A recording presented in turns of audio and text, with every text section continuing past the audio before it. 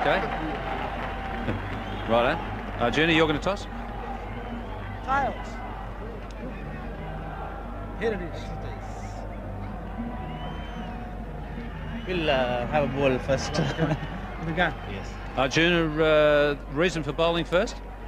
Yeah, and we have been doing very well chasing, so we thought we should stick to the same plan. Right. Not worried about the pitch breaking up a little bit? Not really. I thought that we have enough batting to cope up with it. I thought that if we can get the maximum with the 2 fast bowlers we have with these particular conditions, I think we can early couple of wickets. I think we can have a very good game. Yeah. Expecting it to perhaps swing a little bit early on? Especially in the first couple of hours. Yeah. And Joseph, he had a bit of a throat problem. Everything okay now? Yes, everyone is perfectly fit. All right. And confident? Very much. Okay. And you've got some good support here. You've got quite a few people have flown over. That's right, yes. There are a lot of Sri Lankans in the ground today. Good luck then, mate. Thanks a lot. Mark, not unhappy about batting first, I guess? Oh, no, I would have batted first. But as Arjuna said, I think it'll be a good wicket for the entire game. And no real advantage in the toss, I don't think. Yeah. And everyone fully fit? Everyone's ready to go. Yeah, looking forward to the game. Good atmosphere. Wicket looks very good. Yeah. Should be a good game. Any thoughts about the pitch at all, what it might do? It looks pretty good, as I said to me. It looks a little on the slow side, but it looks very even. And as I said, I think it'll be pretty good for the 100 overs. Yeah. And a little bit of turn there, perhaps with Shane later on? That'd be nice. I'd like to see it to go that way, but I said we'll have to wait and see. But as I said, it looks like a pretty good wicket. Have you spoken to the locals about the dew they reckon gets on the ground later on in the evening? Yeah, well, there might be some dew later on. I think there's a bit of moisture in the outfield now, so I think it'll be the same for both sides. So I think the better team will probably win the game. All right then, and confident? The team's confident? Oh yeah, we're confident. So as I said, it should be a good game. Okay, good luck then. Thanks, Ian. Well, there we are. Arjuna Ranatunga has won the toss, and sticking to his plan that's been so good for Sri Lanka, he's decided to chase. The Pakistanis get behind here. All sorts of theories about the Pakistanis and who they will support. That'll sort of unfold, I think, as the game goes on. One thing is for sure, there are going to be some great scenes here today.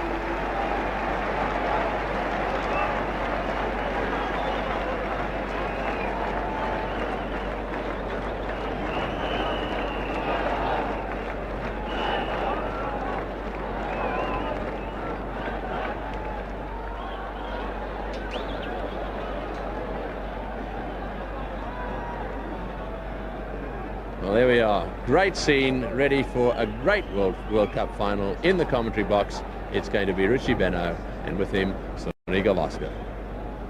Thank you, Tony. Afternoon and evening, everyone, wherever you might be around the world. And the men on your screen at the moment, David Shepherd on the right-hand side, and Steve Buckner. David Shepherd from England, Steve Buckner from the West Indies, 2 highly respected umpires in charge of this match, the match of the tournament. After all the struggles and brilliance and despair of the preliminary rounds and the quarters and the semis, we now have Sri Lanka and Australia representing the cricket world in the final of this World Cup. Good afternoon, Sunil Gavaskar. Good afternoon, Richie. Good afternoon and good evening to viewers all over the world.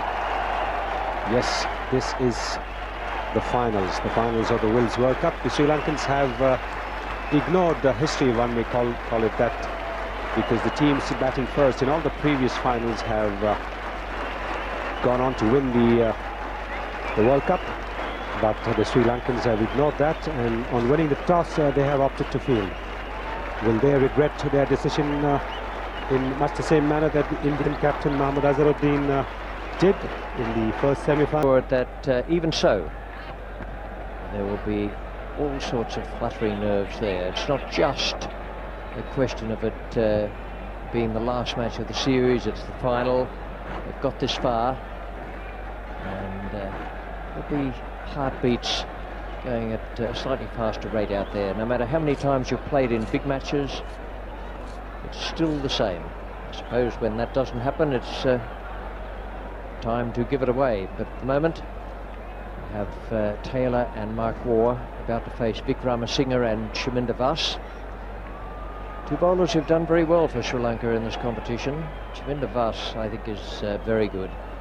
He's had a few sessions with Dennis Lillee, straightening out 1 or 2 things. That has benefited him, but he's a good natural pace bowler. And Mark Taylor will be facing the first ball. Has had quite a good series, India 59 and Zimbabwe 34, but not quite as good as the man at the other end, Mark Waugh.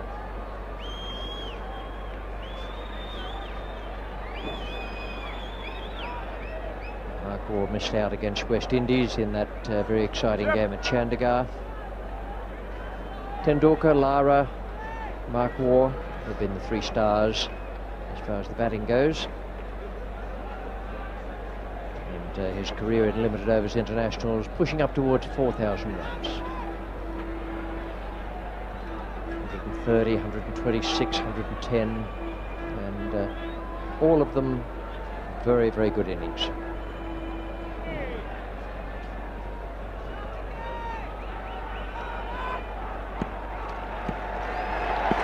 First ball of the World Cup final.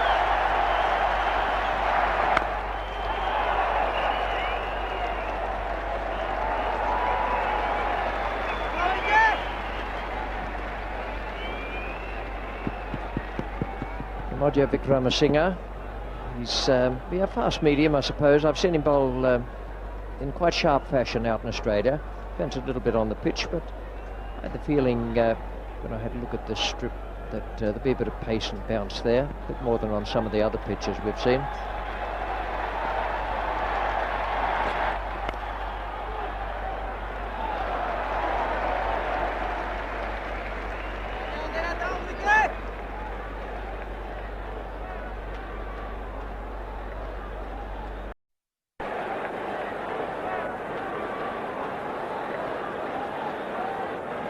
Sanat Jayasuriya just declared as the most valuable player of the Wills World Cup, who won a car for his effort.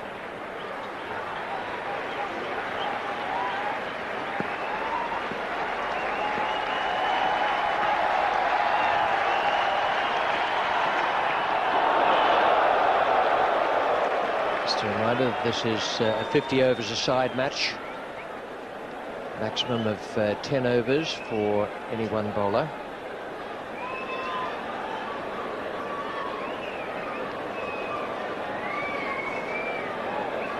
There was a threat of a delayed start today, but fortunately the rain has held off. It's just a little gloomy looking at the moment.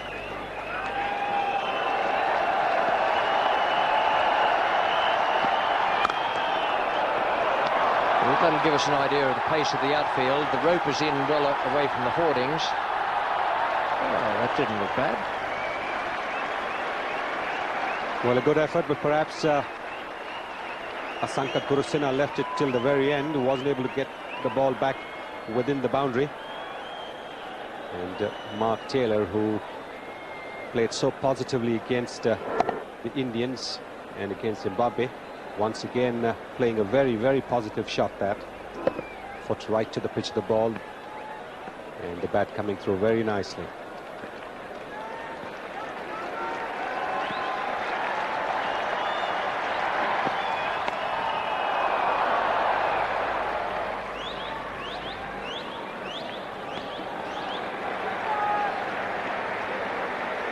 Right-hand, left-hand combination poses problems for bowlers. Doesn't matter how good they are, they just have to change their line and sometimes their length as well. And these two have done the job, not just in these matches, but also in other matches for Australia. It's finding it a little bit disconcerting for the bowlers. 6 from that first over. Australia on their way. Very good start there from Australia. 6 off the first over. Mark Taylor and Mark Waugh have done a great job for them at the top of the order during this World Cup.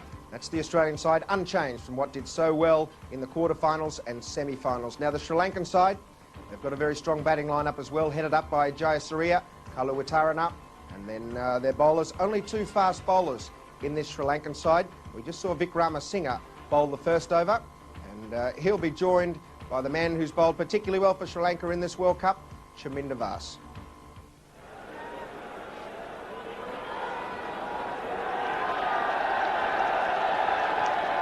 6 for no wicket, and it's going to be Shaminder Vast on the second over. He'll be bowling from umpire Shepherd's end.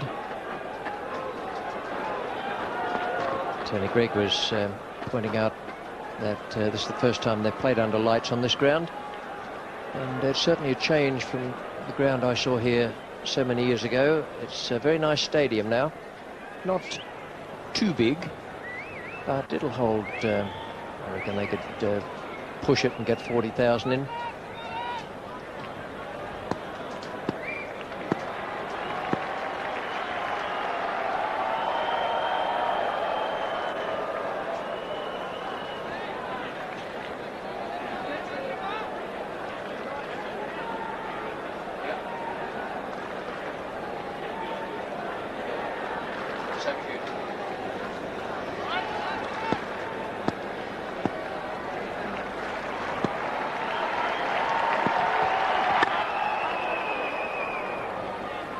Imran Khan was saying when he was talking with Ravi Shastri out in the centre that he thought there'd be a bit of swing there. Well, if anyone's going to swing the ball, it'll be Shaminder Vast, who's turned in some excellent performances in this competition.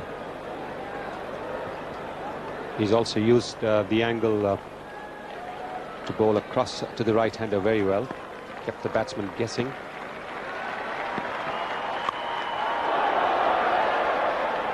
And that's perfectly illustrated with that ball. He speared it across and had the batsman playing away through gully. They've always been difficult, these left-armers, over the wicket to right-handers. Some of them cut the ball away, some of them actually swing it away, which is difficult to do. But they certainly pose problems. Some batsmen of international standard have even had to change their batting styles to accommodate them.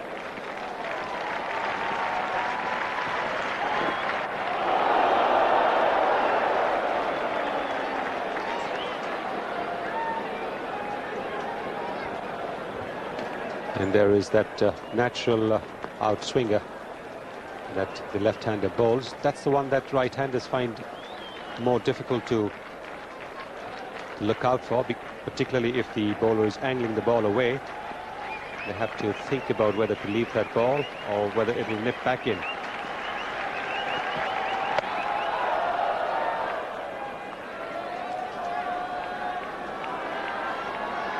In the first 15 overs, only 2 men are allowed outside that fielding circle.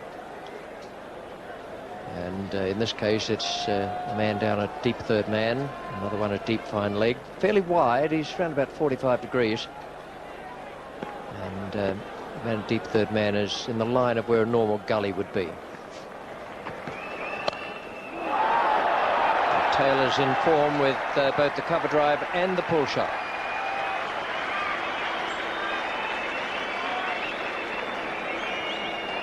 Well, Taylor's obviously got a hang of the wicket very quickly, because while the earlier over saw him play the drive, this time he's picked the bounce very early and pulled it away for a boundary. It's very important for batsmen to get a measure of the wicket very quickly. Taylor seems to have done that in 2 overs.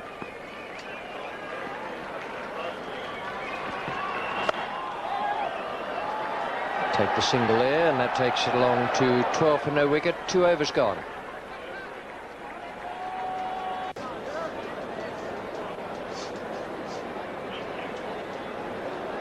Batsmen still to come for the Australians: Ricky Ponting, Steve Waugh, then Stuart Law and Michael Bevan, each of whom played in such splendid fashion in Chandigarh the other evening, and Shane Warne, Paul Rifle, then Fleming and McGrath.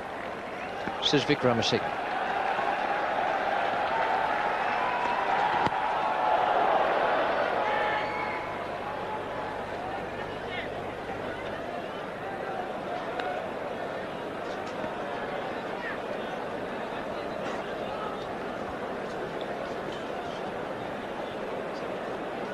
Vikramasinghe already finding a bit of a problem trying to get his line right. He's bowling at the left-hander's pads, which would be just the right line for the right-hander.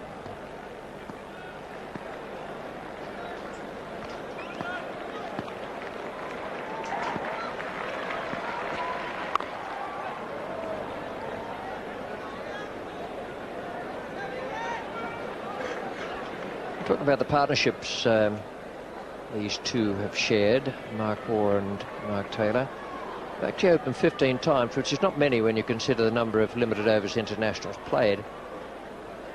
But they averaged just under 50 for each of their partnerships, which is pretty good going. 3 centuries, and their best 189 against this same side in Perth.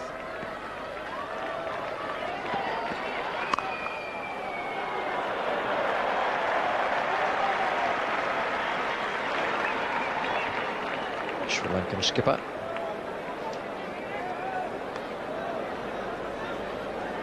And in this World Cup, they've been 5 times together. Average is not as good, it's around 31. The best they did was 83 against Kenya, but very, very purposeful and good-looking pair of opening batsmen.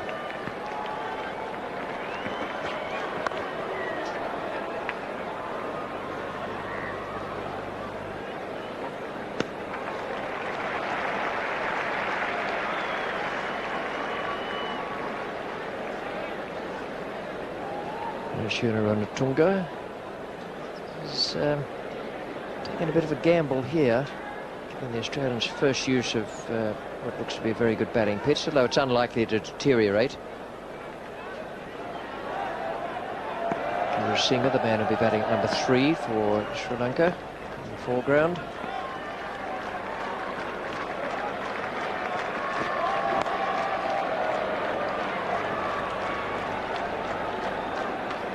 The history of World Cup finals is that the side batting first has won each of them, going back to 1975. The gambling instincts have taken over, but still, Ranatunga's gambled with lots of things so far in this World Cup, and they've come off. This is the one gamble that he would want to come off, Rishi. This is the finals. And of course, Ranatunga has got very good reasons to try and chase. He's got a tremendous batting lineup.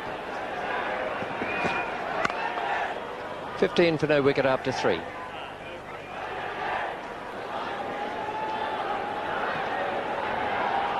(11 to Mark Taylor, 2 to Mark Waugh. 3 overs gone, so the run rate is okay. I think the Australians would need something in excess of 250.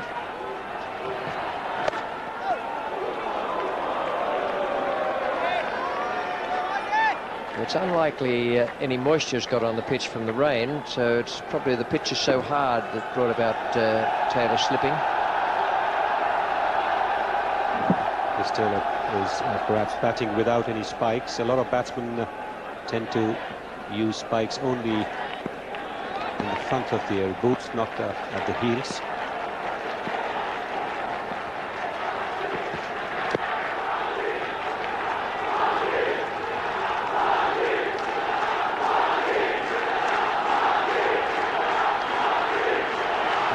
Swinging mood.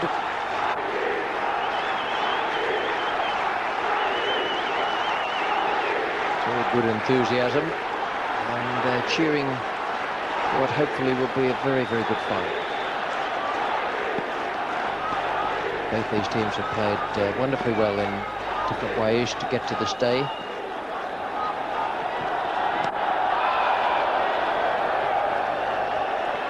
A bit high, but it's worth a little clearing of the throat at this stage. Take a few of the nerves away. Also distract the batsman's attention from going for a leg by. But yes, it was a bit high. Taylor is now trying to work the ball away. He's got 2 boundaries, so he thinks that he can take the initiative now, try and score as many as possible. Not too many dot balls.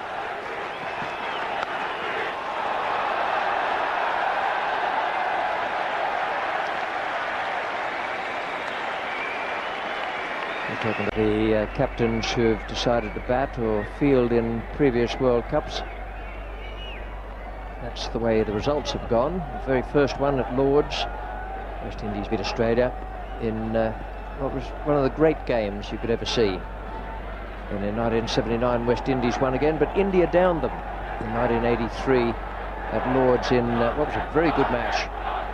India played brilliant cricket there. Then Australia won here, winning at Eden Gardens in 1987. Pakistan won at the MCG in 1992.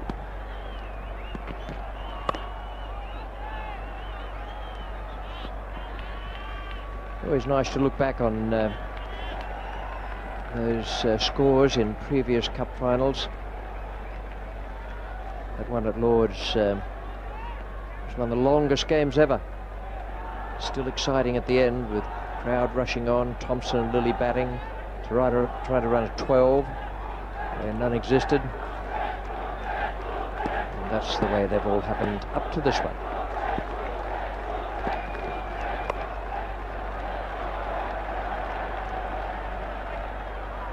That outfield is quite fast, no problems there. It's 17 for no wicket. And the Australians have got off to a good start. Mark Taylor looking the more confident, but then he's had more of the strike. Mark Waugh generally starts very slowly, but then his strokes start flowing once he gets his eye in.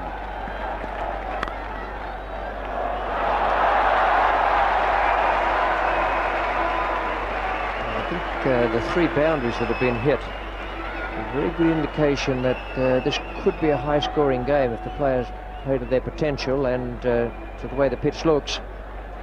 Yes, it does look like a very good batting wicket. The pace is there, and there's a lot of even bounce as well, and which will only mean that there's going to be a lot of hard work for the bowlers. They really won't get much help from this wicket. And if the batsman has to get out, it'll be only because he's over-ambitious.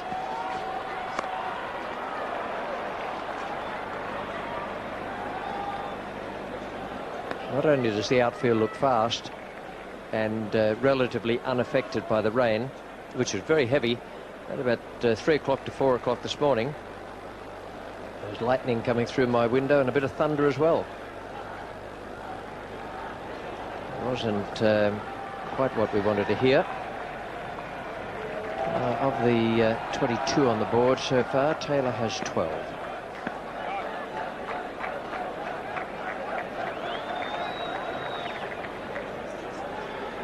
(15 balls to 11 for Taylor against Mark Waugh.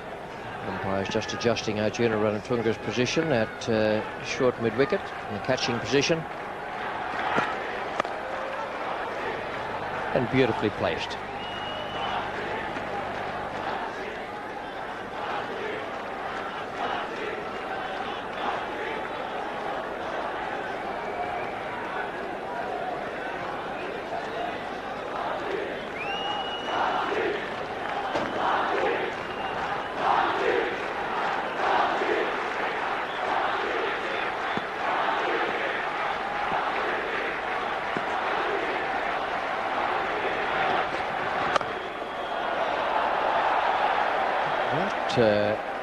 Wasn't a bad ball, but it was given some fierce treatment by Taylor. It swung late. Once again, an indication of how good this pitch is. And look at the pace at which the ball has gone after Taylor has hit it. It's bounced just outside the pitch area and then carried on straight to Muralidharan at backward point.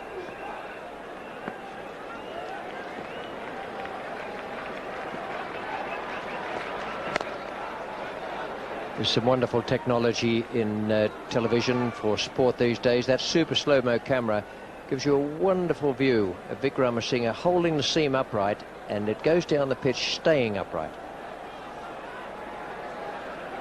That's why it swung late and then kept on coming into the left-hander.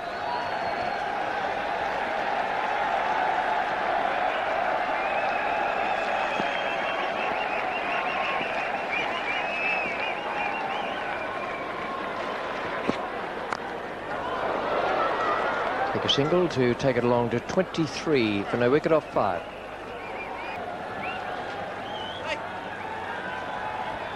Right down the bottom of the Australian order, McGrath and Fleming and Rifle, 3 men bowling at quickish medium pace. That'll be very important to Mark Taylor.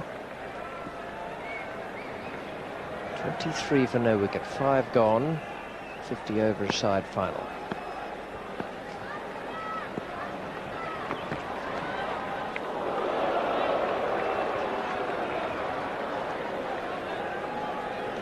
The restriction of having 2 fielders in catching positions and only 2 outside the circle have certainly changed the tactics as far as opening batsmen are concerned.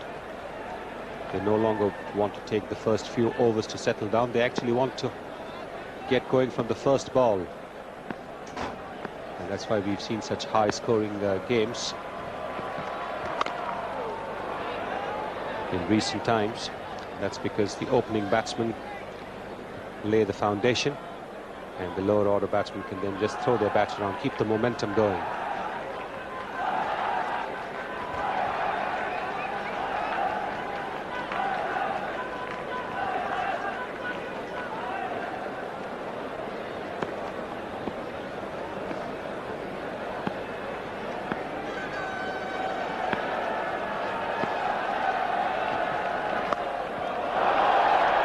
Beautiful stroke. Played with delightful ease. He really only just helped it around. Didn't smash it. Yes, he picked it up very early. He picked it up as the one that Chaminda was angles across to the right-hander, but it was the ball coming into the left-hander. And he just helped it along. Not too much of power in it. Just a little bit of guidance as far as the direction is concerned. And it's another boundary to Mark Taylor. He really is batting with a lot more confidence than Mark Waugh is at the moment.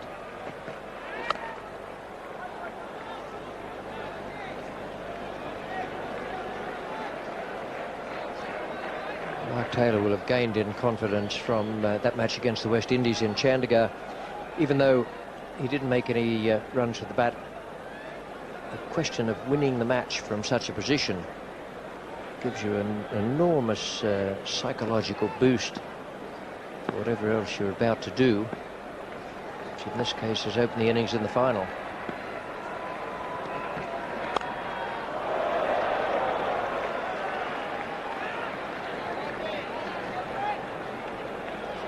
There are some teams who'll be feeling very sad, ones who've played in this World Cup and are not here in Lahore at the moment. West Indies would be one of them. India, Pakistan. We've been reading plenty about those losses and how awkward it is for the players. Oh, that's a good shot. Well, Taylor's in the mood, and it's now gone on to 31 for no wicket. 6 overs have gone through. Ladies and Vikramasinghe will be the bowler.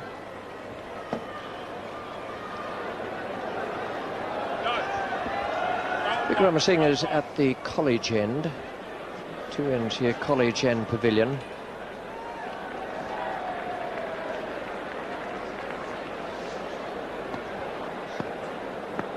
All set with the field placing. The slipper's gone. There's a gully and a short mid-wicket.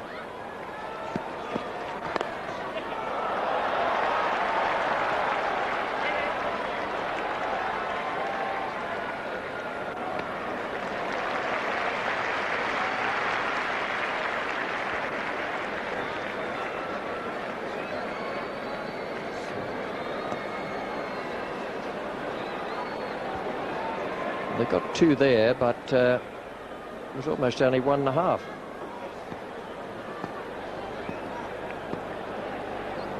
Waugh was on his way back on a perfectly straight line.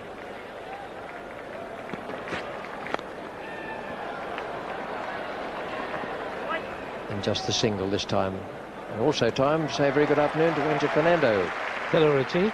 This certainly is a great day for Sri Lanka cricket, probably the greatest day in the sporting history of Sri Lanka. Every Sri Lankan all over the world, no doubt, following the fortunes of Sri Lanka in this match, and Ranatunga carrying their aspirations.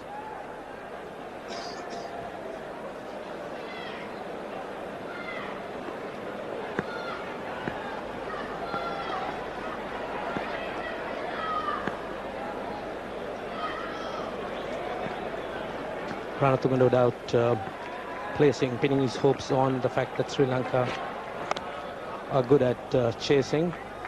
Of course, he has to consider that the Australians too are best at defending. So the Sri Lankans would have to contain the Australians to a great extent. Looks a good pitch. Outfield, considering that rain, in excellent shape. As long as we have no further rain, everyone will be very happy.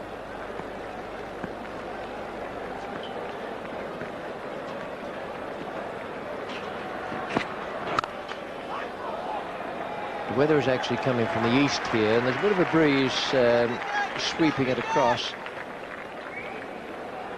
If the breeze stays up, then we could be in good shape. Now, Sri Lanka into the final, and they have said that they would like to be the #1 team, that's at test match level in the world, by the year 2000.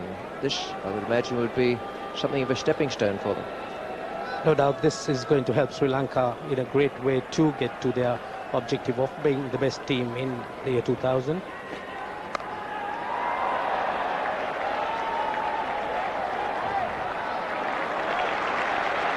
Well, that's good feeling. There have been 3 balls so far where the batsman might just have got a second, but Dharamasena was round there very, very swiftly. Fielding, no doubt, is going to play a vital role in this World Cup final, and Sri Lanka will have to raise their fielding by a peg of 2 in order to match the brilliance of the Australians, who have been absolutely flawless in this competition.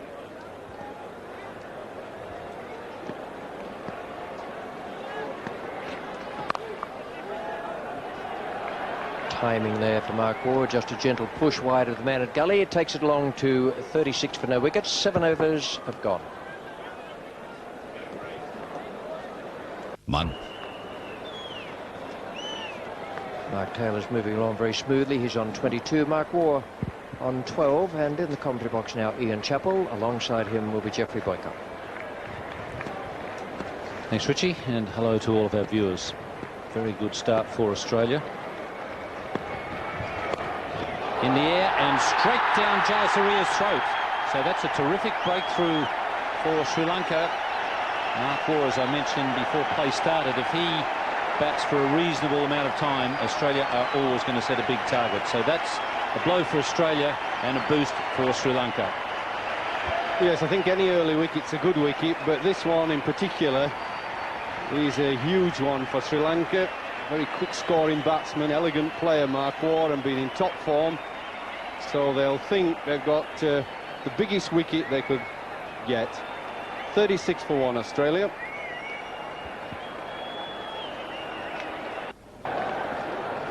Ricky Ponting coming in at number 3 has 2 centuries to his name at this level, and one of them is against Sri Lanka, made at the MCG on the 9th of January this year. This is the 123 you see there. He came in and Australia were well, they weren't in great strife when he came in, but they lost a couple of wickets. He played extremely well. His other 100 was against the West Indies at Jaipur. Plays pace bowling very well, Ricky Ponting. Runs quickly. And he comes in at the fall of Mark Waugh's wicket. Mark Waugh looking at the pitch as he walked off, as though the ball didn't quite come on to him. I just think it's one of those balls that you flip at and get there a little bit too early. When you do that, you tend to look at the pitch and blame anything but yourself, but I just think he got into that a little early and then just chipped it up in the air rather than waiting for the ball a little bit. Well, it's been that sort of World Cup for this man, Jayasuriya. He seems to be the right man in the right place.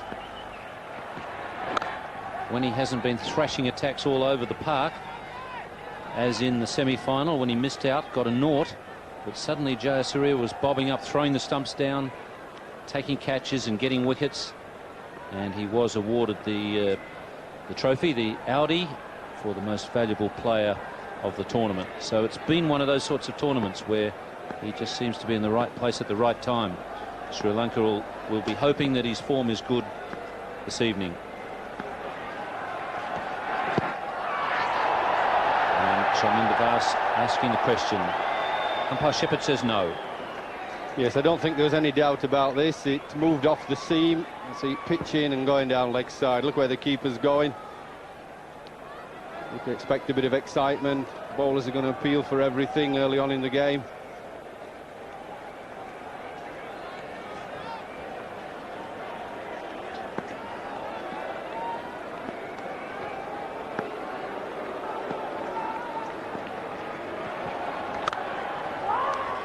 Very quick call there from Mark Taylor. Umpire Shepherd quickly into position in case there was a throw to the bowler's end stumps. I was reading in this morning's press, the local press, where umpire Shepherd said that he'd been in training for this World Cup tournament. He said he'd been drinking half pints instead of pints. That was his training. I love his training regime.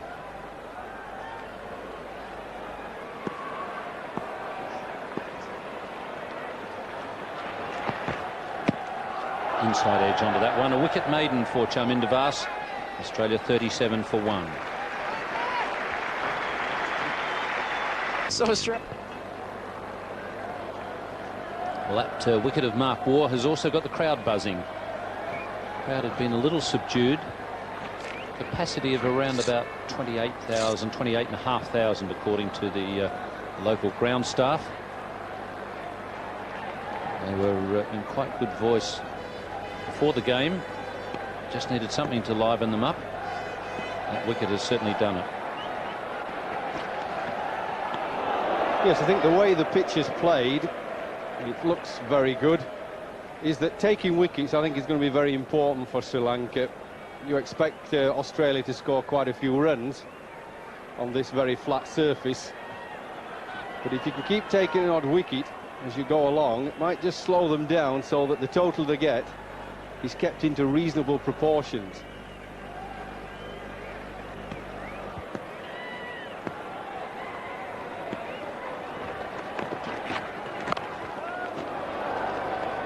Yes, as good as they are at chasing Sri Lanka, I don't think in the wide world that they want to be chasing well, much above 260. I think it's all right to get 270 in a qualifying match and get it pretty comfortably as they did against India, but final, or I don't know, it's not quite the same.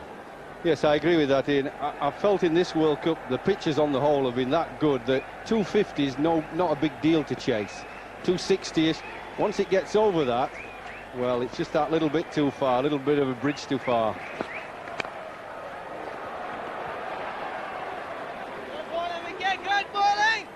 And you are also trying to defy history in winning by batting second. No team has done it yet in the World Cup. We've had 5 previous World Cups, and the victory on each occasion has gone to the side batting first. So Arjuna, on winning the toss, decided that he was going to try and defy history.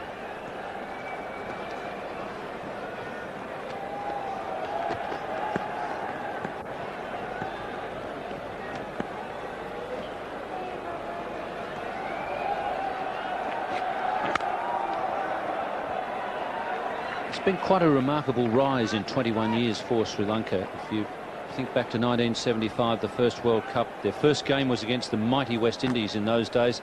They got absolutely hammered, bowled out for somewhere in the 80s, Sri Lanka, and West Indies got them comfortably. In fact, the West Indies almost cost themselves a spot in the finals by sending Sri Lanka in on that occasion. Now, 21 years in your lifetime, I guess, sounds like a long time. But people must realise, Jeffrey, 21 years isn't a long time in a new cricket team's nation, in their history, and I think they've done very well to come this far. Yes, I think it would be just put the icing on the cake a bit if they could win the World Cup. My heart says it would be good for cricket if Sri Lanka won, but my head's told me all along that Australia would be my favourites, and I still fancy them, and most Australians will, but I think it would be good for cricket if they could make it and win it. Oh dear, I think he'll need another ball for that. I think it does take a long time as well for players and teams to get to grips with the big game at the top level. I mean, Zimbabwe, who've just come in the last few years into Test match cricket. It'll take them a while to really start playing the top teams on an equal level and feeling comfortable that they can beat them.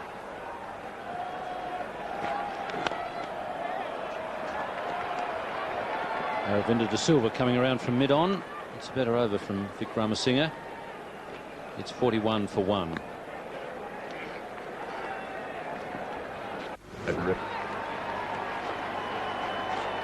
24 to Mark Taylor. Ricky Ponting on 1. Australia 41 for 1, having lost Mark Waugh for 12.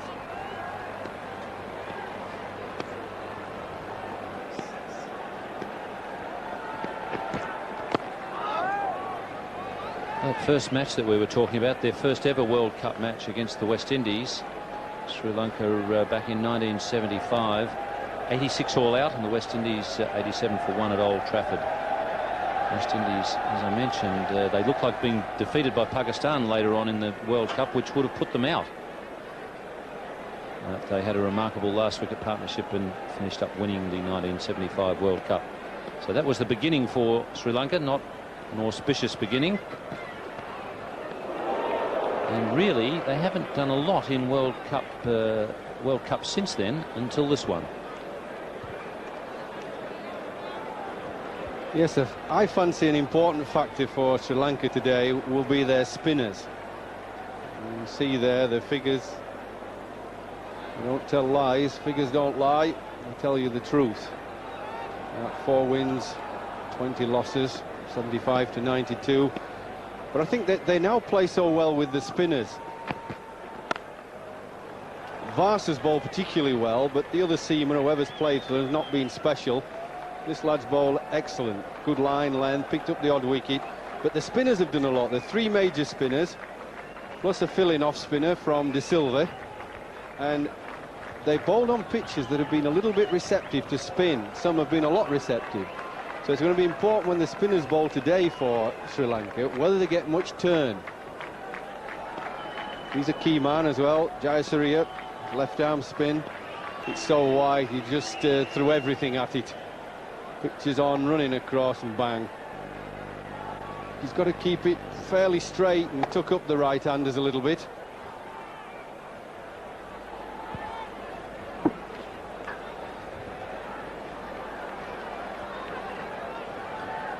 Plays pace bowling extremely well, Ricky Ponting.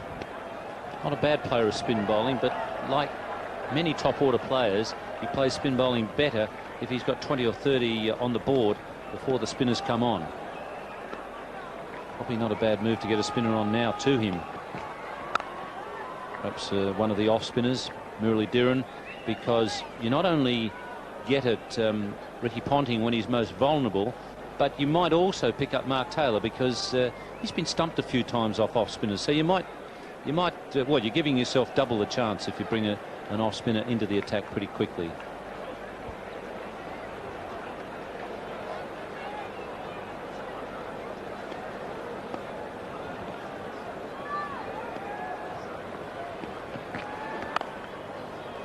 It's 45 for 1.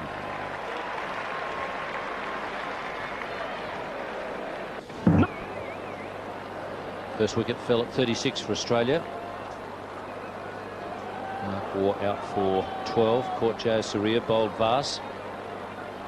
Mark Taylor is on 24. He's been very aggressive form. Mark Taylor, 4 boundaries. And really going after the Sri Lankan bowlers. Fine leg is up now. They've got a deep backward square.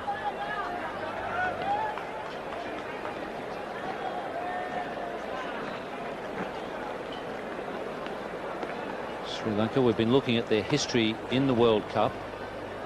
So they were last in their group in 1975, a group of 4. That was their first World Cup. To be expected, they were in with 3 senior countries. 1979, third in group of 4. So last in 83 and 87. That was in the group of 4. And there was a change in the format in the last World Cup, 1992, South Africa being a late inclusion. So there were 9 teams. All teams played each other and Sri Lanka finished 8th in that group. They beat Zimbabwe in a battle of the bat, both sides scoring over 330. So that would be the team that they finished ahead of, Zimbabwe. They didn't finish ahead of any of the test playing nations at that stage. In fact, Sri Lanka in '92 were a test playing nation.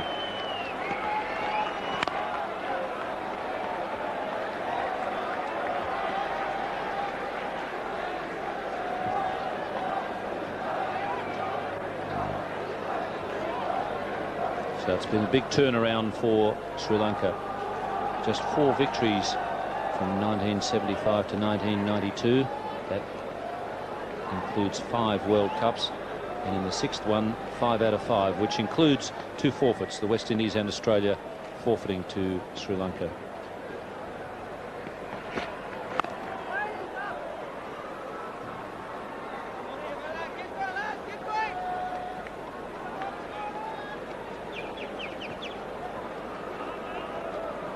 Muralidharan, I guess he'll be looking forward to this contest, as have all the Sri Lankan players. They've said ever since their tour of Australia that they want a crack at Australia on the subcontinent. Well, they've got their wish and they've got it in the final. Let's see if they're good enough now to back up that wish.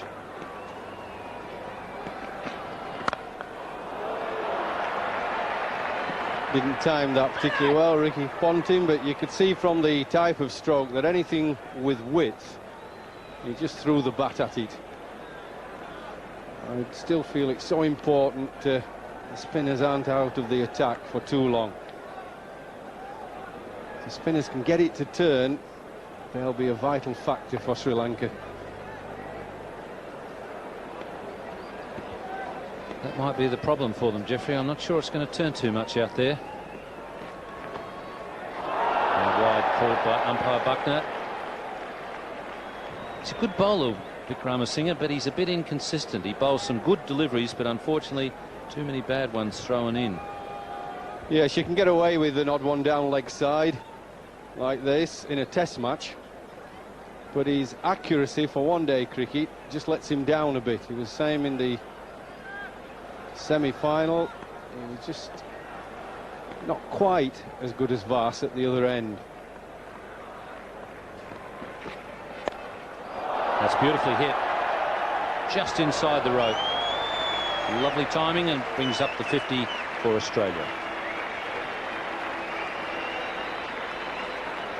A design. 25 to Mark Taylor, 11 to Ricky Ponting.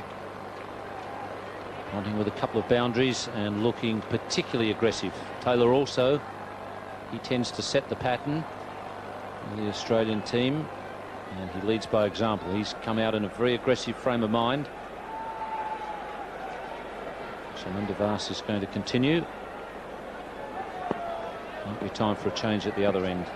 That's at the college end.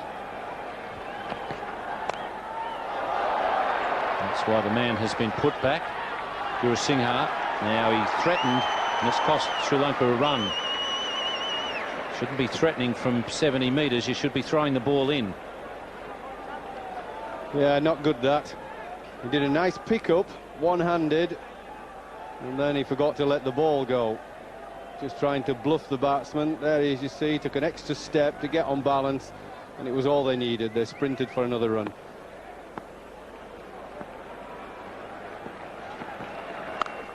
Well, that's gone. 6 it is, the first one of this World Cup final. Well, this was short. Easy to hit, and he smacked it out of the ground. I mean, that was short of a length. I've no doubt at either end, and they're just hitting through the ball when it's up, standing back and pulling it. And you've got to make them think a bit differently. You've got to get their top order off spinner into the game, I think.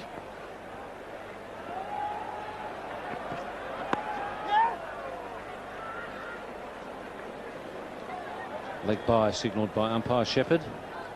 Just been handed a stat that says that Sri Lanka have never lost a match against India in all World Cup matches. They've played 4 times, there was 1 no result, and Sri Lanka have won the other 3. Maybe India have lulled them into a false sense of security. They've chased and won against India in the league match, and then bowled India out. Or should I say they would have bowled India out if the crowd had allowed them in Calcutta to win. Well, I know they've chased well, and almost anybody who watches cricket knows that they chase well, they feel comfortable, but if they're good at throwing the bat at the ball, batting second, why not be even better batting first when there's less pressure on you? If you bat really well, with the openers like them getting a good start, you can bat the other side out of the game. You get so big a score that it's just too much for them chasing.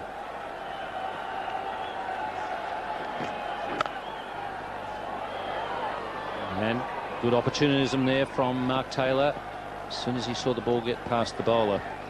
The other thing that you do, Jeffrey, in that situation, if you do get a very big total, you immediately improve your bowlers, because that means the opposition batsmen have got to be coming at them all the time. If they bowl half well, they've got to pick up some wickets. Yes, and that's why I think once you're chasing against Australia, I think Shane Warne becomes a big factor, because you're trying to get 5 or 6 and over against him. A lot of batsmen are struggling to get 3 and over, and he's also taking wickets as well. I think it makes Shane Warne an even bigger factor when you're chasing under enormous pressure. 64 for 1.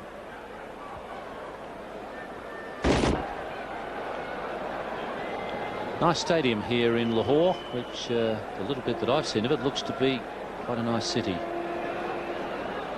It's a big stadium, the crowd well back from the boundary. That may be by design.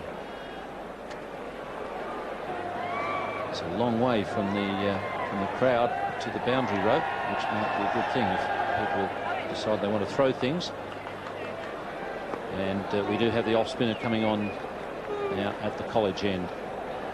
In fact, we don't. It's still Vikrama Singh.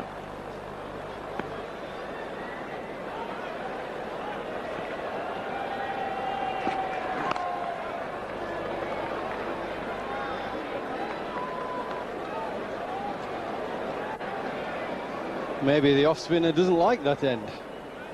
He wants to bowl with the breeze. He's really going probably the wrong way from him. He wants to bowl from the dressing room end, this pavilion end. A nice little breeze there. He might want to spin it in and drift it away from the right-hander.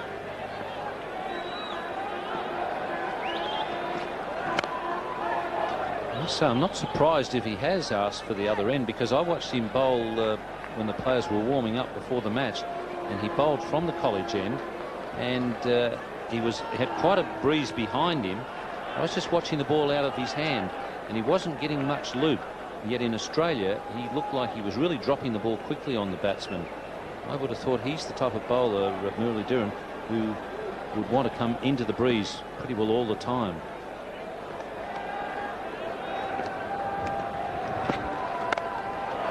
Too short. Well, it's so easy for the Australians. Flat pitch in good touch. Any shortness of length or width, the ball just sits up nicely to be belted. And there it is. It pitches outside off stump, got a little bit wider, probably half a yard, 2/3 of a yard too short, and he just smacked it. I don't think the bowlers will have to air too much in line or length on this pitch. Bowlers of either side, because it's a very good batting surface. Good change of pace. Mark Taylor has played twice on this ground previously, scored half centuries on both occasions. It's obviously a pitch that he likes, and has a strike rate today of almost 87.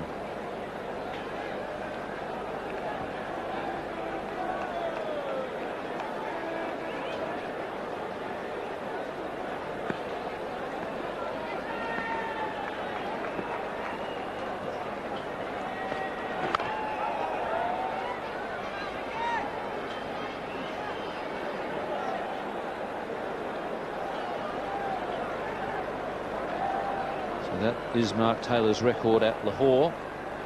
56 his best against South Africa. That was a triangular tournament, South Africa, Australia and Pakistan in 94-95.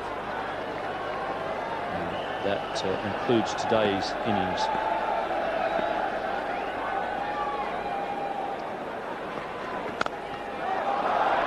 Nicely placed. Hero's got a hand on it. That creates a long chase for Aravinda de Silva. Still gets to the boundary. It's 72 for 1. And it does appear that Muralidharan was off at the other end by the skipper, but after a bit of a chat he's decided that he prefers the pavilion end, and I think that's a wise decision by the off spinner. He really needs to do something, preferably get a wicket, and I think Mark Taylor would be the one they'd want to get out of the way at the moment. Economy rate, not bad at all. But I think more than anything, he could do to turn a couple early. Just put a little bit of suspicion in the Australian batsman's mind. His first over, if he can get one to really spin, just makes the batsman a little bit more careful, a little more wary of his shot playing.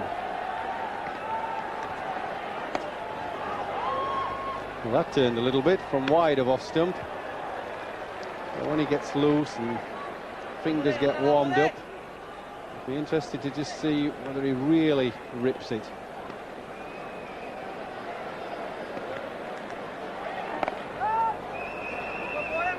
It was interesting to see the batsman with a better footwork in the Australian side. Mark Waugh is the guy that I gauge everyone else against. I think he's got the best footwork of the lot, and he really couldn't quite get to Muralidharan in Australia to drive him through the offside. That suggested that he was getting the ball to loop and drop on the batsman.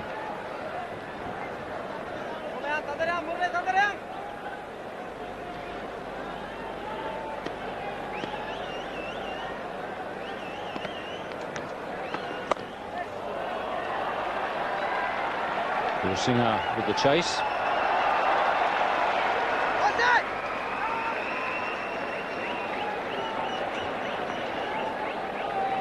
Well, he may be laughing, but I don't think the bowler would have been if they'd got a third run. Really sloppy fielding.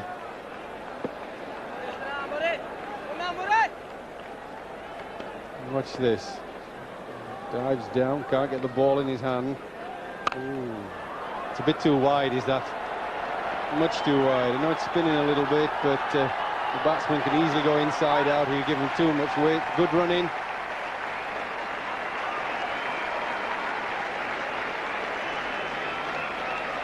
.77 for 1.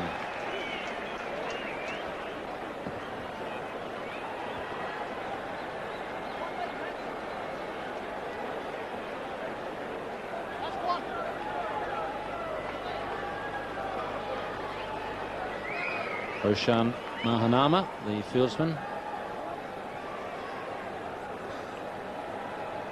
Arjuna Ranatunga has got to find 2 catching men.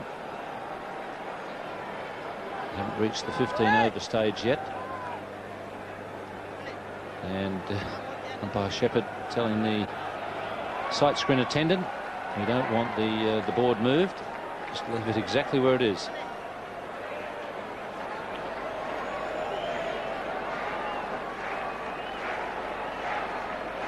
It's going to be a slip and a short cover. They're catching men for Muralidharan.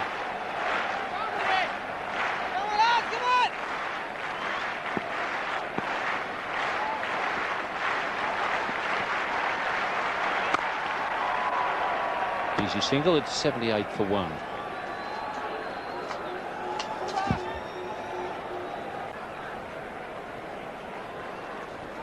Shane Lee not playing in this World Cup final, but he's getting the treatment. Australia 78 for 1 after 14 overs. In the commentary position now, Ravi Shastri, and with him, Tony Greig. Thank you, Ian. Might need a bit of that stuff. Stimulate the roots a bit. Get some bit of extra growth going. 78 for 1 after 14. And the Australians will be pretty happy with that. Obviously, they won't be very happy with the fact that Mark Waugh's out of the way, because his performance is so important to them. He's batted so well. However, we are now seeing 2 spinners, Kumara Dharamasena Only 32 matches and an economy rate of 4.39. And his World Cup so far, you can see that nothing really sensational about his performance. He just does provide that facility for his captain, which allows him to change bowlers around. So they've got two off-spinners, both of them spin the ball quite a long way. And Dharmasena is going round the wicket to the left-hander. Murali Dhiran was over. Long straight run. And that's nicely placed. Well, Ravi Shastri has moved in alongside me. This is not a bad start by Australia, but it's going to be a big score come what may. Absolutely right, Tony. It's a flat wicket. The ball's coming onto the bat, and both these Australian batsmen, Ponting and Taylor, have played some fine shots. As far as the bowlers go, there's very little margin for error. And Dharmasena, who's bowling at the moment, really has a job on his hands, because the new ball bowlers, when they're word in line or length, they've been given some tap by the Australian batsman. So he really has a role to play for his captain.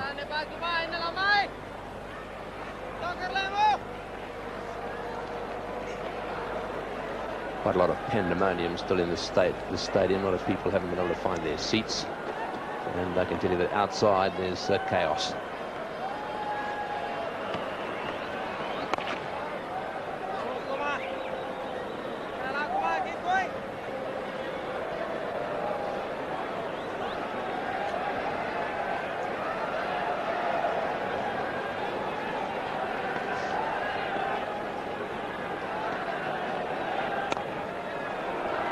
Placement. He can't afford to be too straight. He was a little bit too straight the last time round.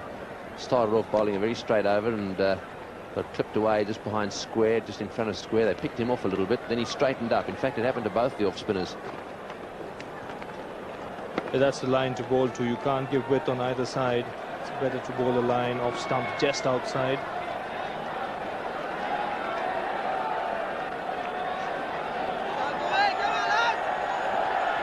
Ball looked as if it was really spinning as it went through the air. Officially played, one bounce to Arjuna. Just have a look at this ball as it goes through the air. He really does put some work on it. It's a flat wicket, but watch it go through the air, spinning away viciously.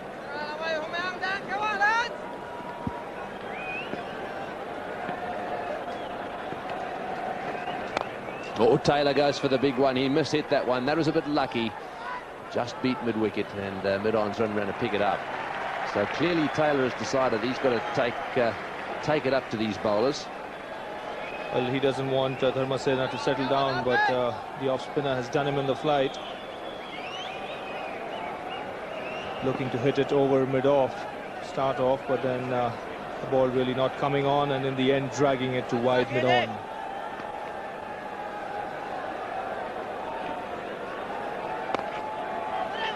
So a single, and that one faded it on.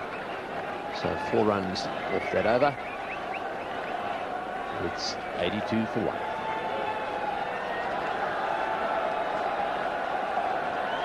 Started at 6 runs and over. It dropped at one stage down to 4.5, and it's been hovering around 4, but just lately it's picked up a little bit. So at the moment it's running around about 5.5 runs and over. There's 1 wicket down. That's not too bad.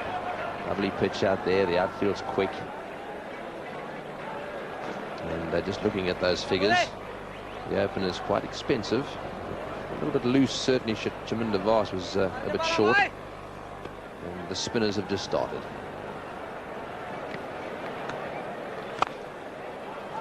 That's nice placement. He's hit it very wide. The middle fieldsman's having to run a long way around to pick that one up.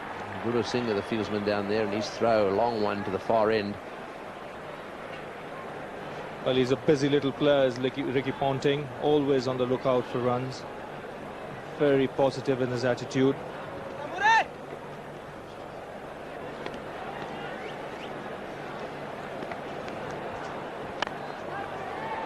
He's going for the straight drive down the ground. Sensible thinking. They've got a mid-wicket in position. They've got a wide, deep mid-on, as well as a straightish mid-on. Again, watch the ball spin here. He does give it a lot of spin, Murali. The pad.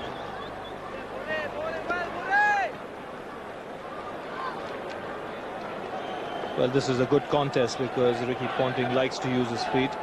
Only they're not afraid to give the ball some air.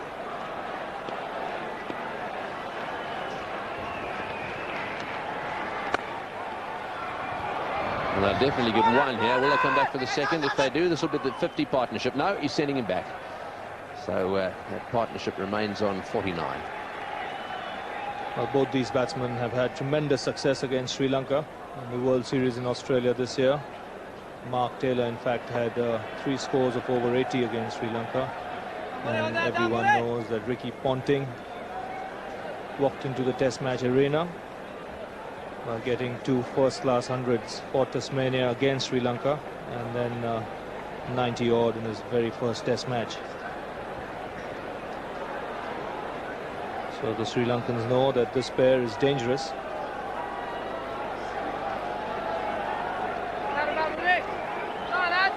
Mark Taylor just 2 runs away from 3,000 one-day international runs. He'll be the 7th Australian to achieve that feat. In the air, and that'll be it. It's running down towards the boundary. That's very well timed. A good shot. Into the fence it goes. Mark Taylor's looking in good form here. So it's the 50 partnership, and a milestone for Mark Taylor as well. Well, he picked his spot here, Mark Taylor, but this is a superb piece of timing. Put right to the pitch of the ball, and once he saw that the ball really wasn't there, went through with a shot, no half measures, and over mid-wicket for 4.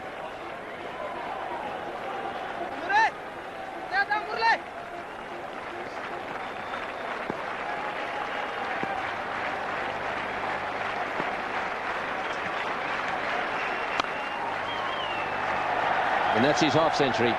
So that's very well played. Under pressure, Mark Taylor, the captain, has come to the party.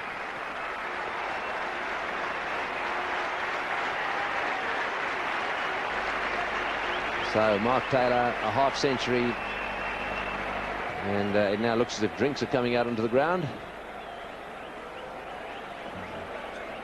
90 for 1.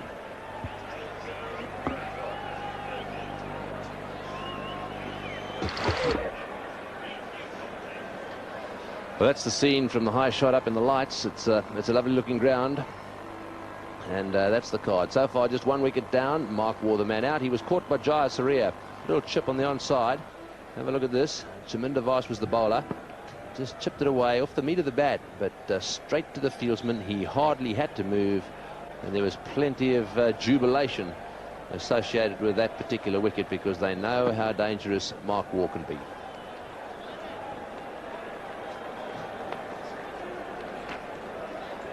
Well, that's one way the Sri Lankan bowlers can restrict the Australian batsmen. That's by picking up wickets at regular intervals.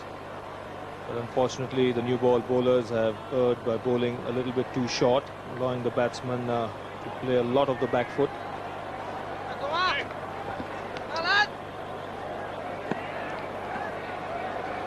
Well, the Australians on target, it seems to me, for around about 280 at the moment. And that's nicely played by Taylor. He's whipped that one away on the onside. They're finding the gaps very well, this Australian side. This is a big ground, very hard to protect. Lots of gaps out there, and Mark Taylor at the moment is playing a gem of an innings. He's lifted the rate when it was required. When they got bogged down a bit, he's played some good pull shots, and in between those, he's knocked it away into the gaps.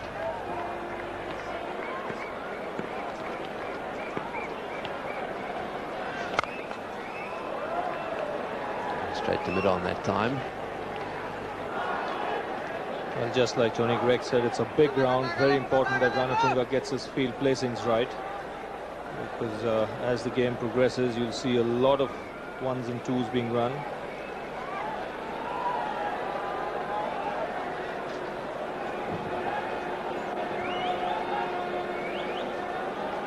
So Ricky Ponting having a little look around. There's a deep mid-wicket for him, a deep square leg, and a sweeper on the offside as well. He's been playing very straight. This will be close, just wide of the stumps. They needed a direct hit there. That makes the difference. If you can hit those stumps direct, you've got a chance of a run out when it's tight. Let's have another look at the replay.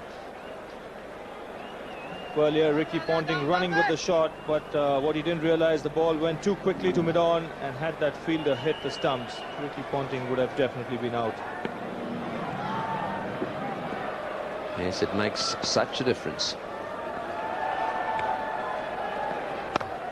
Taylor has 53 or 54 balls, and that's well played, well fielded. Played away again to the right of the fieldsman. Mahanama is the man there. Good field. Well, he's one of the best fielders in the Sri Lankan team. And this is the kind of fielding that can lift the spirits of the other players. Again, played away comfortably from off the stumps. He's closing the face on that off spinner, no trouble at all. That's what happens when the pitch is good. There's not much spin at the moment from Dharamasena. But one just gets the feeling he's skidding onto the bat. There's a shiny surface out there.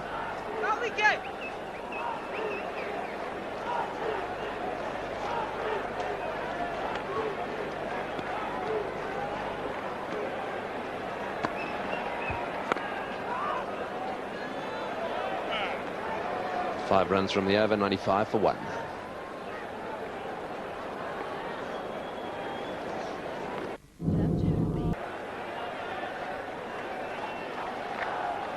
And the light should be coming on before too long. Start to light up this ground. They're pretty impressive, actually. Just a little short again, and Taylor once more getting into the gap and getting away down to the sweeper. Well, he's got a record 27 half-centuries. When I say a record for anyone who hasn't scored a century. So 27 half-centuries, not a single century in that lot. That doesn't often happen. Normally, if you get that many half-centuries, you get a big one at some stage.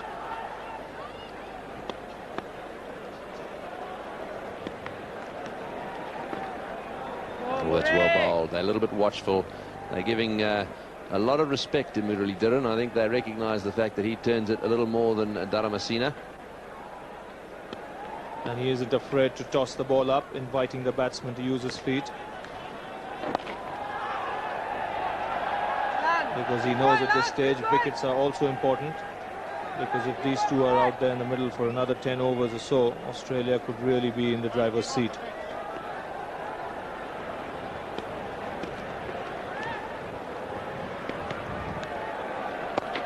Tossed it up again, and again nicely played. Just waiting for it on the crease. Ricky Ponting closing the face of the bat, just knocking it into the gap. Just watch him here. That's spinning, and as it turns, you can see the little flick of the bat.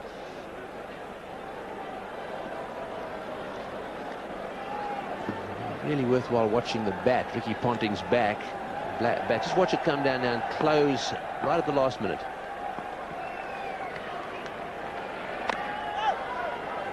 Interesting too that Muralidharan's got enough confidence to stay over the wicket to the left-hander. It's the right thing to do, but it needs pinpoint accuracy. He'll be looking to bowl a line, middle and leg to Mark Taylor. He's getting turn out there. Down the wicket, straight to short extra, misfield. Think about one.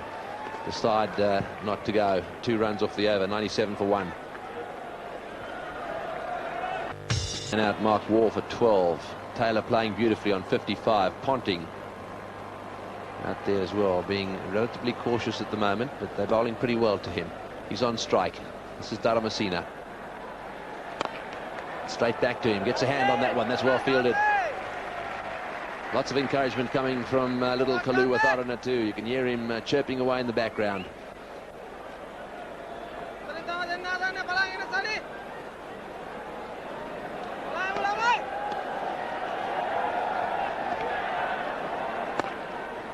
That's well placed. Out of India Silva, picking that one up at the mid-wicket fence.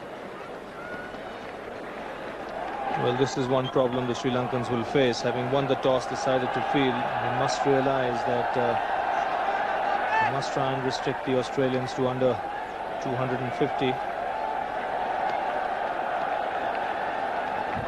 You reckon, Robbie? I reckon the Sri Lankans don't care what the opposition get. Well, the problem they'll face today, Tony, is that they're up against a side that's one of the best sides in the world when it comes to defending totals. The reason for that, they field well, they're competitive at all times and refuse to give up, as the West Indians found out the other night in Mohali. Yes, these Sri Lankans remind me a bit with their bowling of the West Indians. Sorry, with their batting as the West Indians with their bowling. They used to have this view when Andy Roberts and Michael Holding, those guys, were around. No matter what the total was, they always fancied themselves to roll the team out. They were so good.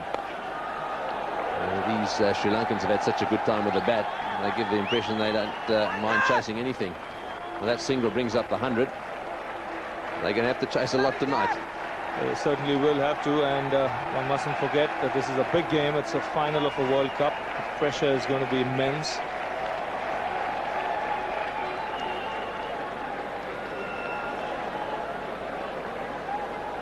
They're getting through the overs quite quickly now, the two spinners, Dharamasena and Muralidharan.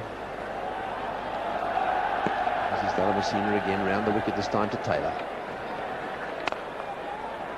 Right in the beat of the bat, and again straight down the ground. 4 runs from the over, 101 for 1. There it is, 101 for 1 off 19 overs, and Ranjit Fernando has moved in alongside me. He's not exactly beaming, but he always has a little smile on his face. I was saying, Ranjit, that I thought that they didn't really mind what they chase. That's certainly the impression they've been giving. Yes, Tony, a nice little partnership, of course, developing here, and Ranattunga must be an anxious man. Of course, Dharamsena has come in and put the brakes a bit, but he certainly will have to look to Muralidharan too. And there's Jayasuriya, that's the change, and probably he's looking to Jayasuriya to put the brakes and crawl back into this game. Now, it's interesting that he's taken Muralidharan out of the attack, and he was bowling pretty well. I thought the best of two spinners so far. Jayasuriya, he's going to spin the ball back into the left-hander. Oh, Taylor won't mind that too much. He's going over the wicket to Taylor, who's having a look down towards square leg and deep mid-wicket. They've got that side of the field very well covered, if you can cover it. It's very big ground. So Jayasuriya, who's a little flatter, doesn't spin it quite so much, is on his way now. This is his first ball. Outside off stump, and that one cut away. Taylor's not happy with himself. As he ran away there, his head went back. He wanted to get that one into the gap. He hit it straight to the fieldsman. A lot of gaps out here on this large Gaddafi stadium, and the Sri Lankans would have to cut the singles or end the twos as much as possible, because every run given away here would be a run they'll have to make. Now this is quite interesting. Jayasuriya adopting the Muralidharan tactic. He's decided to stay left arm over the wicket to the right hander. Again, requires that he bowls very straight. It's a positive move though. So Ponting on strike. Well, that's way down the leg side, and it's been missed by the keeper as well. It was that wide. It's gone all the way to the fence for 4 wides. Well, that's a dreadful delivery. Extremely poor delivery by Jayasuriya at that time. Probably trying to give the ball a little bit of air and slipping off his hand, beating Kaluwithana completely way down the leg side. The other thing about that ball, you can see how it's skidded away straight. And that is anguish written all over Jayasuriya's face.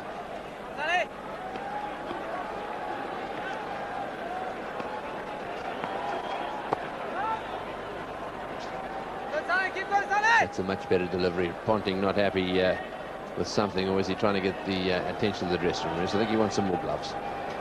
27 or 40 balls. He's not in any great hurry. That's well played.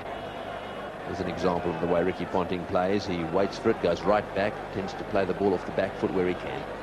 Pitch playing extremely well. Jayasuriya not getting anything out of it, but he's got the ability to bowl these Yorkers very, very effectively, and Jayasuriya, no doubt, looking at all avenues to keep these two batsmen quiet. Big ratings down in Sri Lanka tonight, Ranjit. Yes, Tony, no doubt. This is certainly the greatest day in Sri Lanka's sporting history, and every Sri Lankan, wherever he is, must be anxiously following the fortunes of Sri Lanka in this cup final today. He's got that one away, that time into the gap, or is he going to be able to come back for the second? No, one again. And Taylor not happy with himself. He was beaten once that over, and that one he'd like to have got away for 2. On consecutive occasions now, he's tried to get the ball into the gap and failed. Playing that one backward of point and skidding across this outfield Dharmasena in position.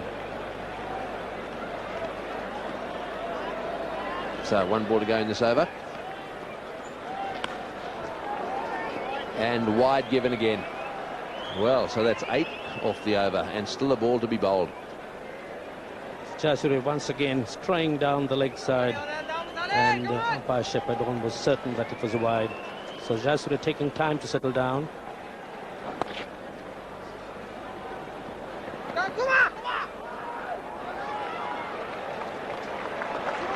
Yes, that's well done. The end of the over, 110 for 1. There it is, 110 for 1. The Australians going well in the commentary box. Richie Benaud and Jeff Boycott. Thanks, Tony. Yes, they are doing well at the moment. Although one thing to bear in mind is that their scoring rate now is no faster than it was in the first 5 overs. They haven't actually accelerated, but they have been careful not to lose more than the 1 wicket. 111 now, so umpire Shepherd will be leaping about from foot to foot at square leg, or at pointy, it's actually for the left-hander.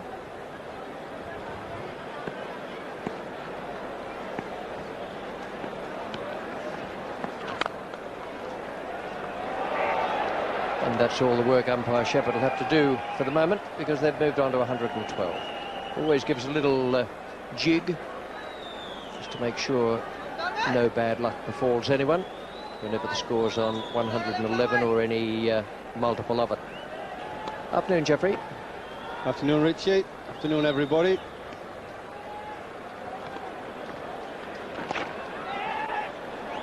Well, the Australians, to me, are in a comfort zone. They got off to a fairly quick start, and now they're just chipping the ball around very sensibly. You mentioned about not losing wickets, Richie, and that's a good point to bear in mind, but they're scoring more or less 5 and over. I think Sri Lanka, from their point of view, they need a wicket. They need to get a new batsman in and try and put a bit of pressure on him and make it hard for the new batsman to score 5 or 6 and over. See, there's runs wherever they want. The pace of the pitch is fairly slowish. Nice true bounce. And they played a lot of shots off the back foot, particularly to the seamers, did the Australians. And I felt this pitch you can't afford to be short at all. Mark Taylor stayed back and he's played beautifully. Pulled shots off the back foot.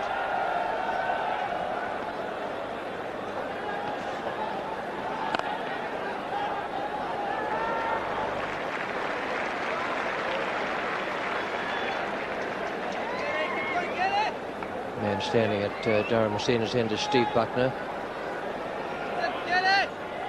Third umpire here is Cyril Mitchley. Match referee Clive Lloyd.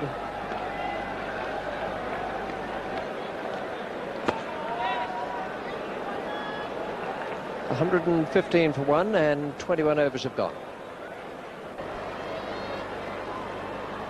115 for 1, so we're within 4 overs now of the halfway mark in this 50-over-a-side final. Taylor leading the way with 60 and Ponting 32 is playing well. Plenty of scope out there for the pushed single and then the quick 2 if you can get up wide of the fielder. Viewers who might just have joined us, we had heavy rain during the night, but the outfield stayed quite fast. They had the roller on this morning. I think the waters got through fairly quickly. They had that great invention, the Super Sopper, going out there, an Australian invention, designed a delightful chap in Sydney, and it's been a great boon to cricket and other sports grounds around the world.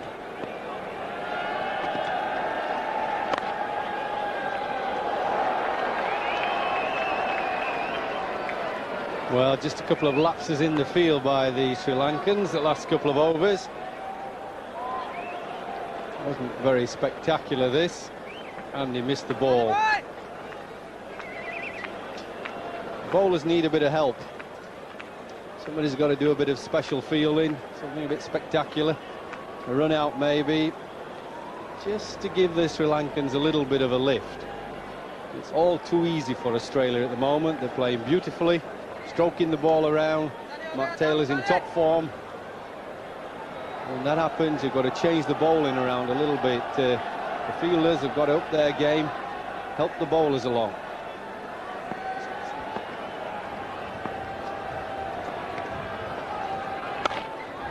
Lovely story without words there with umpire Shepherd finally losing patience with side screen attendants and just show them how to make a mark in the ground.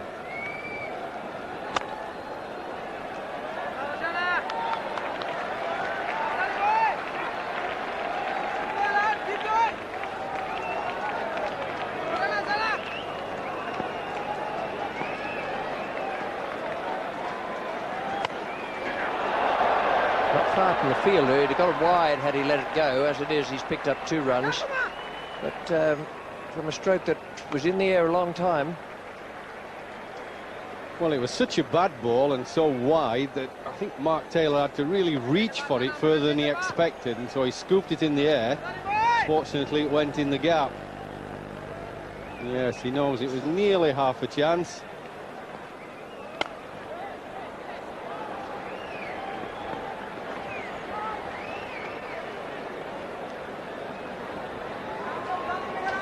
This is the first time any cricket match has been played at Gaddafi Stadium, Lahore, under lights.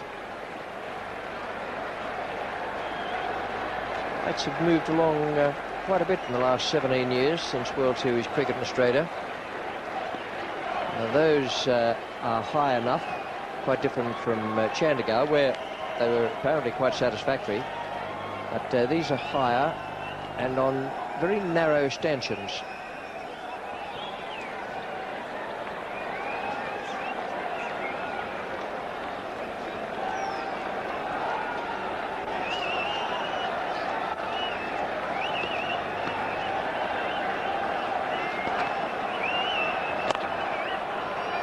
Nicely played. The ball swerved a little from off to leg, and it's 120 for 1, 22 overs.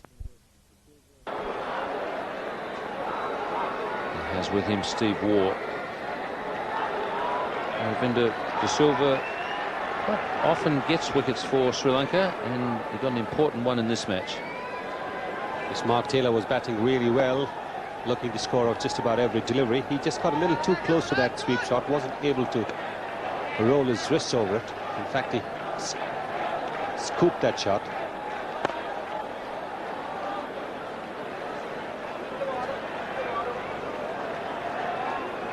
So once again, Jayasuriya was the man on the spot. He's taken 2 catches in this innings. And right throughout this World Cup, he's been in the game. He's thrown the stumps down a couple of times for run-outs, got catches, some wickets. Most importantly, he's got quick runs. He'll need them again here in Lahore if Sri Lanka are to win.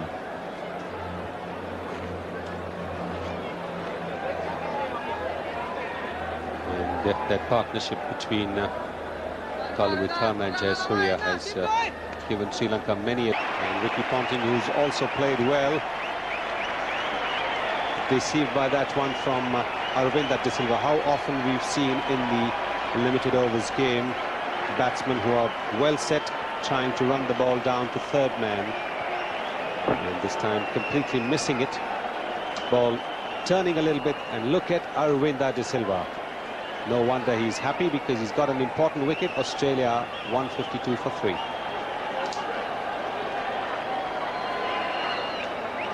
This is what. Well, Mark Taylor is not a captain to let the game just roll along. He's always putting it to the opposition, seeing if the opposition are prepared to be flexible or change their tactics. So he sent in Shane Warne. 24 of 14 deliveries against New Zealand. Played an important role there as a pinch hitter.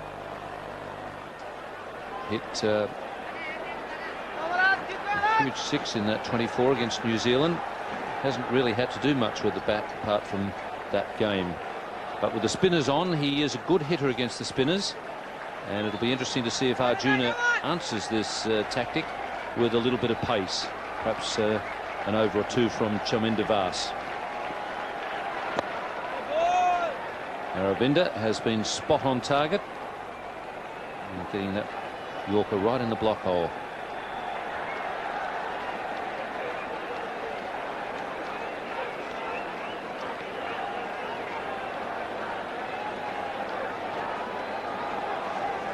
Just 4 men inside the circle for Warne. 3 out on the onside, 2 on the off. And the pinch hitter's getting cute now to get off the mark. It's 153 for 3.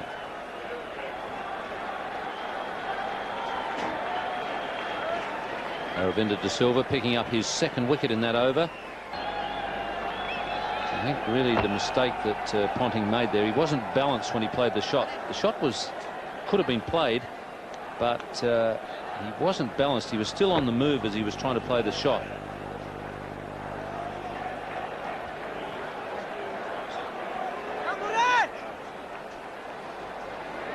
Well, it's been quite a good spell here for Sri Lanka. Aravinda De Silva doing the damage as far as wickets are concerned. 2 for 15 from 4. At the other end, things have been tidy. So Sri Lanka getting back into the game at a time when it looked to be getting away from them. Although you wonder what getting away from Sri Lanka is. Although I fancy it's going to be a little harder chasing a big target in this match, because 1, it'll be against Australia, who are good defenders, and 2, it is a World Cup final. Yes, I think the pressure will be enormous when the Sri Lankans begin their chase.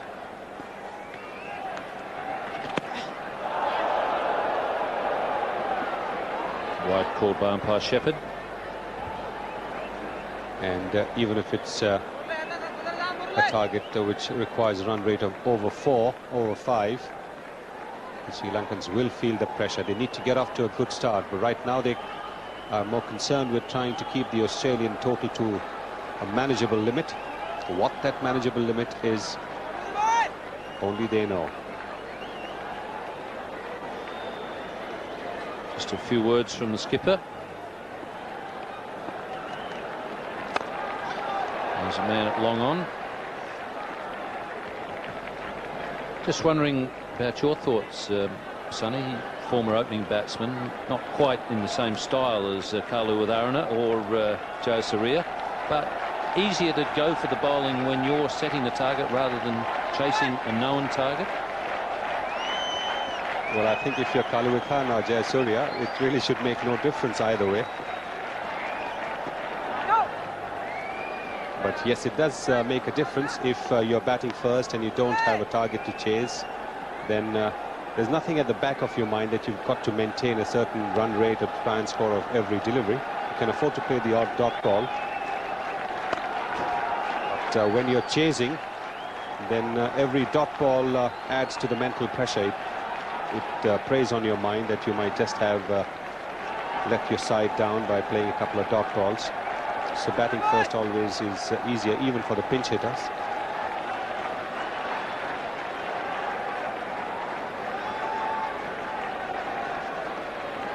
Steve Ward just with a bit of advice there for Shane Warne, probably telling him don't just swing it. The bat has not gone down. Super work there by Kaluwitharana. The Sri Lankans need to be given credit for planning it, although this time Shane Warne was playing a defensive shot. Australia 156 for 4. And the crowd certainly appreciating the work done by Kaluwitharana. The Sri Lankan flags there. Quick, very good work there by Kaluwitharana. Australia 156 for 4. Win a trip to see the stars at an Academy Awards party in LA, or one of 500 double passes to the new film release Casino. Simply call this number and tell us who's nominated for an Oscar in Casino, and be watching Central Park West Tuesday to win. The Liberal government promised to get Victoria moving.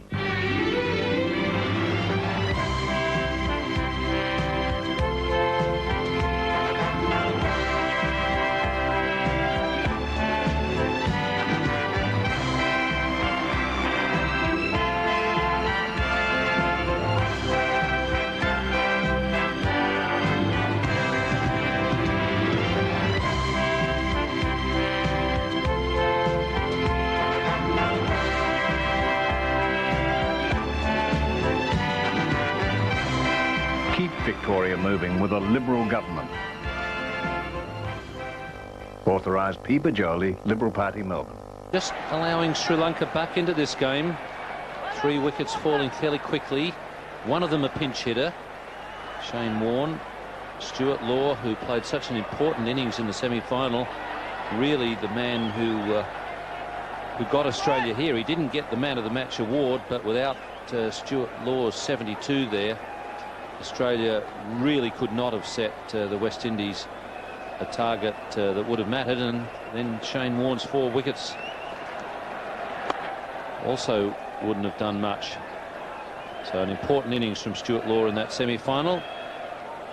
Murali Dhiran, a good piece of bowling and well assisted by the wicket-keeper.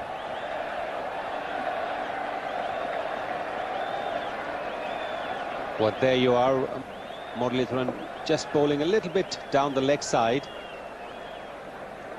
I think it was more in anticipation of Shane Warne giving him the charge. They must have planned that, but Shane Warne didn't quite give him the charge.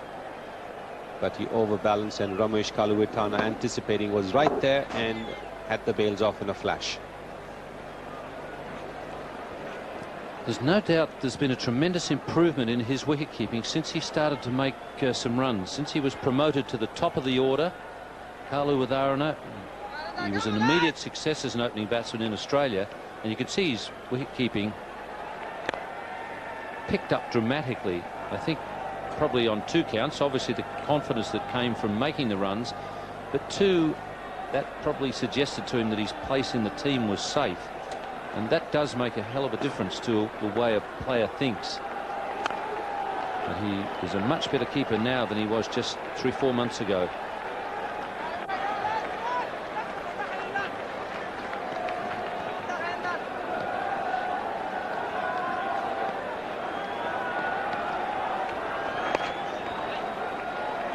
Tilakaratne. These wickets have definitely given new life to the Sri Lankans in the field. Yes, they're definitely throwing themselves at everything now. There is a tendency when the batsmen are going well for the heads to drop. The effort not quite there. But as soon as a couple of wickets fall, and particularly quickly, then the fielding immediately perks up.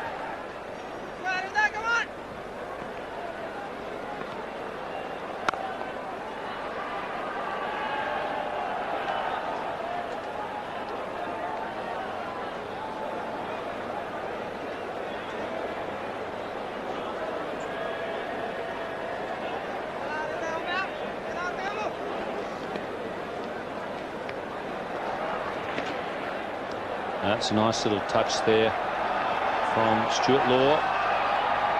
Well run, Steve Waugh getting back very quickly, although he's decided against the 3rd. It's 163 for 4.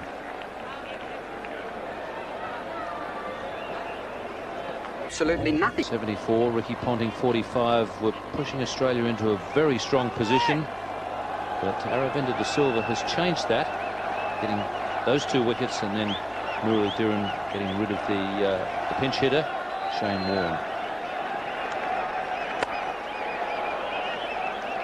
And Arjuna Ranatunga wisely attacking here with the man in close on the offside, realising another wicket now will really put Sri Lanka in a strong position. That's good captaincy. There's no question that keeping that fielder will certainly make the batsman think about him all the time. Keeping a fielder in front of you is very important. You can have close-in fielders beyond the batsman's vision, and that doesn't always affect the batsman. But keeping a fielder right in front of you makes the batsman conscious of that fielder.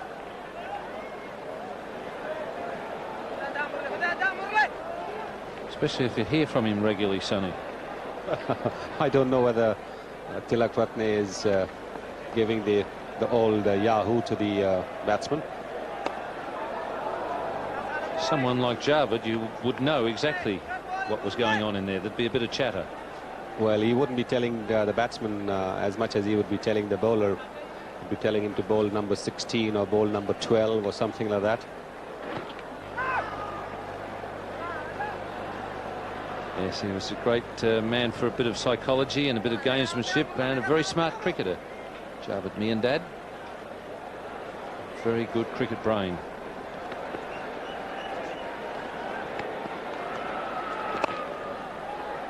Not a good over there for Sri Lanka. It's 166 for 4. Well, the 1996 Wills World Cup has been played on the subcontinent in 3 countries and spent a lot of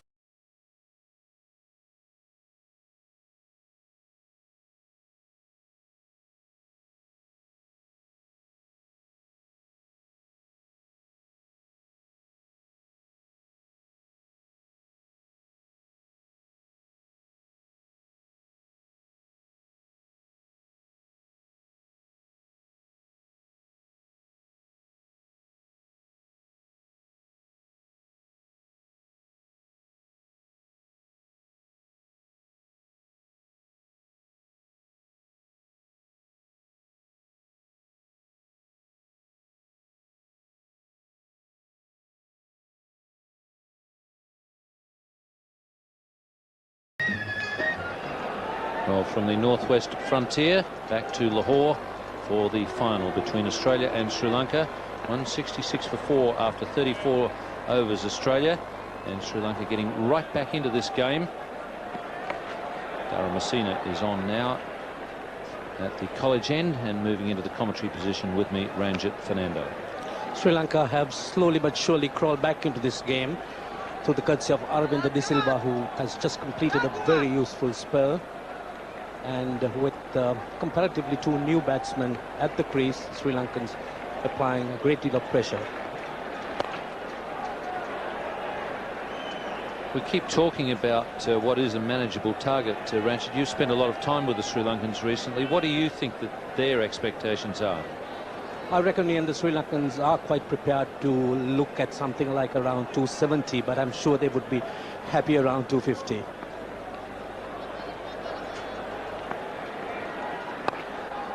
They certainly don't fear anybody these days, do they, in the competition?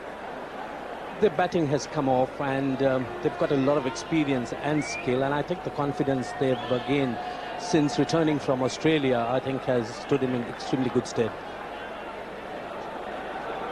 And they've really wanted this, haven't they? They've wanted Australia, another crack at Australia after that tour. Yes, I think they felt that they deserve another crack at Australia, since they felt that they should have had Australia probably in the Benson and Hedges final, and this probably is the glorious opportunity they've been given.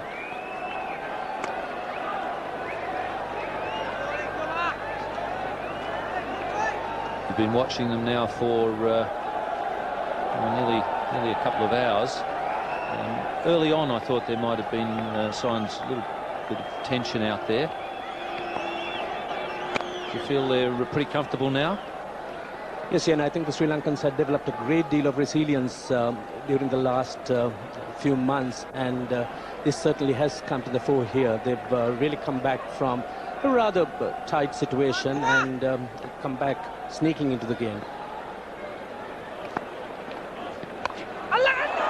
In the air. And well taken. A well-judged catch. Aravinda De Silva, who's already taken 2 wickets, now takes a good catch.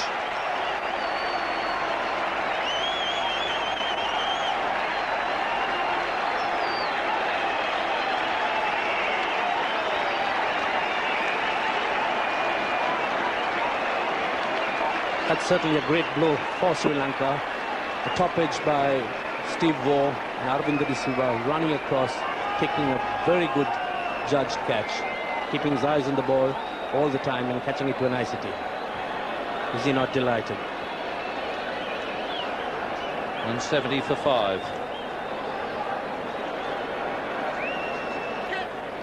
Well, this final has really come alive here in Lahore, Pakistan. Michael Bevan, the left-hander, at the crease. Came in to bat against the West Indies without much form, mainly because he hadn't had a lot of hits. Played well in that match. They'll need to play well again. There's a big wicket getting rid of Steve Waugh. He's been such a good player in all forms of cricket for Australia in that middle order.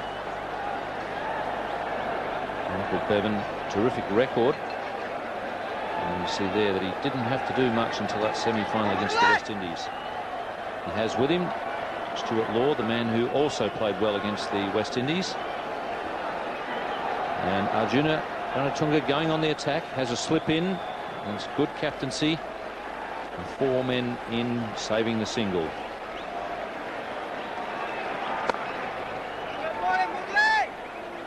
Two new men at the wicket. Sri Lanka certainly have their tails up, and Muralidharan now getting his act together. He's been getting the prodigious turn he's been reputed to have.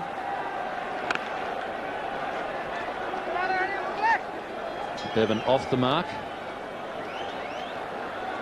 And there's a good delivery from Dharamasena. Got rid of Steve Ward, just catching the front edge.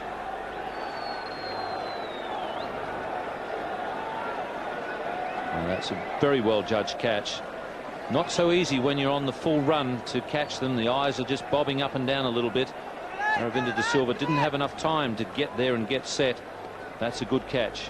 When you're running almost flat out, they're not easy.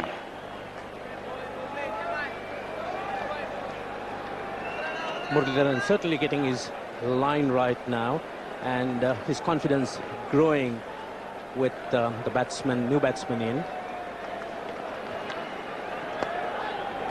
Once again, the top spinner catching a leading edge. They've really come alive now, Sri Lanka. Muralidharan mixing things up that time. The ball going straight through, drifting away from the bat.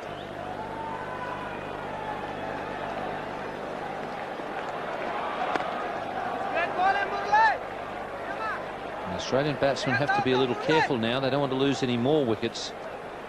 And that in itself will help to slow down the run rate.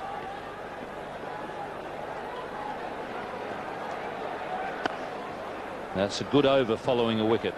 It's 171 for 5. 171 for 5, Australia. They were sent into bat by Arjuna Ranatunga. It looked as though Australia were getting away from them with Mark Taylor and Ponting there. But some wickets have really dragged Sri Lanka back into the competition. Well, in the commentary position now, it's going to be Richie Benaud, and with him, Ravi Shastri. Thank you, Ian. They scored 171 for 5. This really has been a great fight back by Sri Lanka. The spinners have done a wonderful job, especially after the new ball bowlers got some tap. And it will be Dharmasena to continue to Bevan.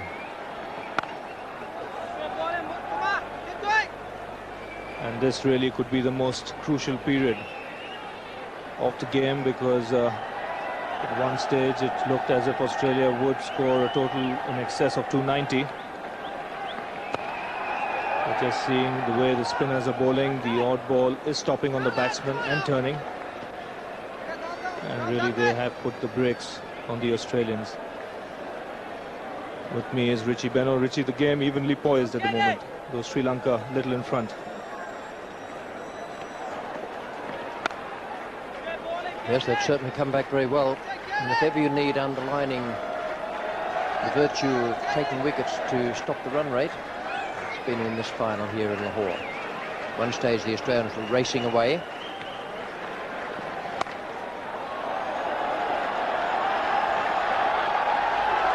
Beautifully played square of the wicket. Good piece of fielding in the outfield there, restricting the batsman to only a couple.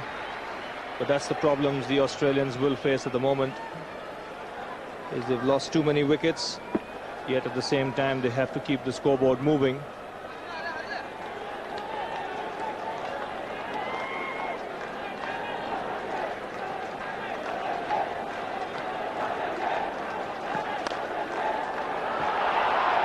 It's at the halfway mark. It looked that the Australians, if they kept moving along smoothly, would have finished up with 290, 300. As it is now, 250 will satisfy them very much, I would think. Certainly would, because the Sri Lankans aren't giving anything away out there.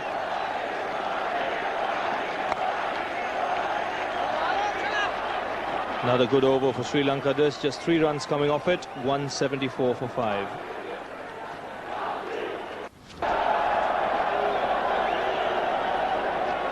Well, 174 for 5, and really a big transformation in the game. from when Australia were 136 for 1. So really they had made a mess of the fine start given to them by first Taylor and Waugh, and then that partnership between Ponting and Mark Taylor. And now really it's up to these two batsmen out in the middle, Law and Bevan, who had that wonderful partnership against the West Indies, to really get them back on course. Muralidharan to continue. Bevan, the batsman, on strike.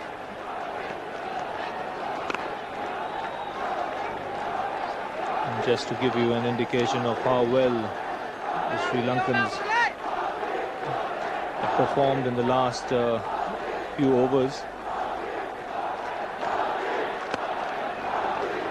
The Australians haven't hit a boundary for 13 overs. And in the initial stages, when the new ball bowlers were bowling, there was a flurry of boundaries.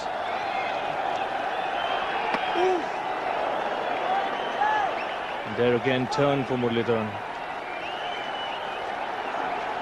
Started off, didn't turn anything very much, and then suddenly he's getting the ball to grip now. Messina at the other end, and De Silva doing well.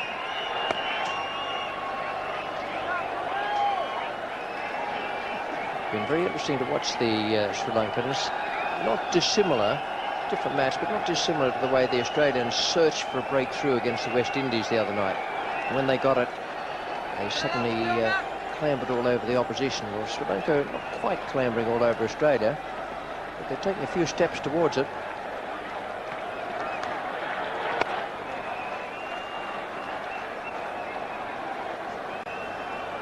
Muralidharan is a big spinner of the ball, and he is getting consistent turn out there.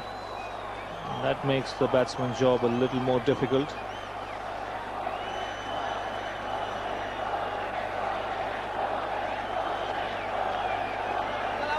The bowling figures there, you see the new ball bowlers getting plenty of stick from the opening batsman, but all the four spinners doing a fine job.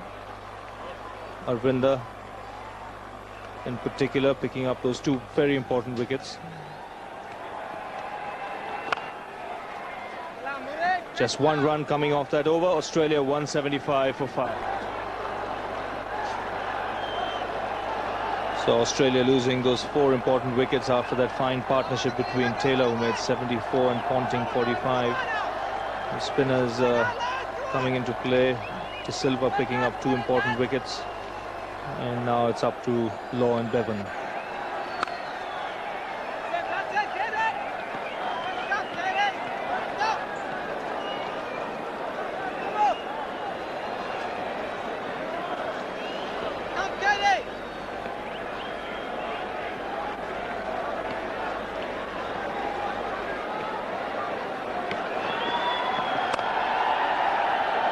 Still can't find the gap. Bevan had a fine series in Australia. He got lots of runs in the one-day series, the Benson Hedges series. But really, he has a job on his hands at the moment.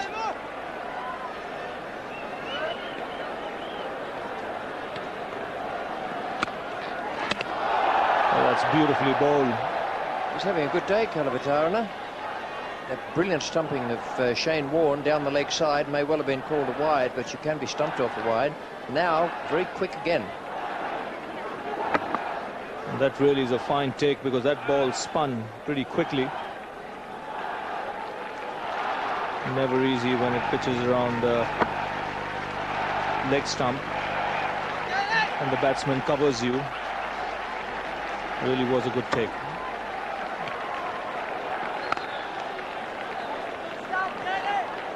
Now suddenly the ball's not going between the fielders. A bit more pressure on the batsman.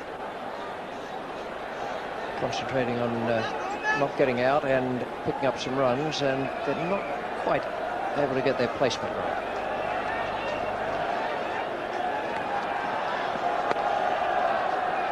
This is good bowling. He's tucking up Michael Bevan, bowling a line of middle and leg stump, not giving him any room outside that off stump.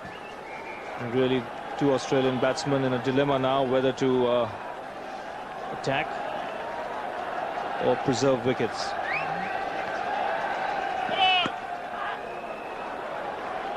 A rare no ball from Dharmasena. No runs coming off the bat in this over so far.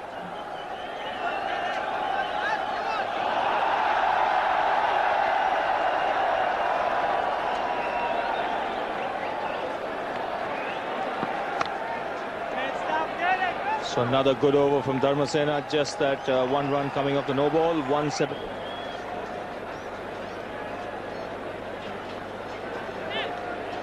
At one stage the Australians were scoring 6 and over, then it got down to about 5.5, and then all of a sudden it went down below 5. That was in the 30th over, and it's never got back up to 5 since then. Just gives you the clear indication of the dominance of the Sri Lankan spinners. The Australians must be realizing now the importance of a batsman who's in to play right through the innings.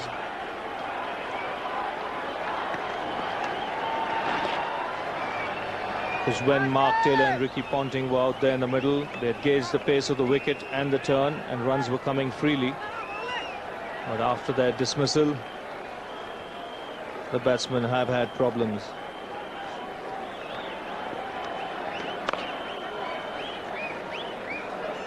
Only a single on the onside for Law.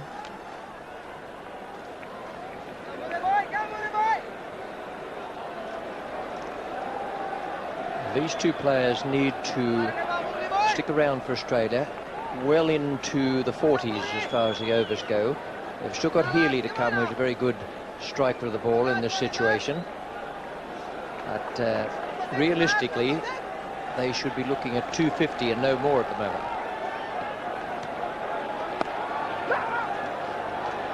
And to do that, do it successfully, these are the two, Bevan the left-hander, Law the skipper of Queensland, and Healy the next man in, who can do it for them.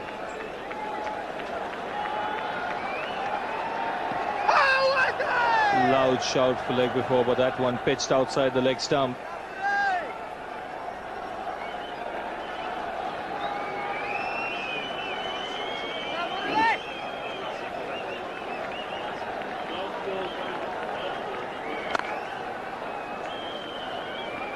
Just 2 runs coming off that over. 178 for 5 Australia.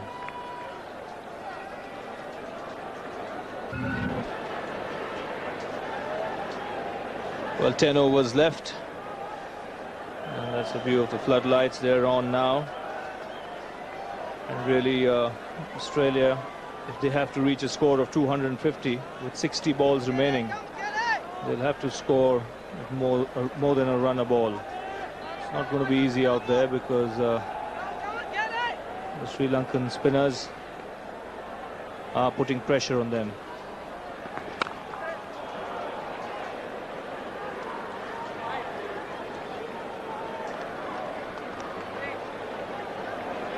Penny and Healy, Australia have a very experienced man to follow.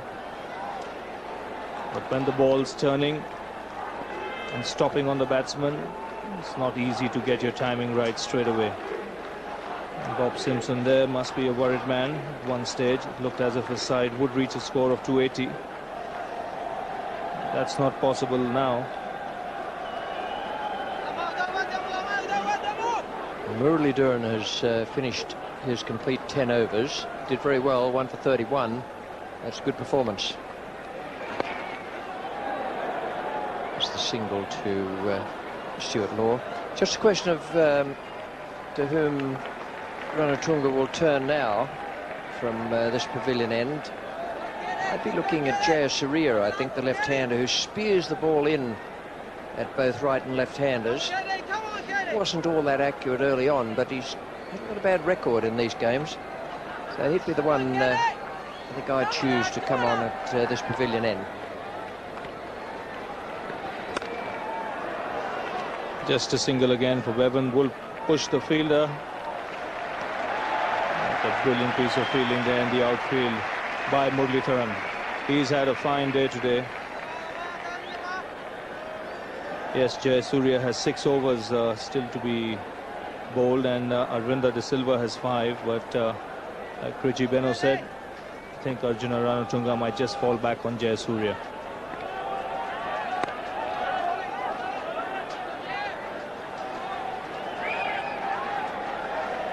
What's been most impressive about these Sri Lankan spinners is the line they've bowled. On or around that off stump with the ball spinning into the batsman, not giving any room whatsoever.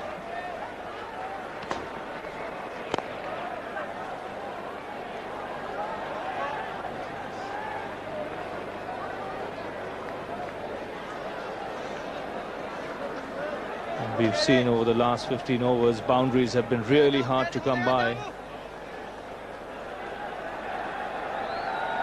The reason for that being the excellent line being bowled by these spinners. They're making the batsman play and score runs to their field.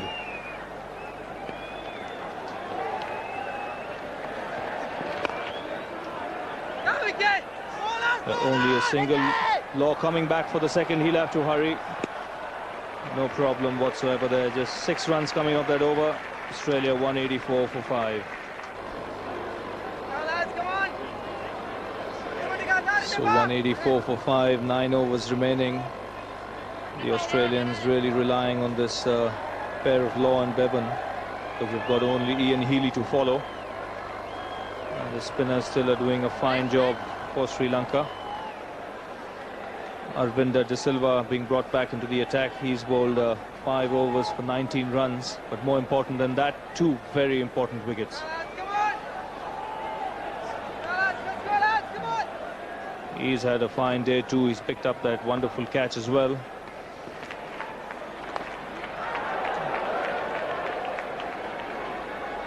With 5 men on the onside, Aravinda De Silva coming from the pavilion end, and 3 of those men are in the outfield. One of them, I reckon, precisely where that ball might have gone.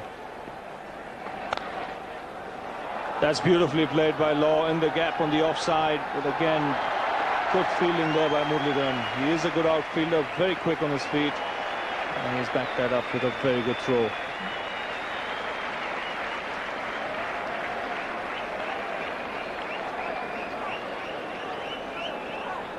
Finished up as a full toss, and safe for the single from the next ball.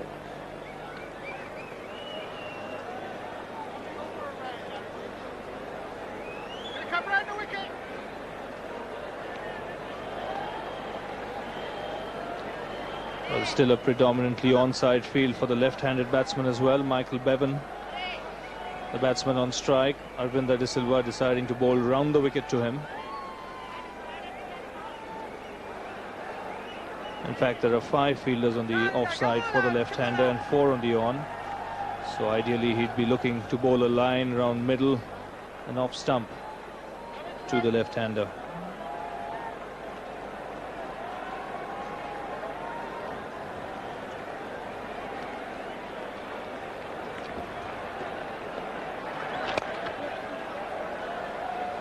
Played away only for a single again. Arjuna Ranatunga certainly won't mind this. What he doesn't want at this stage is Australia to get runs in boundaries.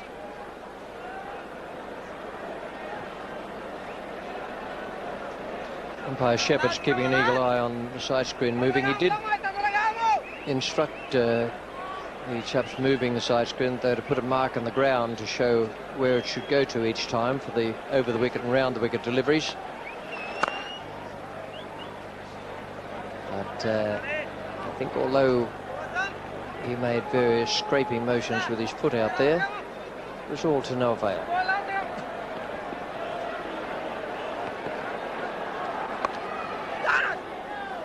Another good tight over by Arvinder De Silva. So 8 overs remaining. That's 48 balls to go. Australia 189 for 5. Really, if they have to achieve their target of 250, they'll need a couple of good overs at this stage. Dharmasena in his last over to Law. And that's smashed away over square leg and over the boundary line. 6 runs. That was a full toss from Dharmasena, and Stuart Law quick to pounce on that. It was a hell of a hit because he clubbed it away just about perfectly square. Yep, nice strike.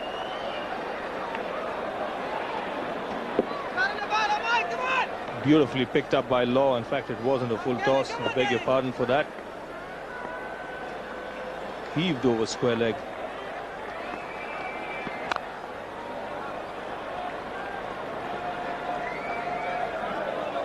Now Stuart Law can put pressure on the bowler now, having picked up 6 runs of the first delivery. So really, if these two batsmen knock the ball around, there is 10 runs for the taking in this over. And it's funny what a couple of good overs can do.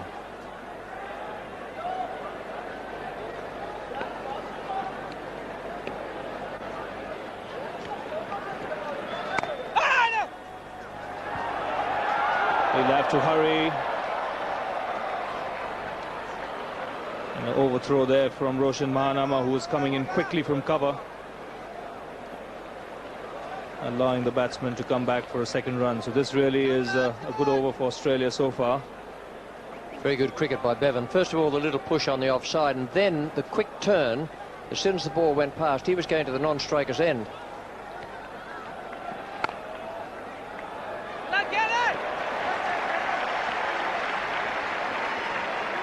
Well, he's shown right through the spell that he's a fine fielder to his own bowling as Dharmasena.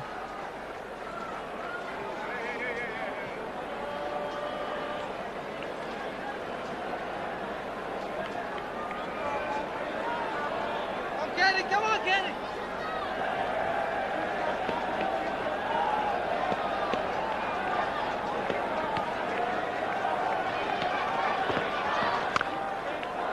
Giving himself room as Bevan. Can't find the gap, only a single for him.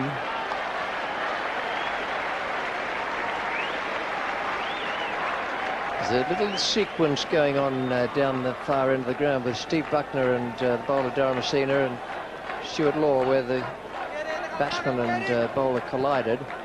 With Steve Buckner telling the batsman to get further out. Dharmasena didn't waste too many words, but what they were quite short and sharp.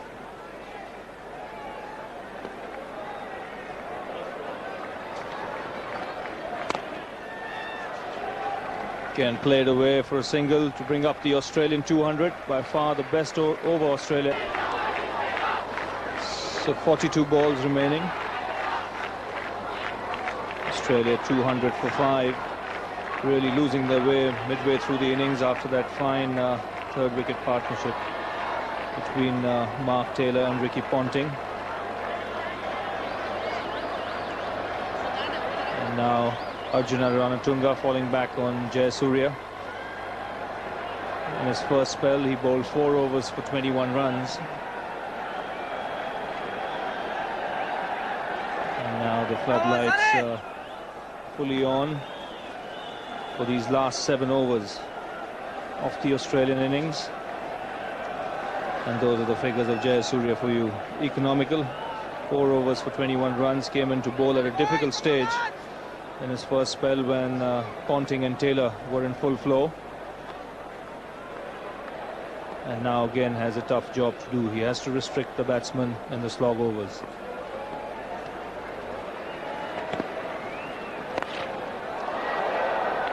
Picked away on the onside by Stuart Law. Again straight to the fielder in the deep, only a single.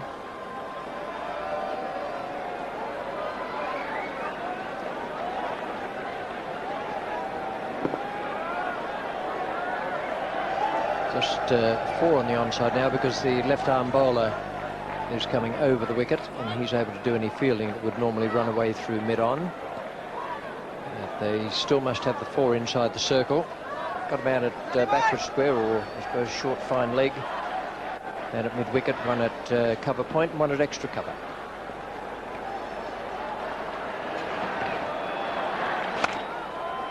Giving himself room again is Bevan. Again straight to the man at deep point.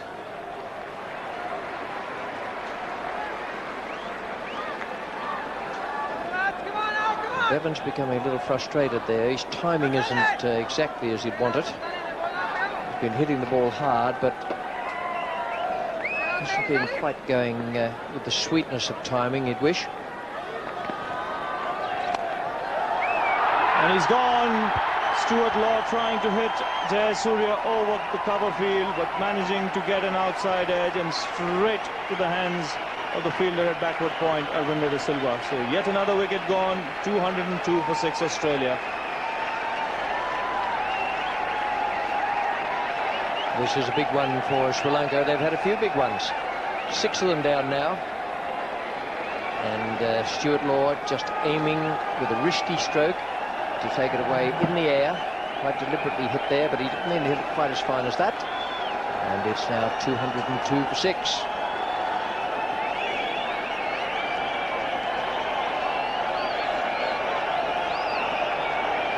How many numbers games are more fun?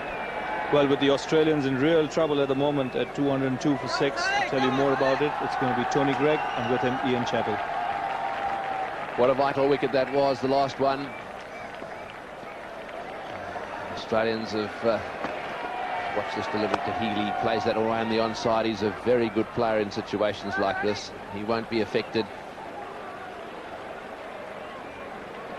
Yes, let's have another look at the wicket. Jayasuriya is the bowler, and of course that one just outside off stump. Stuart Law going for it. He gave it a bit of room, actually. Thick outside edge and straight to gully. Aravinda in the way. Yes, Aravinda is another one who always seems to be in the action in this World Cup. Just enough turn there from Jayasuriya. It's nicely driven, but they've got a sweeper back, so just one. Hasn't this been a turnaround? The Australians looked as if they were coasting there for a while. They were 137 for 1. Is Jayasuriya just getting enough turn to catch the edge? And there's the reaction from the bowler on taking the wicket of Stuart Law.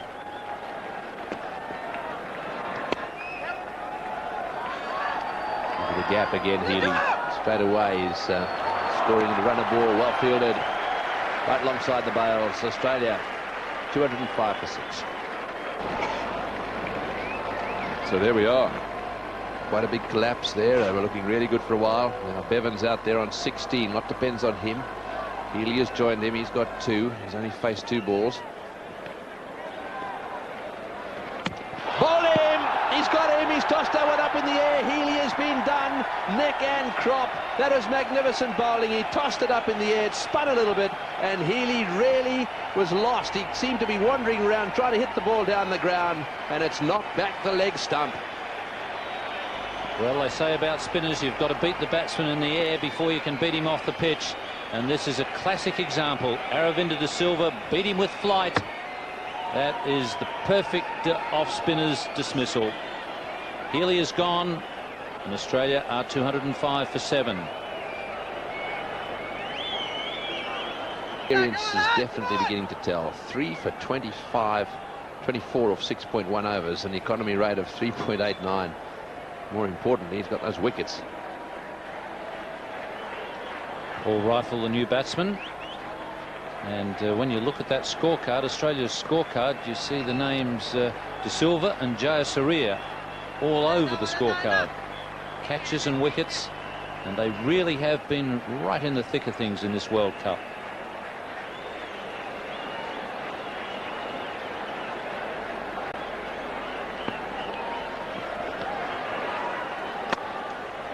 Again, tossed up just outside off stump, trying to force him to drive on the offside.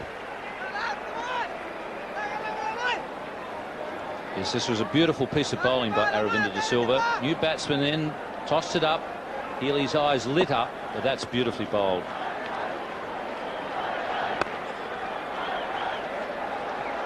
Interesting field, no one saving one on the offside, almost encouraging the drive out there.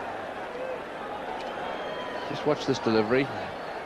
Just watch from this angle the batsman come forward, and of course had he not been bowled there was a good chance he'd have been stumped.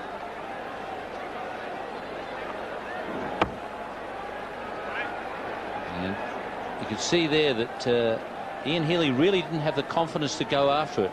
You could see that he was in the shot. He was beaten fairly early. He's starting to think about trying to get back halfway through the shot, and that's a sign that he knew that he'd been done in the air. That's beautiful bowling.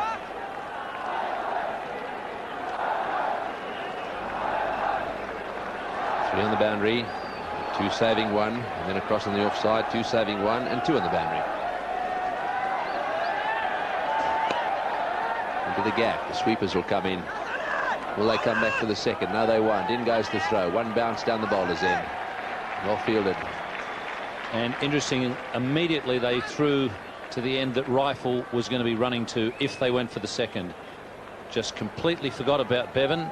Just concentrate on Rifle, which is good thinking. Yes, very good thinking, very logical thinking as well.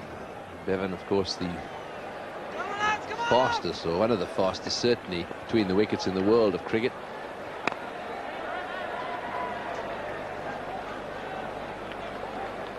There's no doubt about the two men who have got Sri Lanka back into this game. Look at De Silva, features 3 times as a bowler, twice in the field, and you've got Jayasuriya, 2 catches and a wicket. Terrific job they've done for Sri Lanka.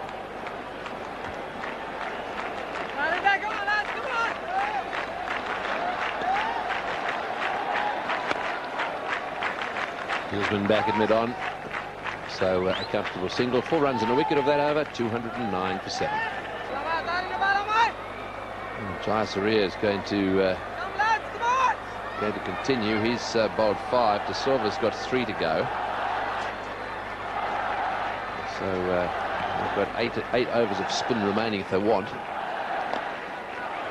That's well stopped.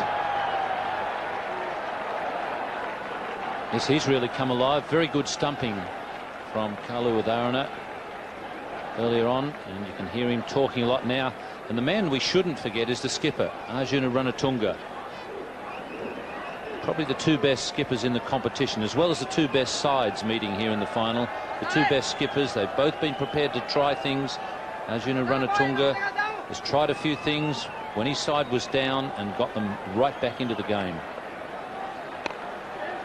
That's whipped away nicely. It's going down to square leg. They need some 4s and 6s now. This is not enough. Having said that, anything can happen in these matches, but this is a good pitch. And this Sri Lankan side bat a long way. They've got a very strong batting lineup. Bevan on 19. So much depends on him now off 36 balls. He's very good if it comes down to the last few overs and he's still out there.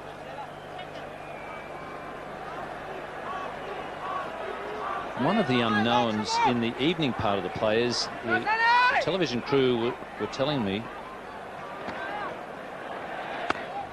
that when they were down here last night that there was a very heavy dew on the field at around about 8 o'clock, and they said it was quite wet. Now that's a bit of an unknown quantity.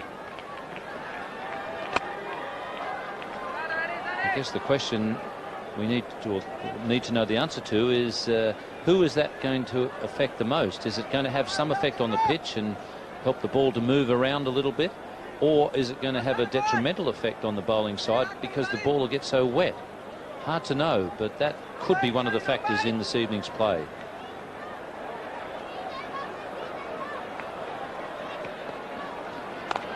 Full toss, played away on the offside. The sweeper's coming around. They should get 2 here. Yes, and comfortably back for the second by Bevan.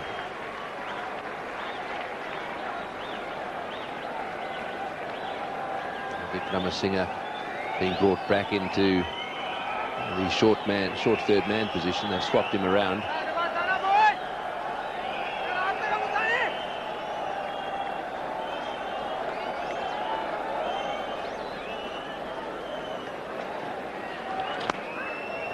Oh, and he's nearly got him. He slipped, I think. Well, that is a very close call. We'll come back and have a look at that in a minute. It's 213 for 8.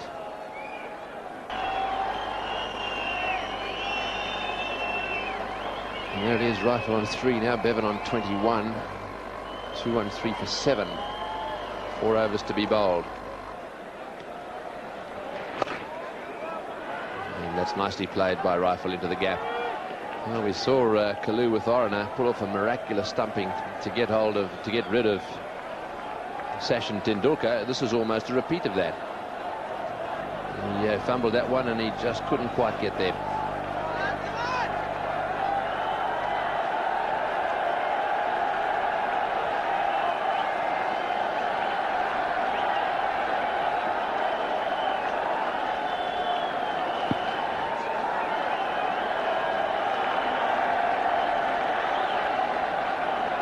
This revival by Sri Lanka has certainly brought the crowd alive and brought them into the game.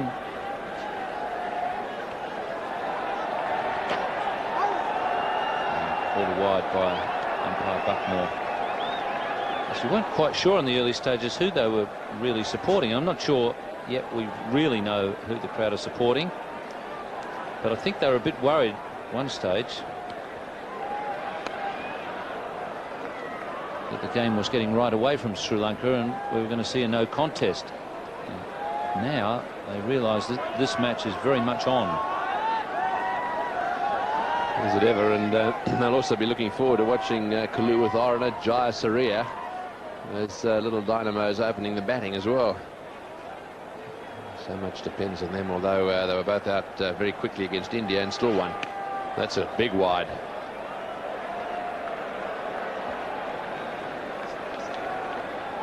So I think Aravinda there might have been thinking that Rifle was going to come at him.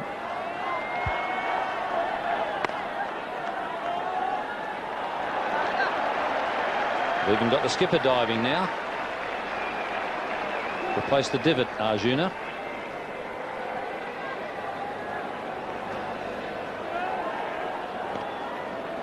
Well, he did well there. And back to Aravinda, and that was well fielded as well. Pretty firmly struck, nice timing, and he was across very quickly.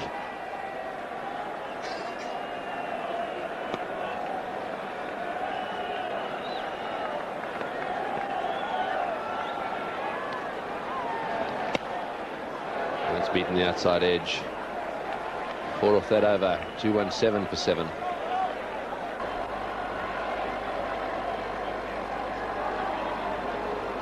So 3 overs to go now, 217 for 7. In these batting conditions, one wouldn't have thought that's enough. As Ian Chappell pointed out, at one stage they looked as if they were going to get a huge score. And we've had to go at this one down the ground, one bounce to Gurusingha, and his throw will come in quickly, so just one. So I think they've decided now that it's wind-up time.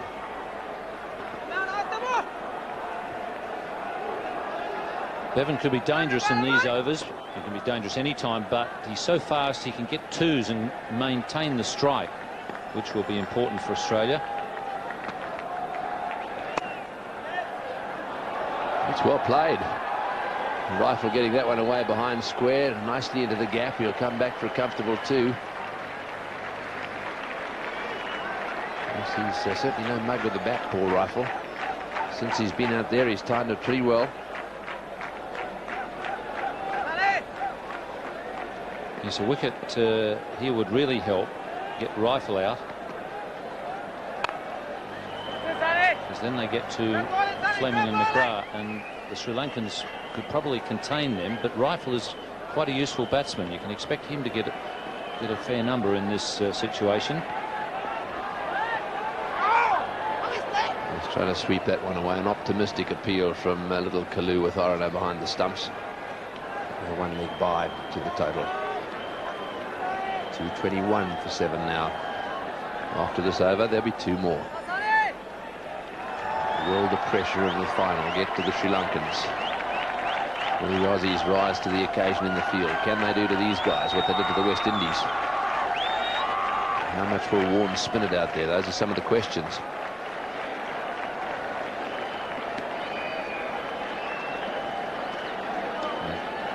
They're quite prepared to give Bevan the single, trying to stop the boundaries. He certainly won't drop it short. He's over-pitching rather than under-pitching, which is not a bad idea. And what's more, he's bowling it quite fast too, Jayasuriya.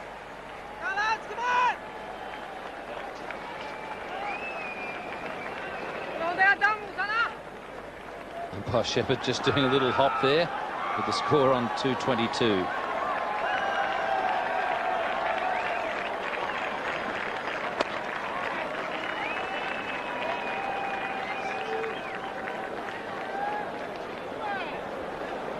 So 1 more, 223 for 7. Overs to go now, 223. They need a couple of big overs, the Australians. They'll be looking for them all right. Aravinda is going to continue with his off spinners. There's a big gap straight down the ground. 3 men saving one on the onside there. If he hits it straight over that sign in the field, in the middle of the field, it'll go for 4. And those are the 2 outfieldsmen on the offside. Straight to mid-wicket and a fumble.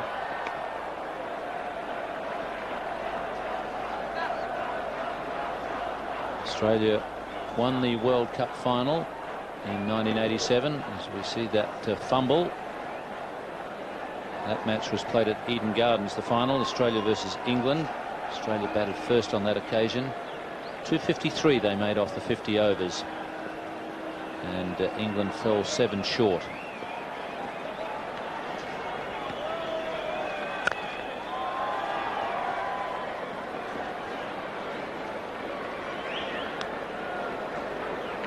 Michael Bevan and Paul Rifle are going to have to do something spectacular to get up to the 250 mark here in Lahore.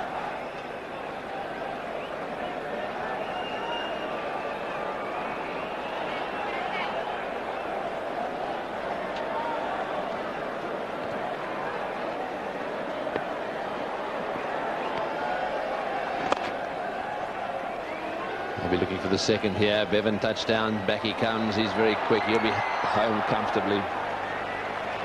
Didn't even stretch.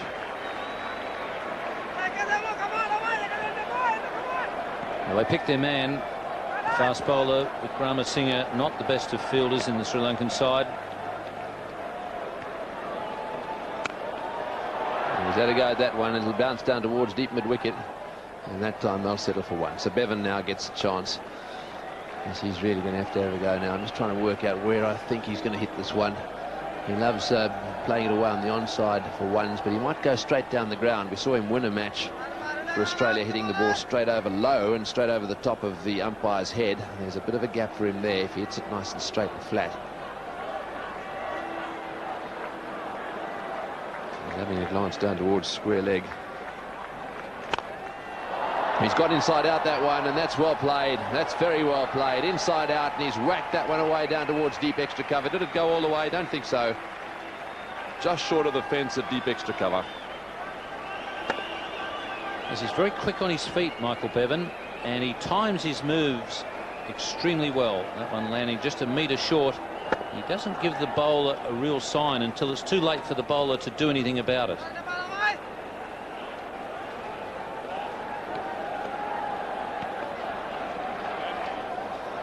Aravinda Silva just holding that one back, just to see if he could get some idea of what he was going to do. He does do it very late.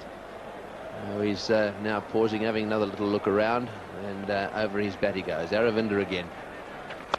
Once again he gives it a bit of room. Once again plays it away on the offside. Nicely picked up that time by Wickramasinghe. So 10 final.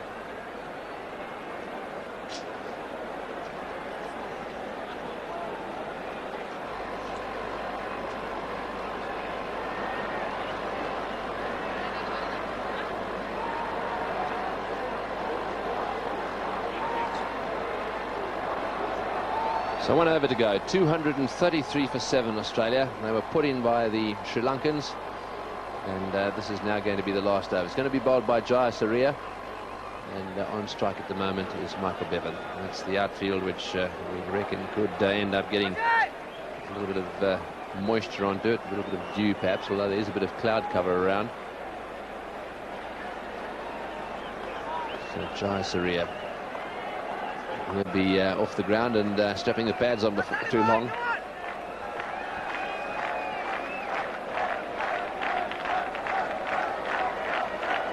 Might just stop for a bit of Alu Paratha first before he puts the pads on, Greggy. Yeah, no doubt. Laced with a bit of porridge, I reckon.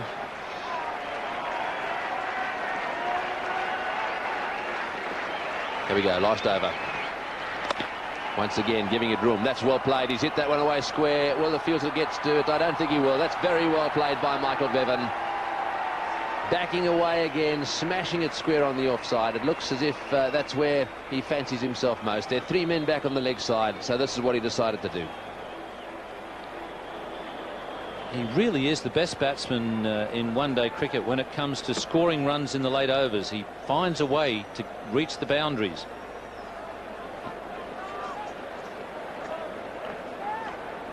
His first boundary was in that last over.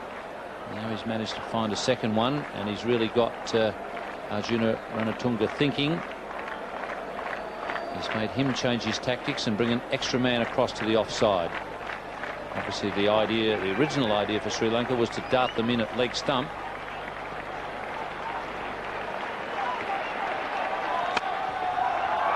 He's backed off again and tried to smash it away on the offside, but that is a better delivery right up there, followed him a little bit. And they're telling the man at deep mid-off, Chaminda Vas, stop the twos. 1-2, well bowled. It's away down to mid-on. Guru Singh coming in there. So what can Paul Rifle do now? Well, they were desperate to get Rifle on strike and get Bevan away, so I think that's a tribute to Bevan himself, because Paul Rifle is no slouch with the bat. But they obviously consider him a lot easier to shut down than Michael Bevan.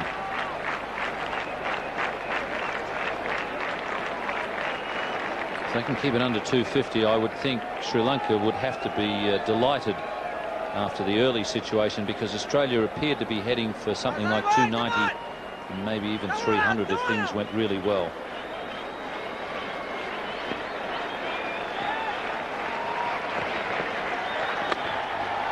It's going to go over his head. It's just bounced into this hard surface, and they've ended up settling for one.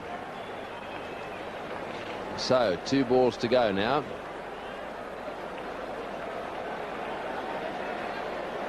Jayasuriya just gritting his teeth there. I think he felt he was a little unlucky that one bounced over his head. He was desperate to keep Michael Bevan away from the strike in his last 2 deliveries. And they'll be keen to just let him get a 1 off this one.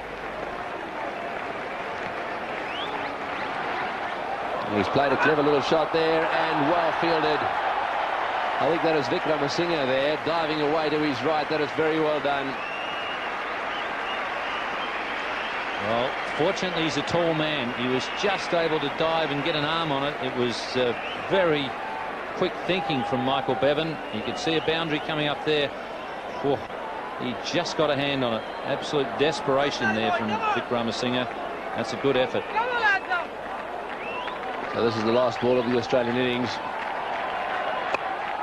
Rifle driving. They'll come back for the second. No, they won't. They're settling for 1. Arjuna's got it, and that's the end of that. So Australia 241 for 7. 241 for 7. And I think that Arjuna Ranatunga will be very happy with that when one considers the start made by the Australians. Well, I think that's a bit of an indication of what the Sri Lankans think. They're all clapping each other out there. I think they're absolutely delighted to get out under 250. And you've got to give a lot of credit to the man in the middle there, Arjuna Ranatunga. Sure, the bowlers took wickets. Aravinda De Silva and Jayasuriya taking catches as well as wickets, but the captain held his nerve at a very important time, and I think that they're pretty happy that they've got out for under 250. Yes, and so that's the Australian card, with Rifle not out on 13 and Bevan on 36. The top scorer, Mark Taylor, played very well for his 74. Ponting also put together a pretty tidy 45. That was a good partnership between Mark Taylor and Ricky Ponting. But thereafter, wickets fell on quite a regular basis, and they really weren't able to get the sort of target I think they might have anticipated early on. Those are the bowling figures, and very tidy they are too. Vikramasinghe and Vas didn't complete their overs, and initially they bowled a few shortish deliveries. They were actually played away pretty well, but Muralidharan and Dharamasena, Jayasuriya and Aravinda De Silva, between the 3 of them, did very well indeed. 3 for 42, Aravinda.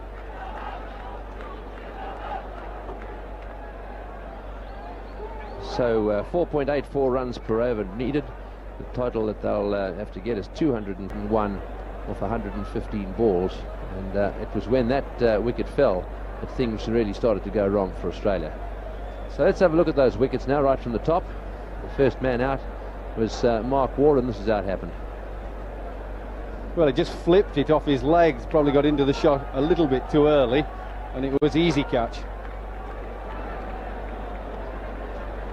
Yes, Jayasuriya, the fieldsman there, he was pretty happy about this. This is Mark Taylor getting out. He tried to sweep that one away down towards the square leg boundary, didn't quite get onto it, and nicely taken. Jayasuriya again running around a long way, slightly misjudged that at the end, but was able to take the catch, and boy, was he happy. I think they realised how important that wicket was.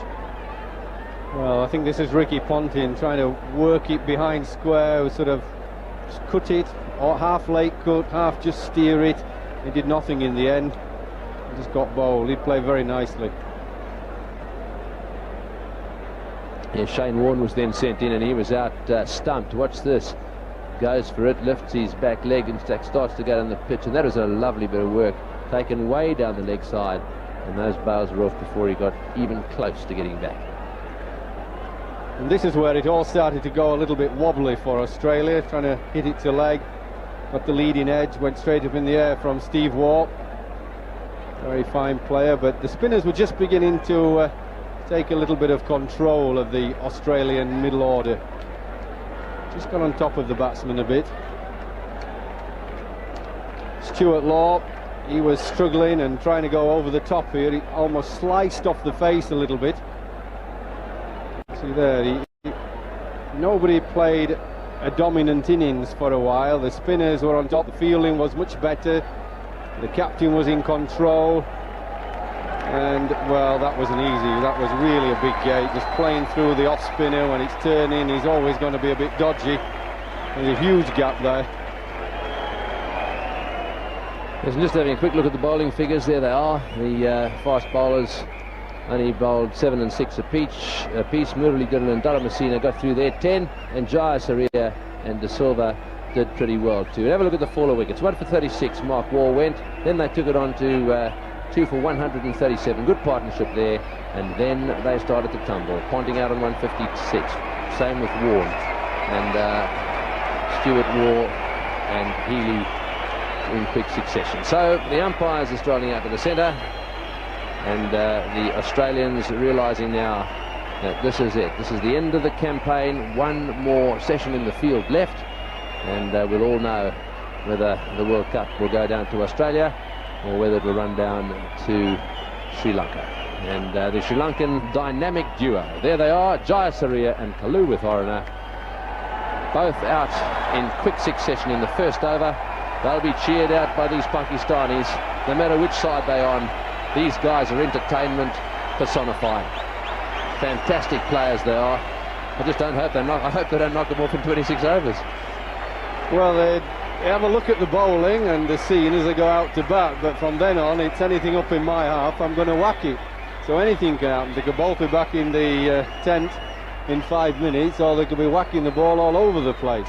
I think 241 is a defendable target. Everybody's talking about Sri Lanka are quite happy, but they've got the work cut out. They're a very tough competitive side of Australia, and it's certainly defendable, although it is gettable, so we do have a match on our hands. Well, I'm going to get outside and get myself a chair to watch these two bat. They really are enjoyable to watch, and I'm going to hand over to Ian Chappell, who's going to join Jeff Boycott. Thanks, Tony. Well, that little bit of a mishap with the lights is it all seems to have been sorted out. And the ground now looking quite magnificent under lights.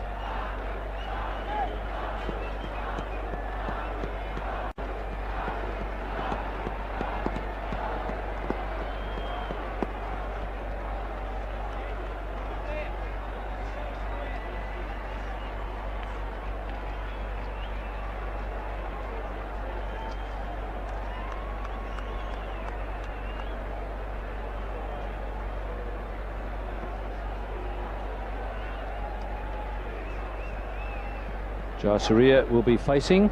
And Glenn McGrath has been given the new ball by Mark Taylor. Glenn McGrath had a bit of a slump in the middle of this World Cup, but he came back well in the semi-final. McGrath has picked up Kalu with Aruna in Australia a couple of times after taking a hammering from him, and he did it by pitching right up there, bowling him Yorkers right from the start of the innings. Fairly orthodox field to start with. They have the third man and the fine leg. Mark Taylor is at first slip, and then you have Mark Waugh in a short cover position. He's the second catching man. So nothing out of the ordinary with the field placings to start with. I guess it's a matter of Mark Taylor just waiting to see how these two play.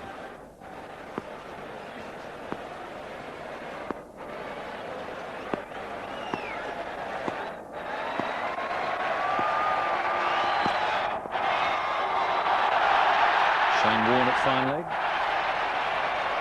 And that's very well run. Jayasuriya back quickly.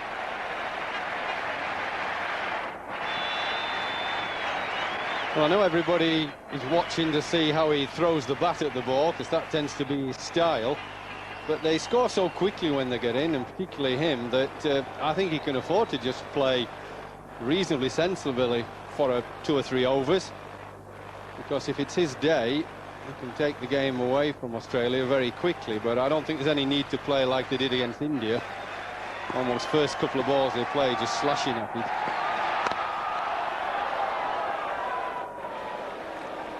The Test century that he made in Adelaide seems to have made a huge difference to Jayasuriya. I think he looked upon himself as a hitter, somebody who could get you a quick 20 or 30 in the one-day game, and that seemed to be about the extent of his ambition.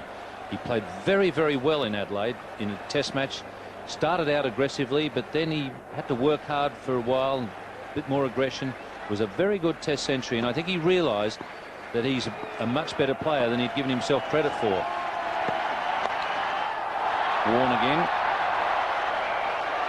And it's slippery down there, and Jayasuriya takes advantage of it. Well done. Well, that bit of a fumble by Shane Warne. It just looked when he got it in his hand that if he'd have thrown it straight over the stumps, Jayasuriya would have been struggling, but it wasn't a very good throw. He made a bit of a fumble, but then he didn't make it better with a very accurate throw. Just had to fetch it a little bit, did Ian Healy.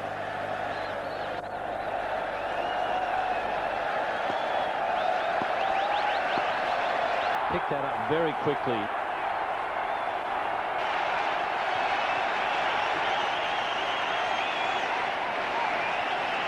Well, it's just a short back lift, little bit of a flip with the bottom hand over the top, and the ball... Because of Dew, they'll have a lot of problems making accurate throws from the outfield. And that might be another thing that Mark Taylor will have to contend with.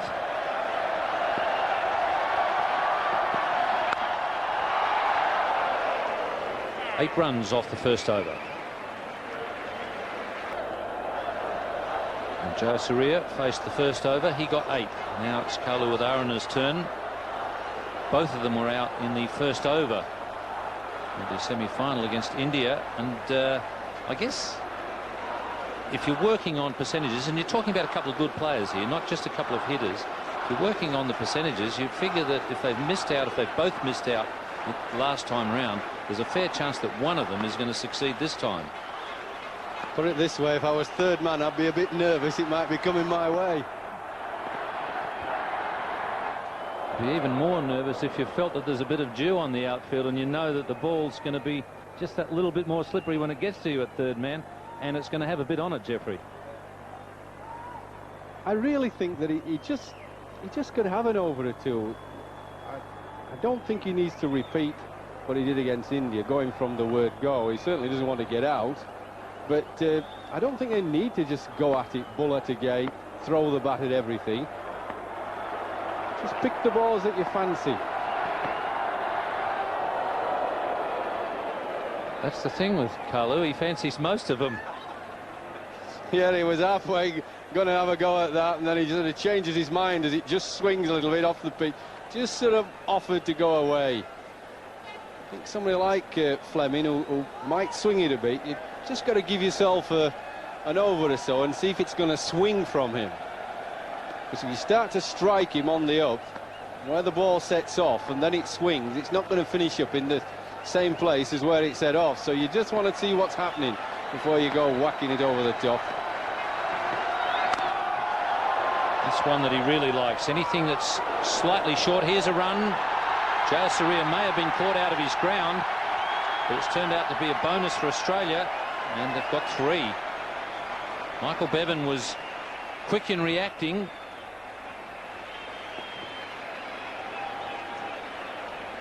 Well, this is a nice little bit of luck for Sri Lanka. A mistime shot, underside edge. Very quick feel in, half a chance. Caught somebody out. Yeah, he would have been out. That's lovely quick thinking. Just didn't hit the stumps and gave away runs. But it was worth a go, I think. An early wicket is always good to put the batting side on the back foot. Well, Taylor has come up with some changes here in the field. No slip, a short fine leg, and he's got a short cover and a short mid-wicket of the 2 catching men. And there's a man out at deep backward square.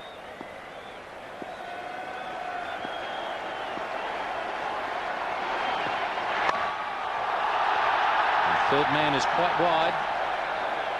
Oh, and he's going again. He could be dead here. Umpire Buckner is calling for the replay. He was back quickly. But gee whiz, that's taking it to the limits.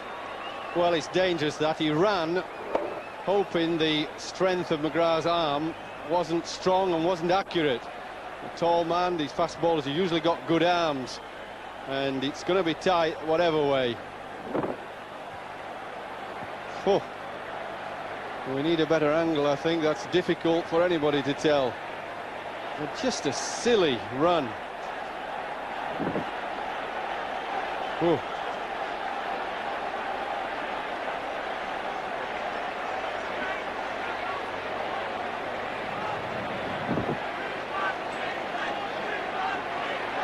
Well, I've seen 1 or 2 guys hung on very flimsy evidence so far in this World Cup. It's going to be interesting to see how this goes. I don't see how you can give them out from head on when they're that close.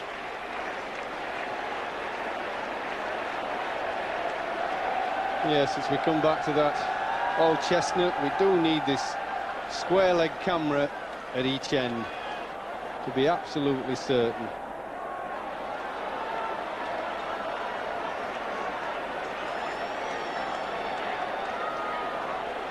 Well, I wouldn't like to give that. I wouldn't like to say whether his bat's on the line and that means he's out, or he's just made his ground. If the third umpire can give that out, then he's a brave man. If he gives it out, all Australia will be delighted. And he has given him out. Well, I wouldn't like to be hung on that evidence.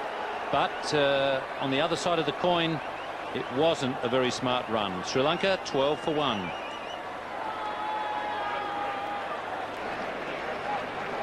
Asanka Gurusinghe is the number 3 batsman for Sri Lanka.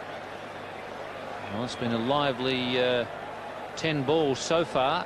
Not quite sure what Jayasuriya was trying to prove with his running between wickets. Certainly it was fine when there was a misfield by Shane Warne.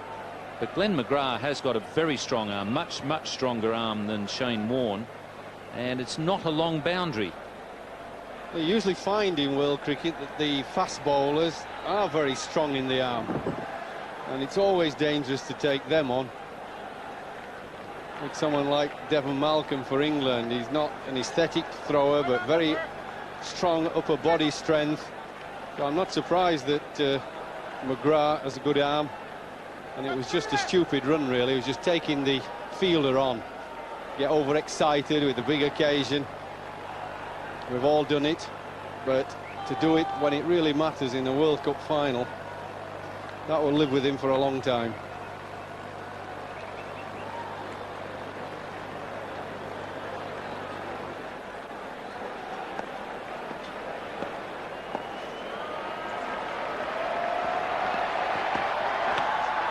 And inside edge, Gurusinghe is off the mark in very fortunate circumstances.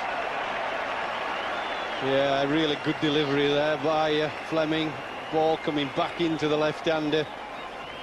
Yeah, he just played outside it as well. It didn't come into him much, but just enough. Always used to the left-handers, the ball going across them. I always think when somebody like Fleming can bowl swingers into the left-handers, they can cause more problems. Most bowlers try to bowl across them. The best bowlers I've ever seen at left-handers are people like Fleming who swing it. Outswing bowlers who swing it into left-handers.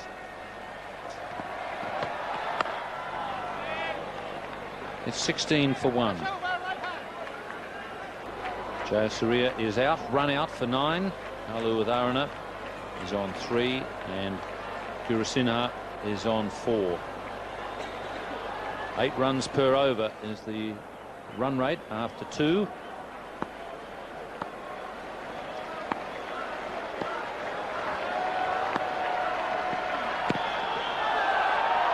Going down. No problem with that, just a quiet little smile from the umpire. A lot of emotion out there. You can expect bowlers to appeal, to clear the throat for anything early on.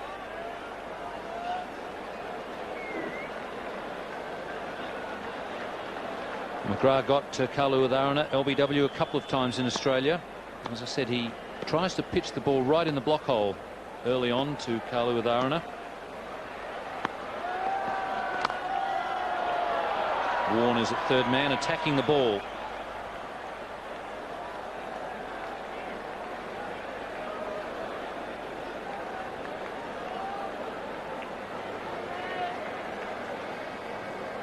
Ben McGrath took some stick from Kalu Udharana in the World Series competition, but he fought back well.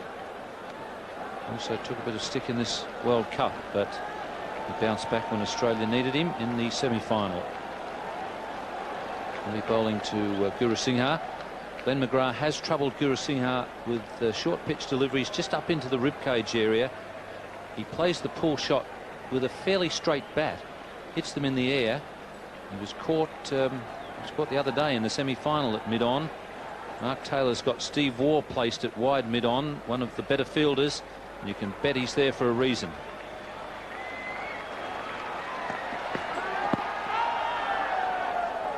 Once again, quite a big shout for LBW, mainly from behind the wicket. Yes, he's just shuffling across his stumps. He's not really going forward or back. It's a real little shuffle across.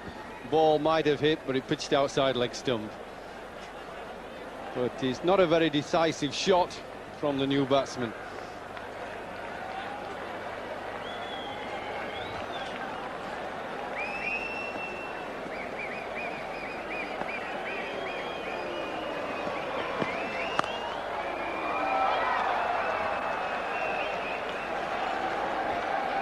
Gurusingha got away to an excellent start in the World Cup. 87 against Zimbabwe. I think there were 6 sixes in that innings. And then an 84 against Kenya, 45 against England. Missed out against India.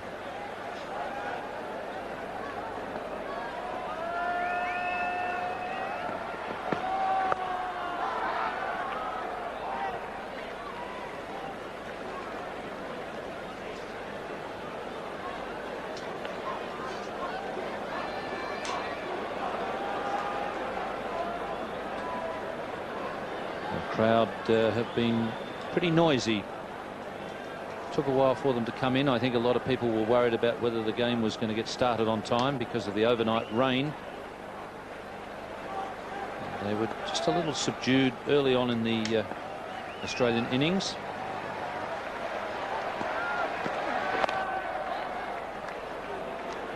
It's 17 for 1. Nice stadium here in Lahore. That could be a wide, yes, called by umpire Shepherd. In fact, it's a very nice complex here. It's quite a big park. There's a hockey stadium nearby and a couple of other little cricket grounds, nice park, canal running around the area. It's really quite a pleasant area for sport and people who are interested in sport.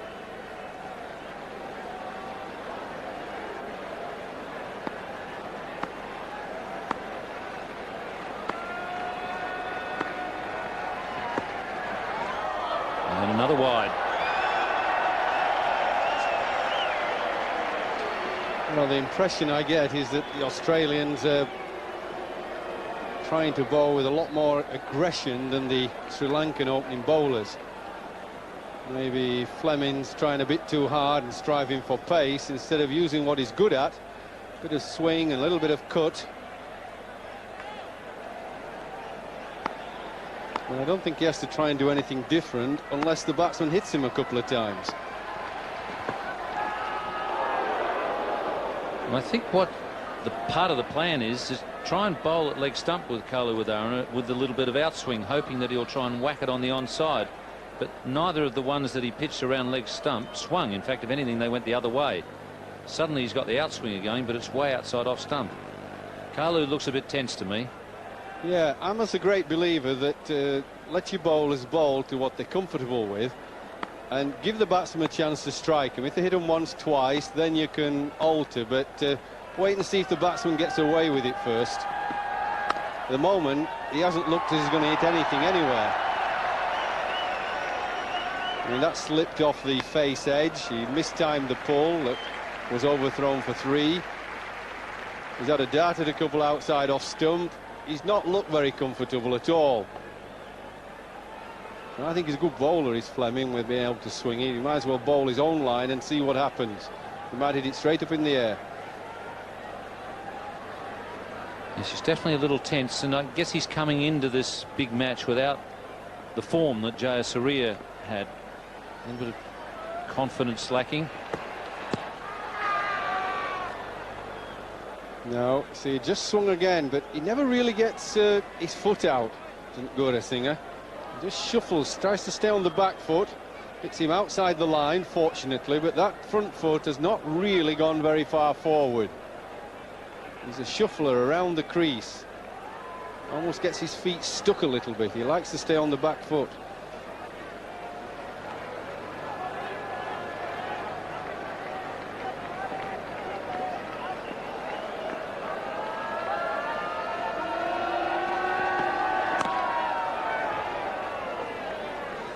That 4 that he scored came off the first ball, and it was rather fortunate. Inside edge off a good late in-swinging delivery from Fleming. The Australians have shown that they can add about 20 to a target with their fielding. They did that against the West Indies, and the one thing you know about Australia is they'll fight it right out to the end. If you beat Australia, you've played very well.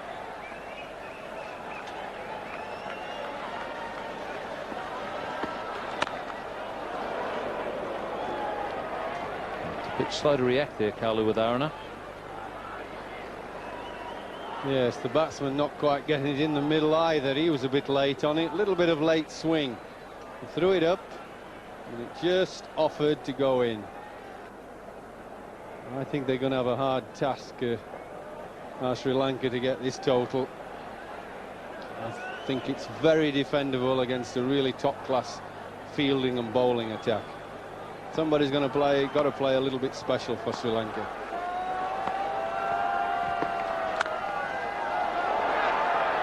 Got that one a bit nearer the middle. It's 21 for 1. Jayasuriya run out for 9. Kaluwitharana on 5, as is Gurusingha. I've been joined now by Ranjit Fernando. 240 certainly would look a little too far away for Sri Lanka at this point of time. The Australian bowlers mixing up their deliveries, the faster ones with the slow ones, having the Sri Lankan batting very circumspect.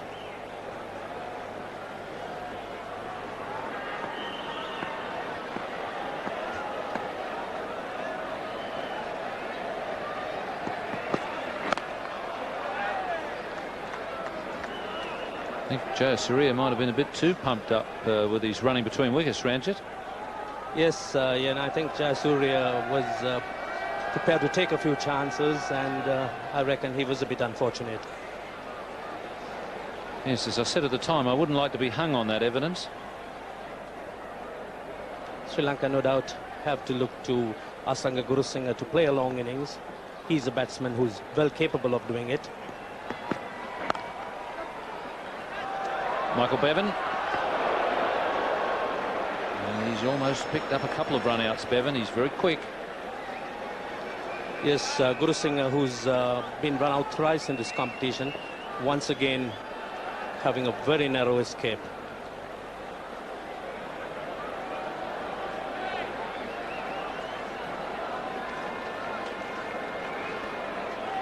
Well, he's had a couple of near misses, Michael Bevan, and he's showing there that he had his man if he'd have only hit.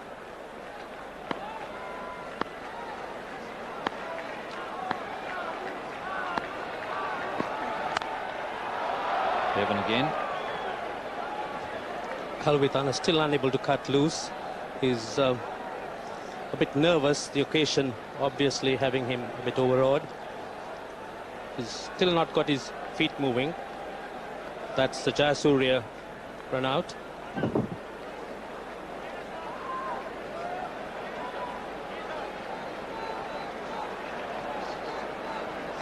Very flimsy evidence.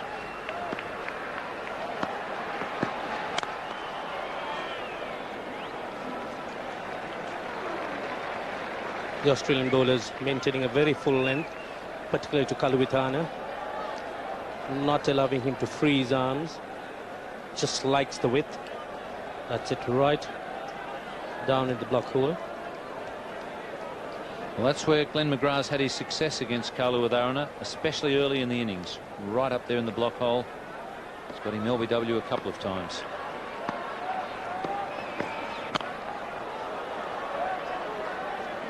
It's 23 for 1.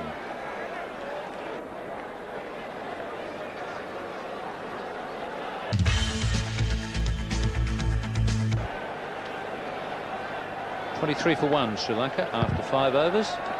Fleming to continue at the pavilion end. A bit high, that one. In the commentary position now, Ravi Shastri with Tony Gregg. Thanks, Ian. Let's have another look at this one. He's getting a ball to swing a little bit. And that's hit him right in the tummy. Have a look at the bounce here. Going for the full shot. Didn't bounce as much as he thought. And it ended up just bobbing down in front of him. 23 for 1, 5.1 overs. That's the run rate at the moment and the required run rate. Nothing in it at the moment. This is a huge battle on at the moment. Well, that's in the air. This is going to be out. Yes, he's got him. That's out caught. He's gone for the pull shot. That's very well bowled. A short delivery, and it's been pulled away and caught just behind square. Well, this is big trouble for Sri Lanka. Kaluwitana is one of the players who normally gets them off to a flying start, but has looked uncomfortable out there today. This one hurrying on him, beating him a bit for pace, and in the end, Kaluwitana managing to only scoop it in the air. The safe hands at square leg of Michael Bevan. So big blow for Sri Lanka, 23 for 2. Ladies and gentlemen, Ansett Australia is proud to be a major sponsor of Australian sport.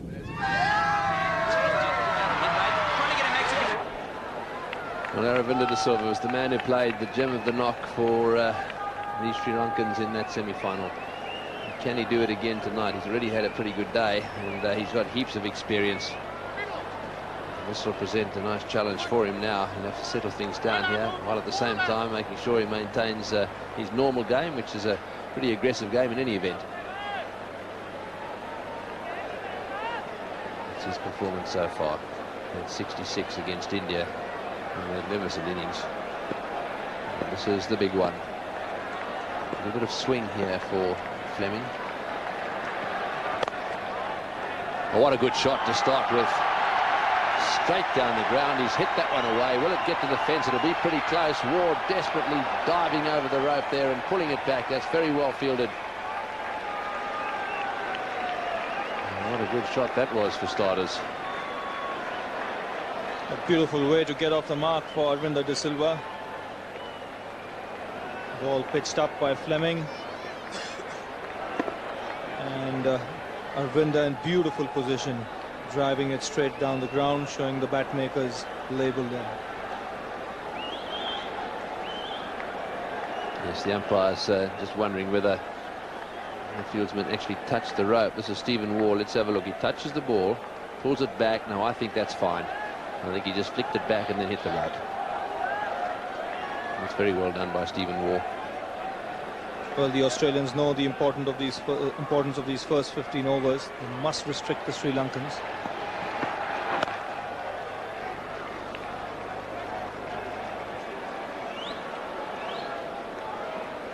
And this is the wicket of Kalu Vitarana. The ball hurrying onto him, not quite able to get hold of it, getting it high on the blade, and Michael Bevan taking a simple catch at square leg.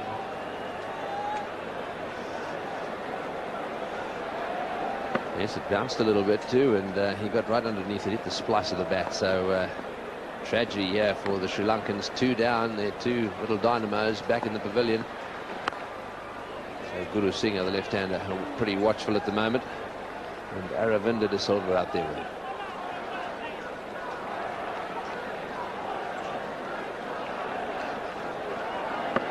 There's that pull shot again, and he realised, I think, straight away that it had gone straight up in the end. Bevan doesn't drop these.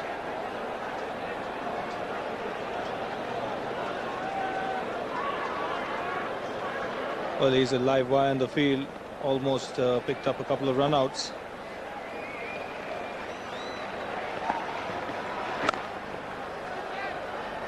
Always missed that one. Gone for it one-handed.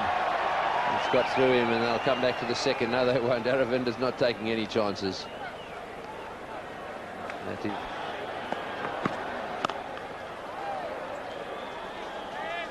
So 2 left-handers out there at the moment. Guru Singh, lots of experience, and pretty good too in tense situations.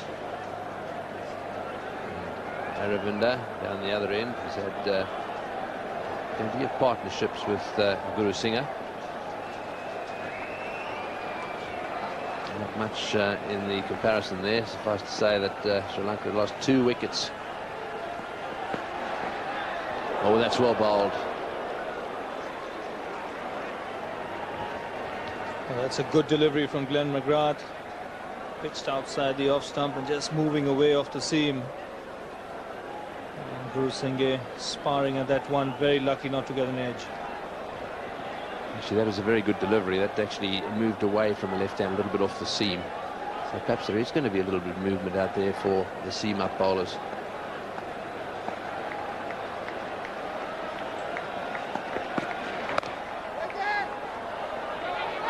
Oh, there's a mix-up here down the non-striker's end. Aravinda getting back. There's a fumble. Well, he wanted a run. Guru Singh said no on the missed field. Quite right, I think. And Aravinda had to go all the way back. Well, this really would have been disaster for Sri Lanka had Aravinda De Silva been run out. As the ball was played to backward point, and the moment Law misfielded, Aravinda wanted a single, and really if that ball had hit direct, it was all over for Aravinda. He's got that one away nice and fine. They want 2 again. Almost suicidal running out there at the moment. I think this final's getting to them. That's right, Tony. There's absolutely no need for that at this stage. The runs are coming freely for Sri Lanka. They've already had 1 run out, that of Jayasuriya. And the Aussie fielding at the moment, very good.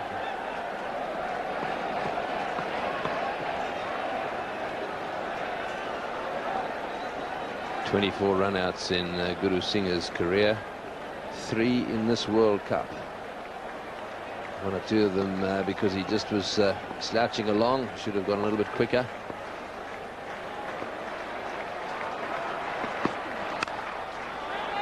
Straight to cover.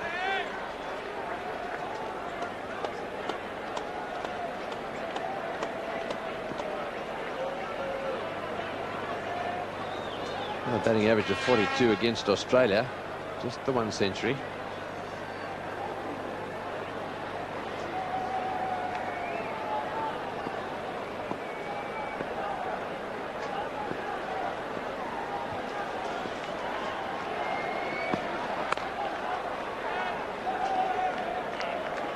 That's well bowled.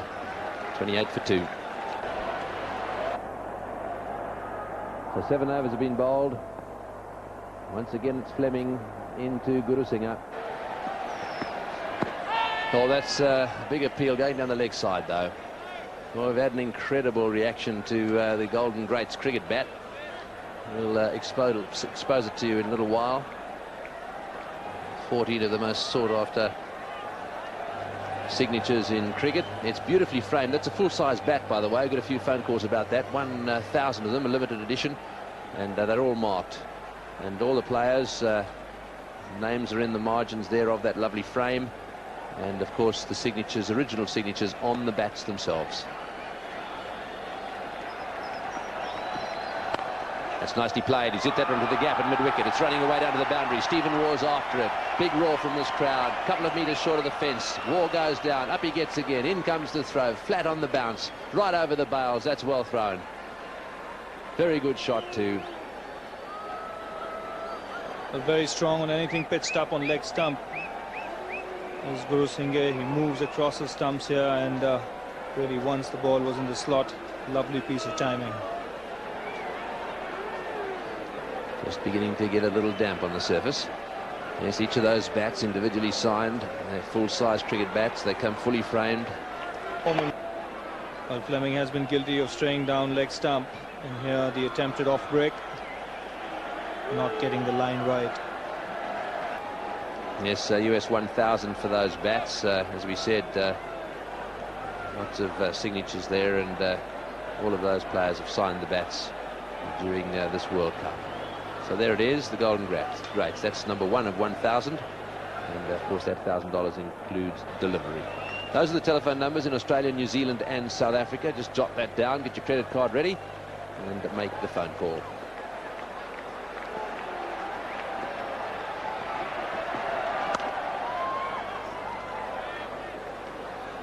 So the numbers again. Just take note of the number of wherever you might be living. And of course, for those of you living in outward bound places, we've had all sorts of phone calls from all sorts of necks of the woods. That's the number you can ring direct into the telephone marketing operation. 0061 for Australia, 2 565 3777.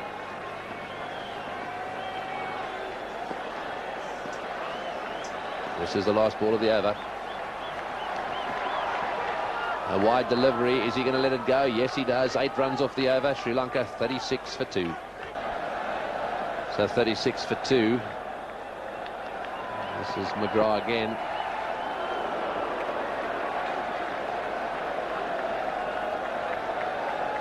Well, there is a bit of movement out there. Last delivery from Glenn McGrath, seaming, leaving the left-hander. Yes, that little glare. This was the little glare he gave the bowler as he gave him his cap. That was borderline, I think that says, to Fleming. You do it again and you'll be called for.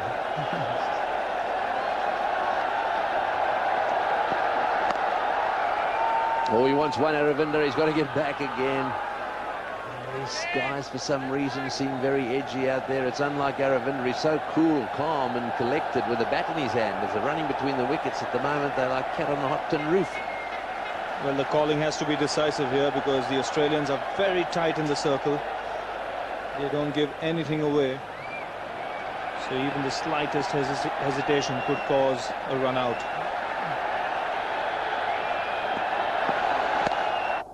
That's well bowled again. Bang on target, middle and leg. Nothing much you could do about that. 36 for 2.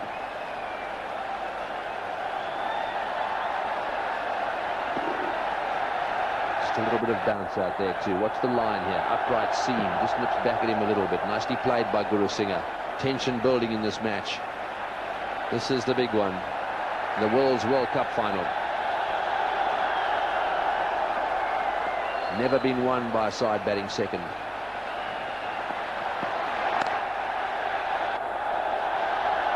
And this is a good tight over from McGrath. He's bowled nice and straight. He's tucked up the left-hander, not giving him any room outside that off stump. And he has got a bit of bounce as well. 8 runs off McGrath's first over, followed by an over for 1, then 2 in the next over. And then 1 And so far in this one, nothing. Bowling beautifully. That's a great over. In fact, there's one ball to come, but still all dot balls.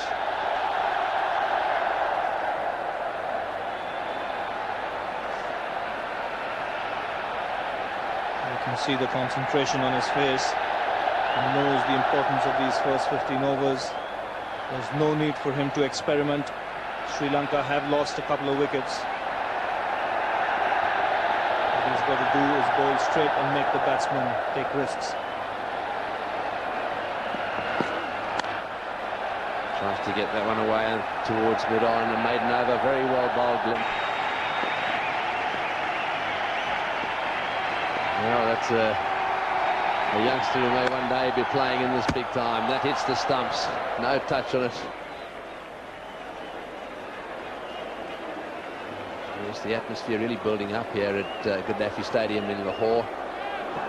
Again, beautifully straight back down the pitch, straight at the stumps. In fact, it hits the middle stump. You can't play much straighter than that.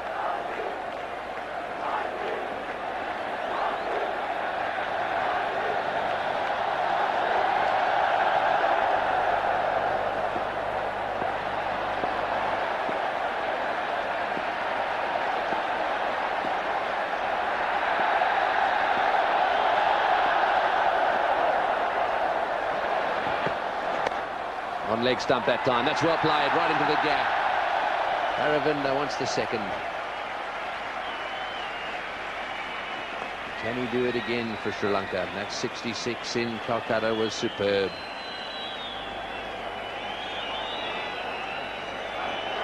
Well, they've got it worked out already. Well, there's still a long way to go. They'll have to play very good cricket from here to win this game, because the Australians aren't going to give anything away.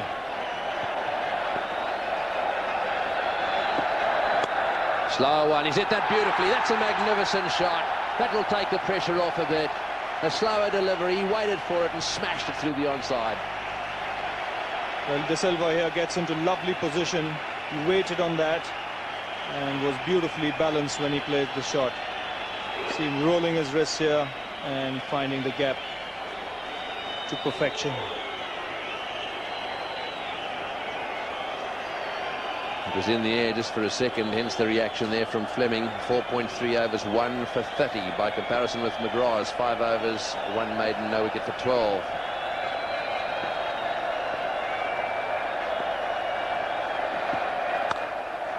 Time straight to Mark Waugh, fielding in short extra cover.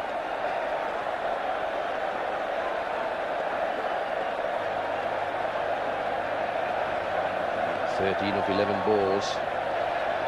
Strike rate of 118.18. What a player he's been for Sri Lanka.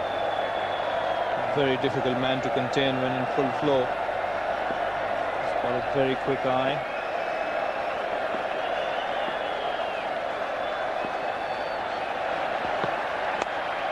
Again, on leg stump. Again, that's whacked away, and that'll go for 4. Yes, desperation down in the boundary there from McGraw. He'd gone a little square to try and cut off those lovely clip shots he's been playing. Full-length dive by him. Didn't quite get there. Well, this is poor bowling by Damien Fleming. He's got the field on the offside. Here again, straying onto leg stump. The man at square leg is really square. And once Arvinder got this fine, it was 4 runs all the way. But Mark Taylor certainly won't be happy with Damien Fleming. So I think he might have a rope burn when diving right over the top of that rope, just skidded over the top of it. Oh, and well, I thought there was a nick there. There certainly was a noise of some sort. Well, a good over that one for the Sri Lankans. 46 for 2. So 46 for 2. McGraw again, driven down the ground to mid-off. Well, let's have a look at that last ball of the last over. Must have been pretty close. Thought I heard a nick of some sort.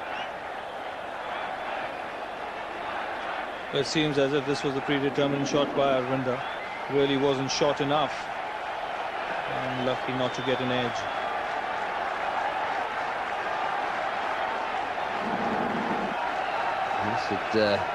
Watch Healy in the background there. All of a sudden he was about to go up and stifled that appeal. Guru Singh hasn't had much strike just lately. Quite happy to watch, I'm sure.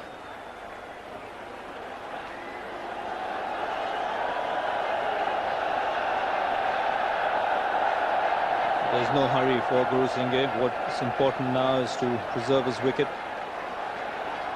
and try and have a partnership with Arvinder, because he's not one to be kept quiet. He's going to go after the bowling. That's his natural instinct, to attack.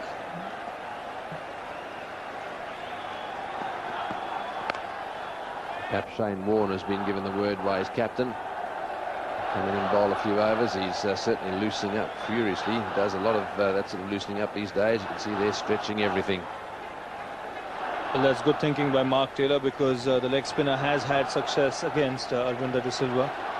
We saw Anil Kumble dismissing Arvinder De Silva twice in the 2 games India played against Sri Lanka.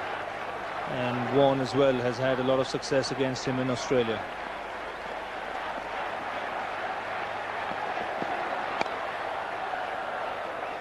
So very watchful Guru Singh at the moment. He's actually played 10 deliveries without scoring. 31 balls for 11 at the moment.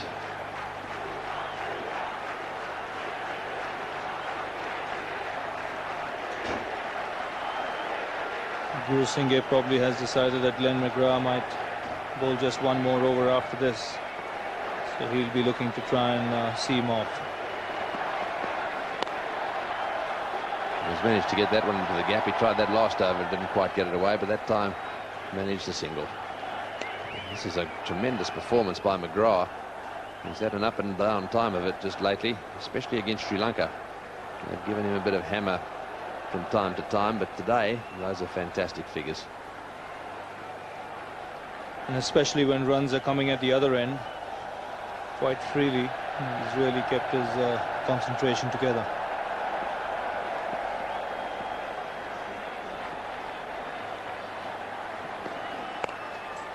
And that one's into the gap too. Will they come back for the second here? No, they've decided not to take the chance.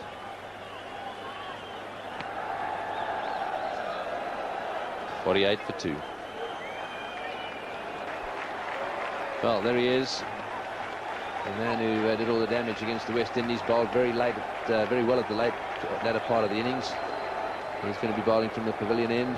So Shane Warne just about to mark out his run. 1 wicket to go for his 100. And look at that average and economy rate. He's done well.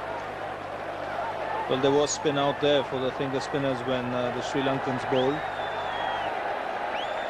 So there's no question about the fact that Shane Warne will get turned. Just have a look at those figures, fantastic figures. 4 for 36 against the West Indies. That's the last match he played in. 2 for 52 against New Zealand. 4 for 34 against Zimbabwe.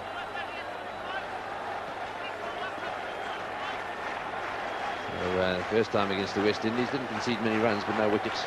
And here we are today at the start of his spell. Could this be the changing point in this match? Warne getting himself nice and loose, not in any hurry whatsoever. Aravinda De Silva on strike. Very strong offside field.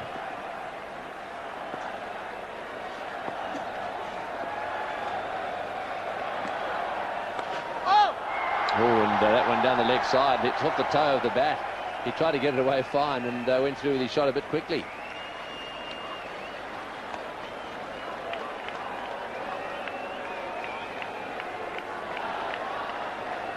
Well, this is a short ball from Warne first up, and look how quickly Arvinder goes to play the shot. He looks to paddle it away on the onside, but then the ball hitting the toe of the bat.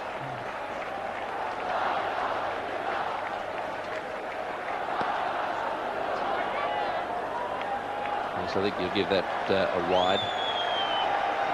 He's got a tremendous all-round record, Shane Warne. He's 5th in the averages in this World Cup.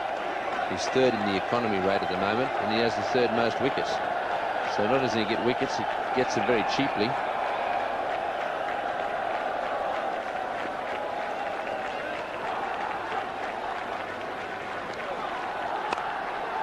That's well fielded. One hand stop there by Mark Waugh.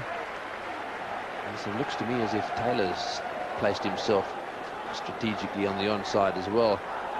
Just let's have another look at this one. Watch the ball spinning away.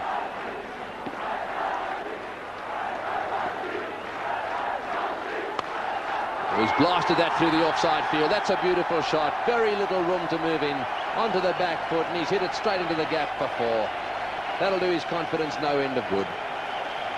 Well, this is a lovely shot from Arvinder De Silva. He's picked up the length quickly, waited on it, and then got the placement through the offside. Look how late he plays it, gets on top of it, and 4 runs moment it left the bat.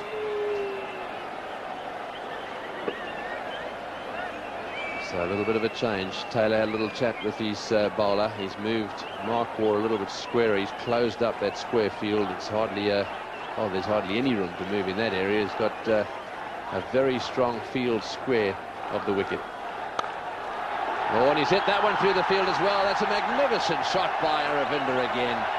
He's playing a little blinder of an innings. What good form he's in. Well, this really is an interesting shot because this is over pitched by Vaughan.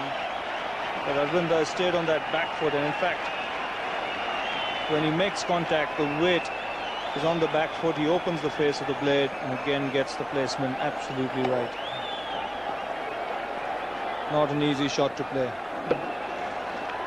I don't think there's any doubt now who's getting the support out there from this Pakistan crowd. Flipper in the air. Oh, just short. Well, that really went quickly. But it bounced just in front of cover point. And it's Michael Bevan fielding almost dead square on the offside. 11 runs of this first over from Shane Warne so far. This is the last ball. Oh, and I think he might have nicked that.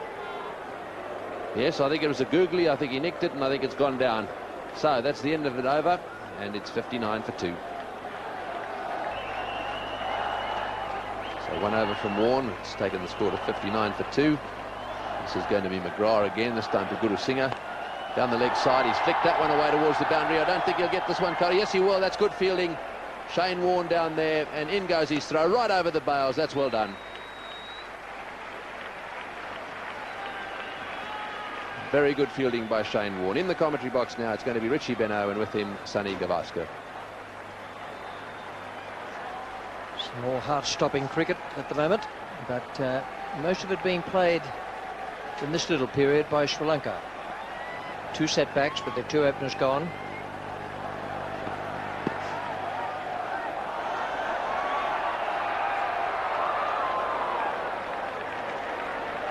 Ravinder's not quite on a suicide mission between the wickets out there, but he's verging on it. Well, I think Arvinder possibly wants to keep that rhythm going. He's batting so well. He wants to get to the batting end as much as possible. A lot of the stroke players like to be facing the bowlers almost constantly. They don't like to be at the non-striker's end.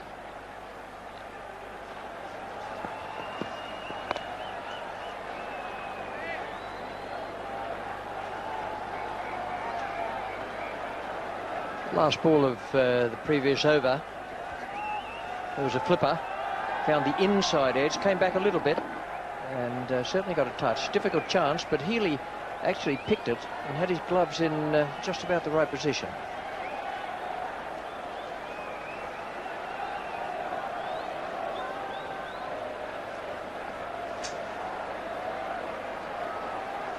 And McGrath's going to come around the wicket to Guru Singha. Guru Singha's made 14. De Silva has doubled that. Hasn't been in there for very long and is batting quite beautifully.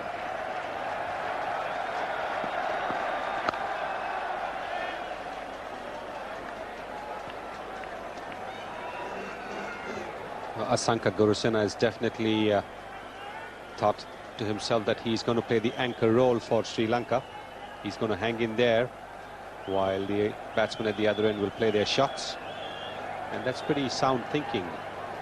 because you need one batsman when you're chasing a score of 241 and you've lost 2 wickets, one batsman to be there at the wicket to keep some sort of sanity when the others are throwing their bats around. The fielder will stop. They'll still get a single, and they might get another one for an overthrow if Guru Singh wakes up in time. The crowd noise there would have stopped him hearing the call from Aravinda de Silva. Well, once again, we've seen so often that batsmen presume that the ball will be collected by the fielder or the wicketkeeper, or it'll not result in overthrows. But it's very important to keep your eyes on the ball till the ball is dead. Guru Singh had turned his back towards the action once he had reached the safety of his crease at the non-striker's end, and he wasn't even aware that there was another run available.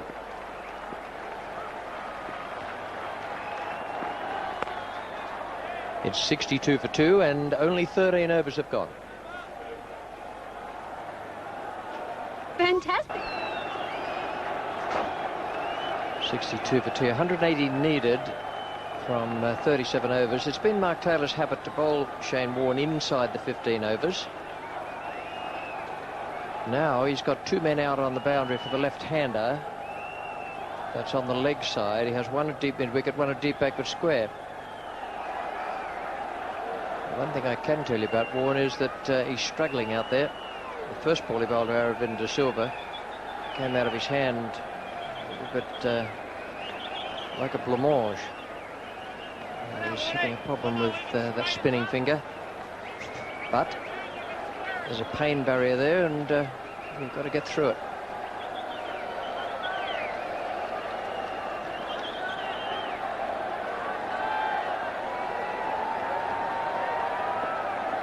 Eleven off his first over.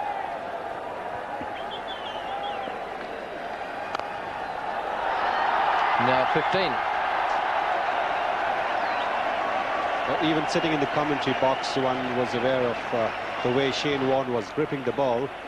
It was more over the seam with all the fingers rather than with the spinning finger which the leg spinner normally holds the ball with. And there certainly seems to be a problem with his fingers, because he's just not getting the ball to drop in the right place.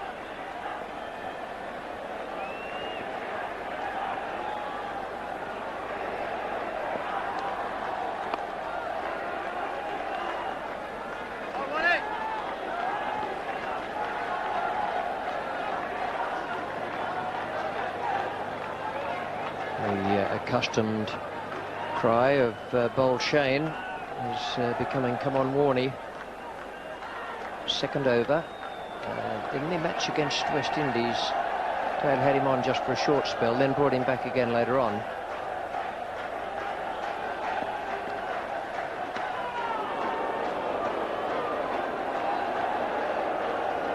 That's the first one he's really let go.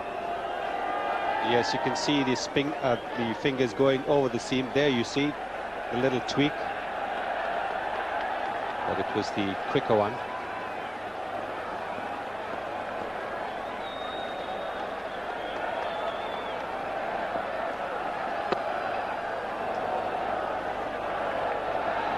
These pictures from World Tel and Grand Slam and PTV are going around the world to many countries, all the cricket countries, and a few you wouldn't regard as cricket countries either. People will be watching this game.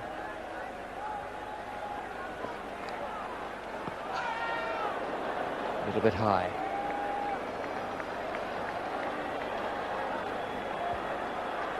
Shane Warne now certainly using the fingers. In the first over he was using more of the wrist, and Asanka Guru Singh had really no clue as to the way the ball was going to turn into him. He was playing for the straight through.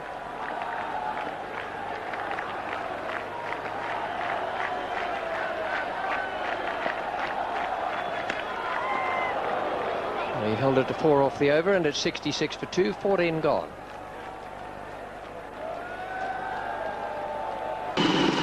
Their feet, and since then Aravinda de Silva has come in and taken command. Good player. Paul Rifle is coming on Glenn McGrath's end. McGrath's figures 7 overs, 1 maiden, none for 17, and he had 8 from his first over. So that's an excellent spell of 6 overs for 9 from McGrath, who's come right back into top form. Will Rifle be in top form?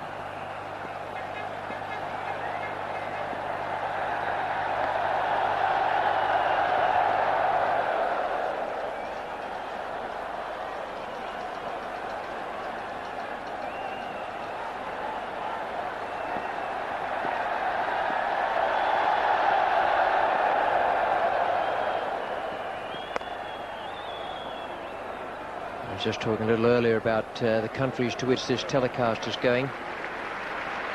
It's Grand Slam and World Tel and PTV and all the regular countries for cricket, but a few who you might not expect to be taking cricket. They may be sitting there, if not on the edges of their chairs, at least saying, well, what's this all about? But it's wonderful that the pictures and the action should be taken to those countries, because there's always a chance that they'll start playing cricket, or that it will kick on as a game, particularly with the 3 countries from the associate section of the ICC. There's Kenya, UAE and Holland. Could be another 3 in 1999 when the World Cup's played in England.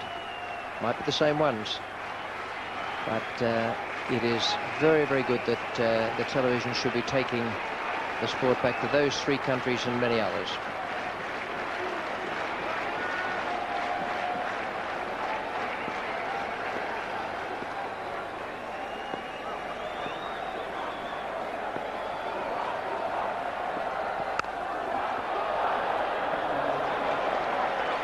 Get a single. That's actually good running between the wickets, because for a moment he wouldn't have been absolutely certain how far the ball was going because of the man in a short cover. Ponting was the fielder. Yes, this shot played officially. I think Arvinder is trying to get the ball away as quickly as possible. He's not going to play the waiting game. He's going to push and try and get the runs on the board. He's going to leave the pushing and the prodding to Asanka Gurusena. But that was a risky run he took, because the ball could well have gone to Steve Waugh at mid-off.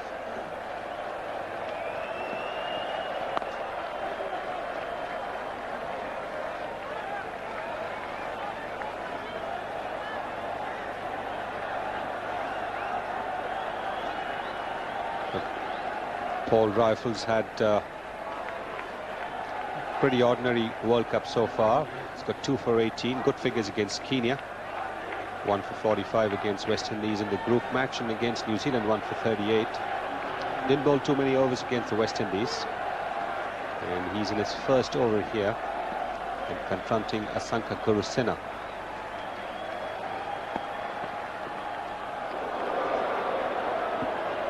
No, he won't get that for a wide. He's giving Steve Buckner a long, hard look, but in fact Gurusena moved inside the line of the ball and then played his stroke. There he goes there.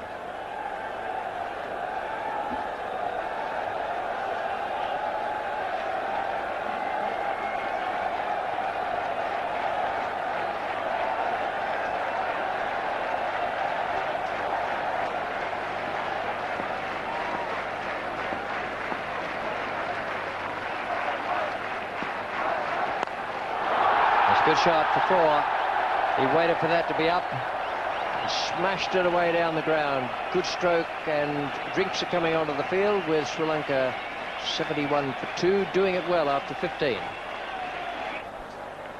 Shane Warne bowling the first ball of the 16th over. The field can now be dispersed, and it has been.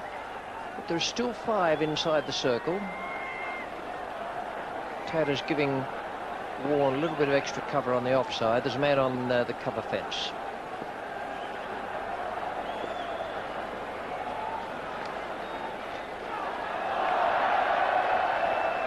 Now that's the spot where Warne bowled at De Silva in Australia. When he started off, he was trying to do that, but finished up with a wide and 1 or 2 weak deliveries. De Silva does seem to be a little bit more restricted when he's playing shots on the onside. But on the offside, he's got a wide range of shots. And with Shane Warne turning the ball away from him, the offside shots would definitely be a lot easier than when the ball is pitched on his leg stump.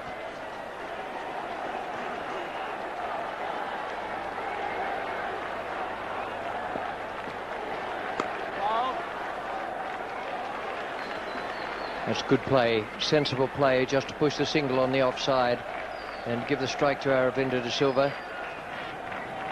Now, this is the city of Lahore, and in the background, rapidly coming to the foreground, the lights in the stadium here, the Gaddafi Stadium.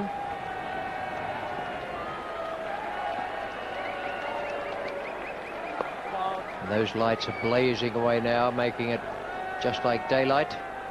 Whereas during the tea break, they were not blazing away. They'll make it like nightlight.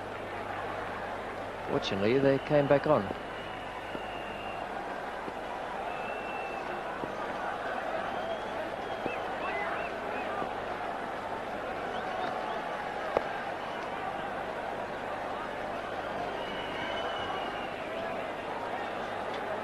Many banks of lights here, 6 of the towers, and they're doing a good job at the moment. Very, very good sight for this final.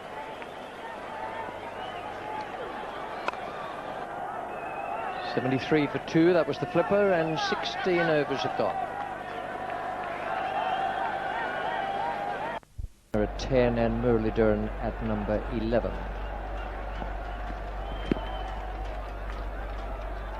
Once again, the strike goes to Aravinda de Silva, and that's good planning.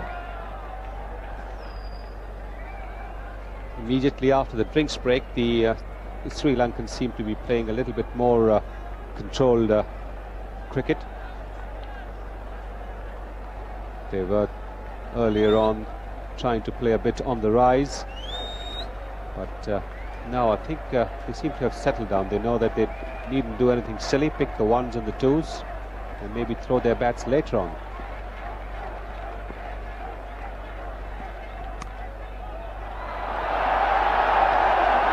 Very close to the shot of the day or night, whichever way you like to look at it.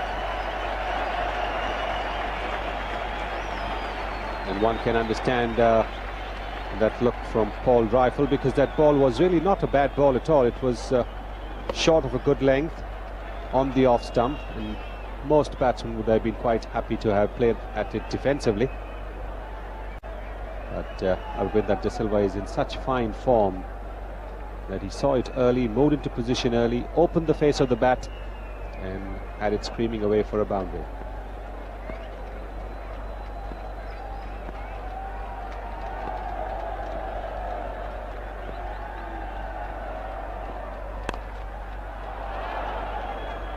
And right off the middle of the bat as well. He's been in good touch, Aravinda, since he came out to play that innings against India. Seems quite a while ago, but in fact it was the definitive innings of the Sri Lankan attack.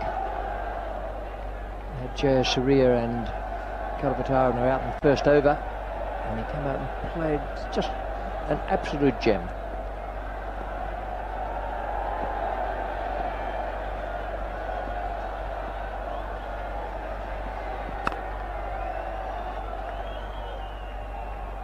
What the Sri Lankans in the dressing room would be hoping for is for Aravinda to keep going.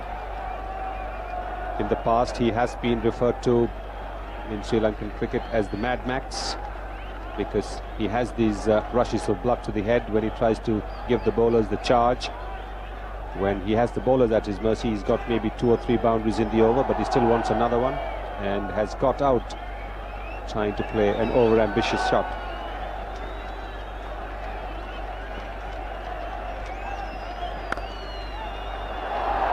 Place that little bit wide of the man at short cover, and it's 4. Might have gone close to the fielder, but it went at a great pace. Timing is quite magnificent. Well, this one was a half volley, but even half volleys need to be put away between the fielders, wide of the fielders. If there's a fielder on the boundary patrolling, and put there for just that eventuality. But Arvinder De Silva leaning onto that shot very nicely. Such a brilliant player, totally ruthless when he gets the good balls away, and also clinically efficient when he dispatches the bad ones. Sri Lanka fading at the start, and now with this partnership getting themselves into very good shape. It's a nice little partnership developing between these two seasoned campaigners, De Silva and Guru Singh. They've got into the act and playing with a lot of sense, picking the right ones, not taking too many chances, and seeing that Sri Lanka gets back on the road.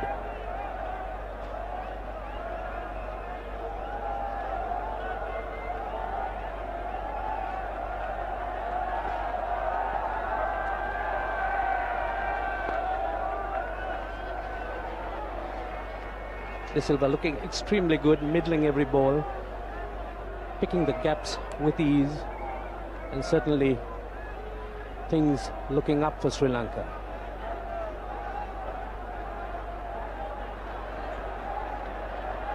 Wonderful crowd out here.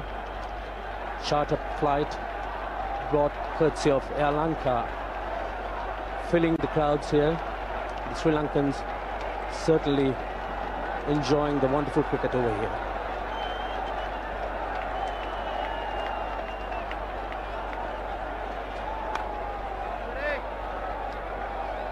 Introduction of Mark Waugh. Mark Taylor looking to Waugh to break this partnership.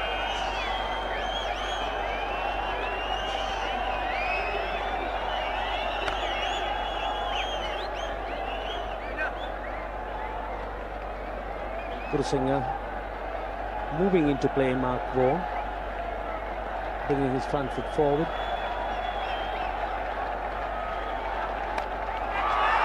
It's in the air. Well, it was catchable. And it got through him. He's a good fielder and he's taken some splendid catches so far. But he reckons that it was lost in the lights. He made good ground to it, and then couldn't get his hands where the ball was. Guru Singh coming down to loft Mark Waugh, and the fielder losing it in the lights, and a bit of a bad miss. Damien Fleming, the fielder. That's the sort of chance that has to be taken when you're looking at problems such as the Australians are. It's 88 for 2, 18 gone. De Silva on 39, he'll have to convert this into a very big innings. Sri Lanka need his experience, as runs are not easy to come by. The Australians extremely professional and tight on the field.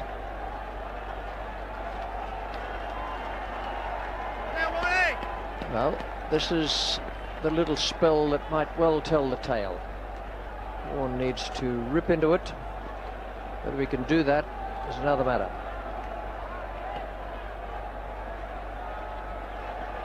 De Silva well prepared to use his feet against the spinners.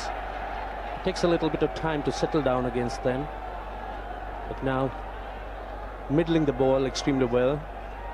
It's going to be a great contest here between Vaughan and De Silva.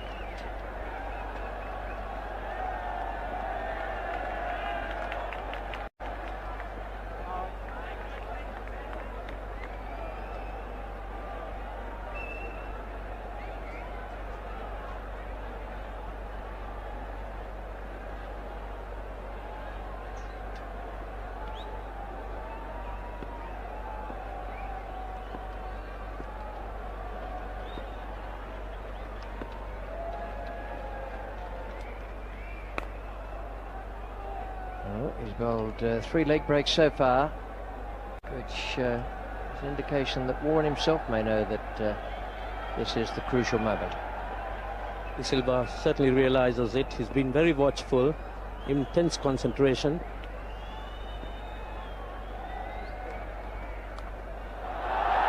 There's a man down deep at backward square, Fleming. Those viewers who may have noticed that Fleming's throwing with a slightly different action from the outfield. That's because of the shoulder injury he sustained in the West Indies. And to have a complete remodelling of his throwing, not to mention his bowling, to be able to get back into the Test side.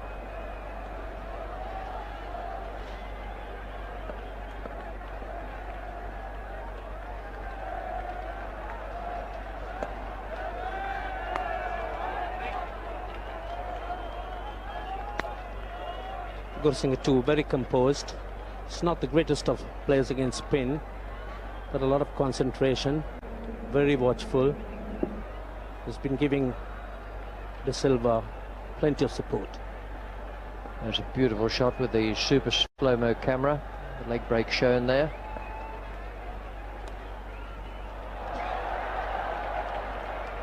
Just the single, and Gurusingh and Aravinda De Silva are still going well. Now, Mark Taylor has got his two spinners bowling at the moment. He's changed Shane Warne around. He's trying to make use of the breeze there. The Australians need a wicket here. There's a lot of batting in the Sri Lankan lineup. Because I think Sri Lanka have to make it count with Mark Waugh bowling. I know he's got some big wickets, Tendulkar, Lara, but he's very much an occasional off spinner, and I think you've got to set your stall out to take him for 6 and over without actually gifting him wickets. One of the reasons for that is because I've been seeing a little bit of Shane Warne bowl around the world. Nobody really takes him to the cleaners. He seems to bowl his overs very cheaply, and he gets wickets, so I don't think you're going to find too many people who are going to crash him around. So you've got to take your extra runs from somewhere else that he denies you. Oh, that could have got him. Just getting a little bit carried away, trying to flick it away on the onside. Gurusingh has played 1 or 2 pretty loose shots.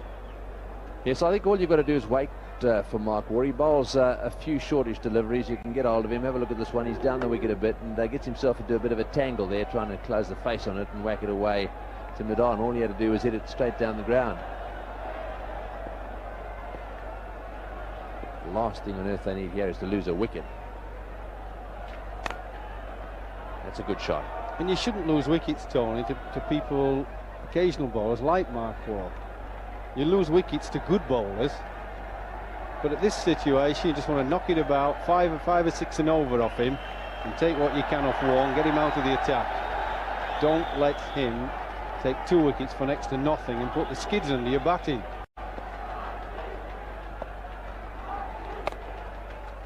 That's better. He's hit that one much better, straight down the ground. They'll settle for 1. Waugh not too happy about that. The batsman in the way a little bit, and that's the end of the over. 95 for 2. So Warne to Gurusingh. He's hit that one down the ground. That's well played. A loose delivery, confidently onto the back foot, over the top of mid-on for 4. Well, he's belted this ball because it's short. He's had time to wait for it to pitch and turn and pick his spot. He's not been picking Warne very well, but that's short, and he's onto it like a flash. Whenever it's pitched up, he's had difficulty, but not when it's down there. Yes, that was confidently played. Warne again, you can see he wasn't very happy with that delivery. Slipping the flipper in a minute. Oh, he's hit that one down the ground as well. Another short delivery from Warne. This is unlike him at 6. That's a huge hit. I thought that was going to bounce 2 or 3 times. It just kept going and going. The Gurusingh is at his porridge.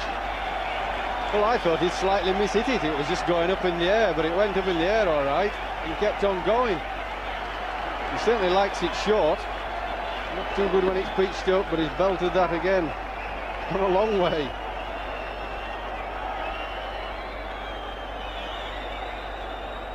Have a look at that. That just kept coming. And watch Guru's face here. He just looked up again, and it just kept sailing over the boundary. Oh, and another loose delivery, and that'll go. No, it won't. That's very well fielded. No ball called as well. Rifle really did very well to cut that one off. He came across that outfield. Looks to me to be pretty damp now. Guru Singh beginning to cut loose, giving Shane Warne a bit of hammer. Yeah, you don't often see him bowl 2 balls short, then 1 wide down the leg side. 12 runs off 3 balls. Come on, he's saying. You can do better than this.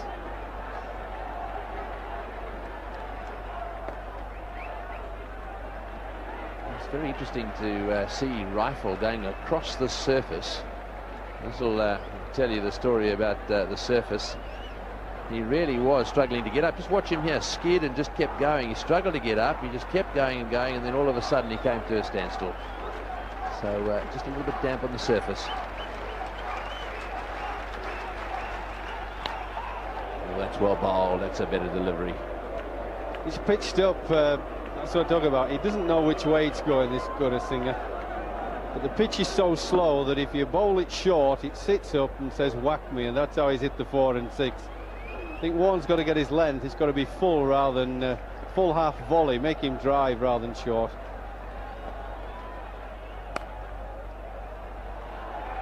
Again, very short, and again, comfortably played by Guru Singh. So this over really has taken a bit of pressure off the Sri Lankans.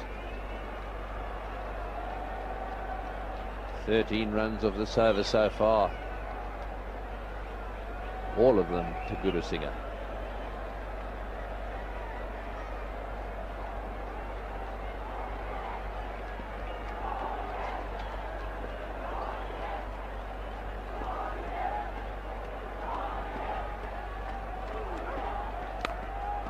Toss that one up a little bit more, and Aravinda having no trouble with it. So good over for the Sri Lankans. 108 for 2. 108 for 2. Mark Waugh continuing with his off spinners.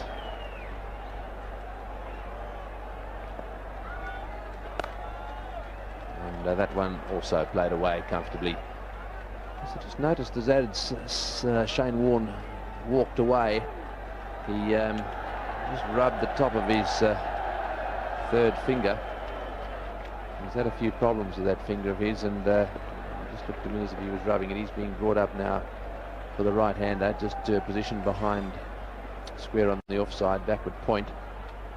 Well, that's a full toss. Hit straight to extra cover. In fact, I think that Warne might well be taken out of the attack now. I noticed that Stephen Waugh is loosening up out there.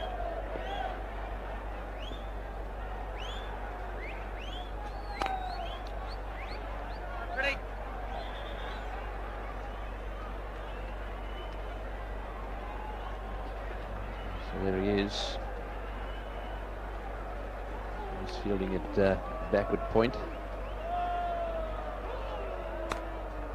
Nicely played again into the gap on the offside. 1 more to the total. Because I think these 2 batsmen, instead of trying to look for the big drive or the big shot, it's a boundary, just milk him 1 every ball, knock it into the gaps. That's what they should be doing. The run rate's quite nice for them. They don't have to go helter-skelter, bashing it for 7 or 8. Just keep knocking it into the gaps. Letting Mark Waugh get away with a good over. Just tossing it up, little prep school off spinners, and hitting it straight at the fielders.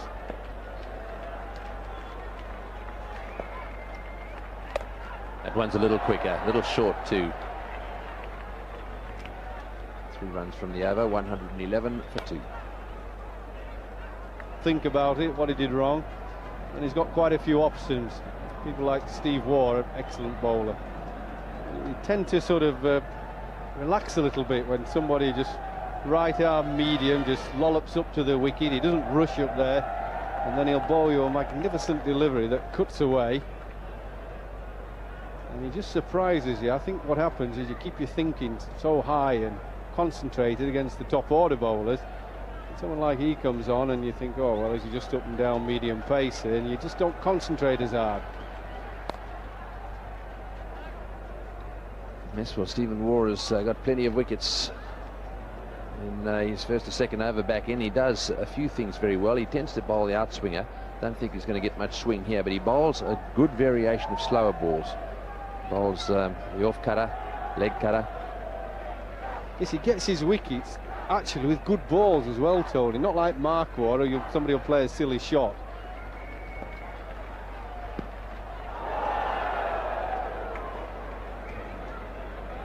Well, the score's 111, and umpire Shepherd is in the habit of making sure that when the score's on 111, he gives it the little hop.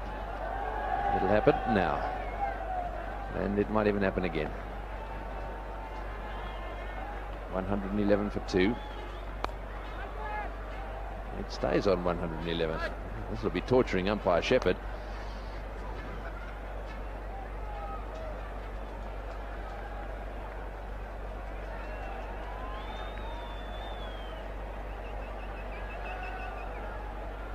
It's in our dressing room at Sussex. We had to get both feet off the ground.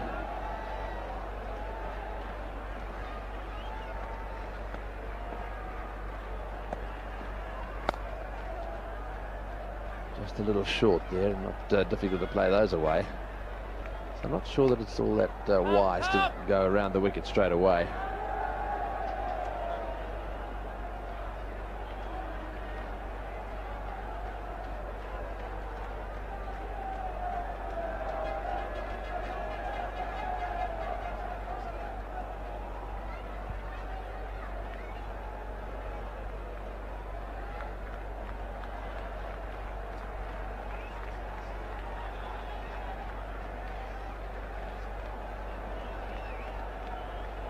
So we're getting near to the halfway mark here.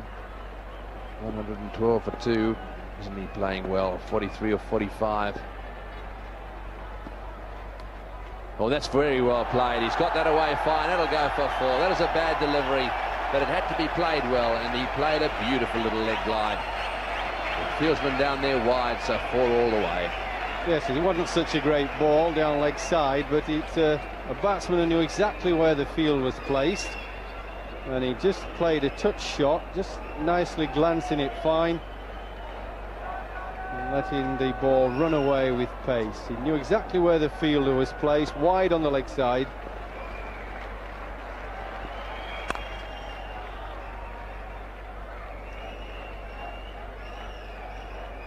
Five from the over, 116 for 2. Now they've got to score it around about. Watch this one, it's driven away, and in fact, a little lucky there, pushing it away on the offside. He didn't quite middle that one.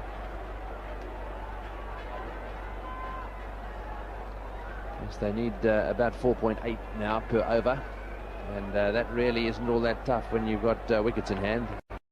In fact, there it is, exactly 4.65 per over required, and they're going a long bit of that. Yeah, it's just the same as when Australia were batting with Mark Taylor. They were just in a comfort zone, and these two are, but once a wicket or two goes down, then that changes the whole scenario. Ricky Ponting and Mark Taylor were just comfortably knocking it around at 5 and over, but as soon as they both got out, the new batsman didn't find it quite so easy, and I dare say that anybody coming in new won't find it quite so easy against Shane Warne. Yes, that's why Australia need a wicket. They need it desperately now. They need a breakthrough here. That one's short outside off stump. Not a very good shot from Gurusingha. Straight to backward point. Just trying to hit that one just a little hard. So he's got on to 49. He's done very well. 73 balls. And that's it. He's half century. Well, he had a few close calls early on, but Asanka Gurusingha has made a half century here in the World Cup final when it really mattered. Yes, he's not the most elegant player, but he's very effective, and he's done it when it matters in a pressure situation. God, beautiful shot. Width again, you see, as we were saying when Sri Lanka were bowling. Give the batsman width. When you're bowling slow, you've got problems. 50 for De Silva, an elegant 50. 2 half centuries then for the not out batsman. Put Sri Lanka in a good position What they've got to do now is keep the wickets intact and don't throw that initiative away. Yes, look at those figures, 50. So Stephen Waugh again, round the wicket, he's going to continue, and that one's short again. He went for the pull shot there, missed that one, and no wide given. He's obviously having a few problems on the front crease there, Stephen Waugh. I think what's happening is that over the grass, the leather undersoles there are getting damp.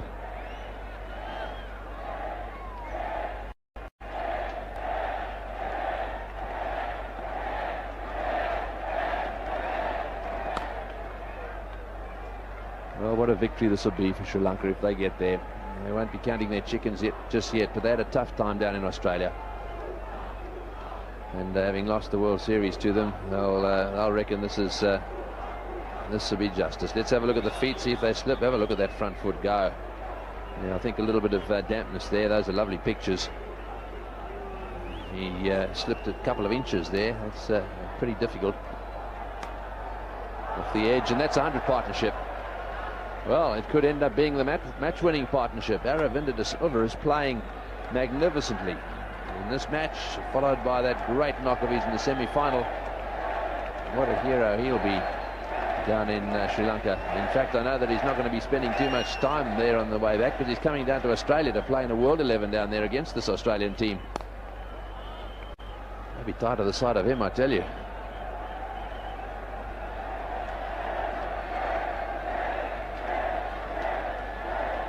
They're going along neck and neck, 51 apiece at the moment.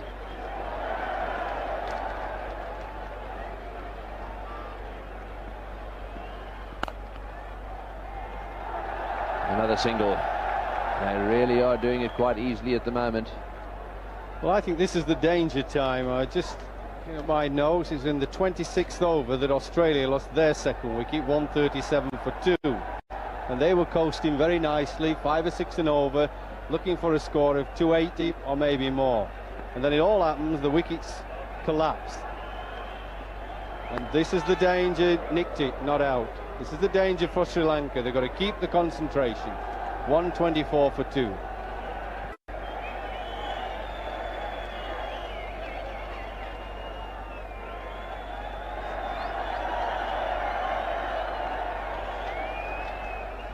So there it is, 124 for 2 now. And just 25 overs have been bowled, so right bang on the halfway point. They've got to get 241. They've got 124, and they've got 8 wickets in hand, and that's the important factor at the moment.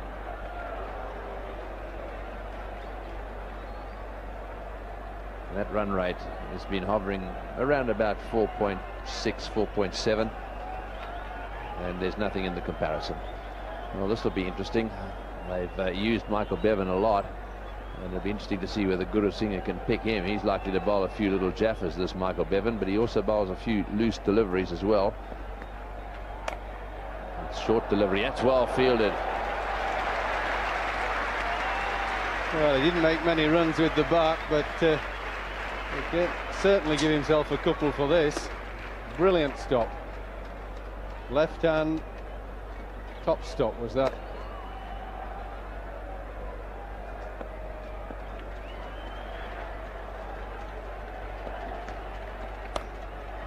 Got that one away on the offside. It beats the fieldsman too. This will go down to the boundary.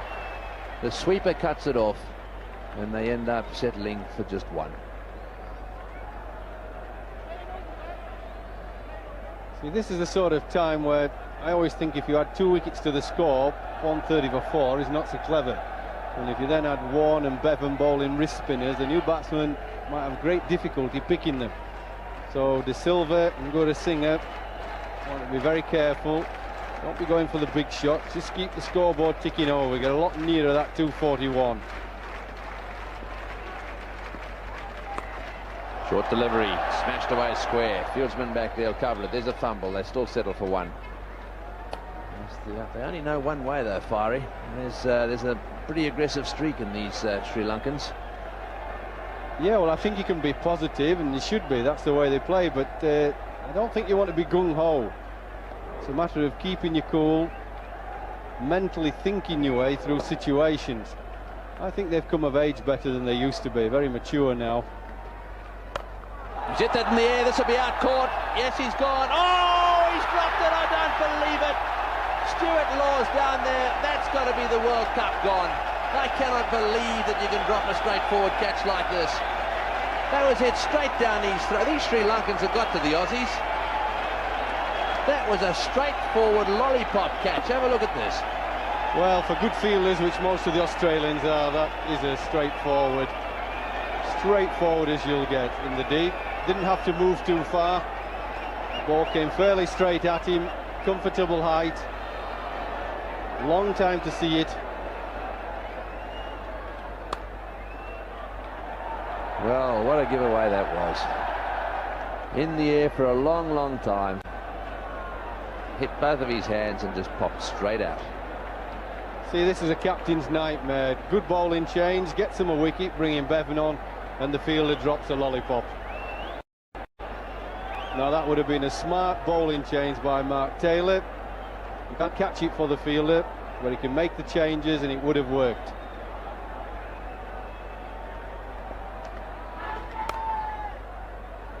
Good of Singer pushing that one down the ground to mid-off for one. And so Sri Lanka 129 for 2.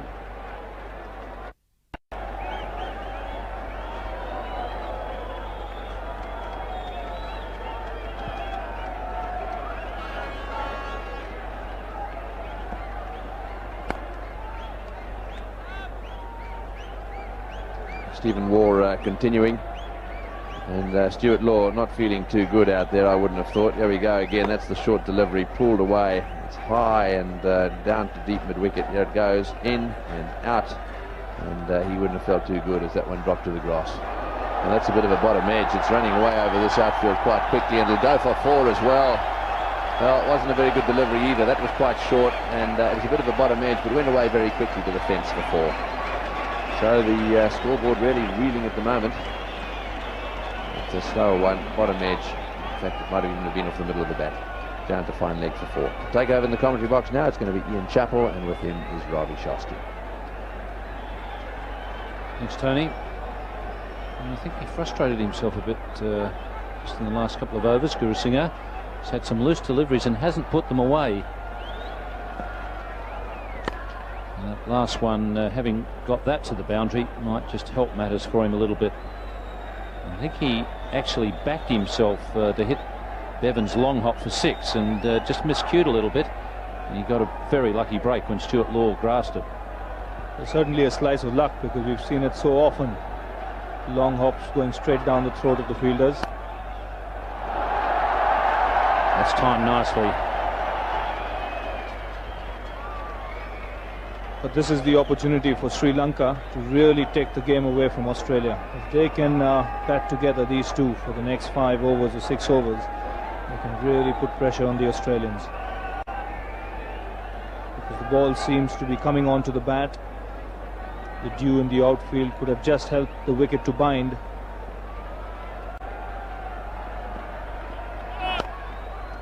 No ball called by umpire Buckner. And one just gets the feeling that the spinners have found it hard to grip the ball out there in the middle.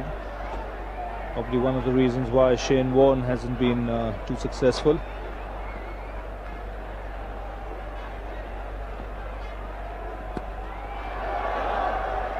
It was interesting. Guru Singh turned to umpire Shepherd and just asked him how many balls to go. I think he's having a little bit of trouble with his concentration and just thinking that there's only a couple of balls to go. I'll just play them out and have a bit of a breather.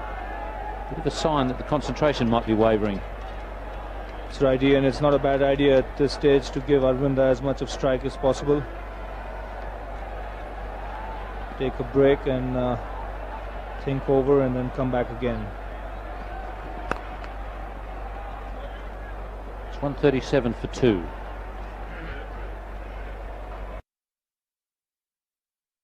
Here in Lahore, lights are magnificent. And Bevan must have got a touch. He asked the umpire, but Aravinda was back quickly. That's one way Sri Lanka won't want to lose a wicket. Hit back straight by Guru Singha, just clipping the fingers of Bevan. But luckily for Sri Lanka, Arvinda's bat well in.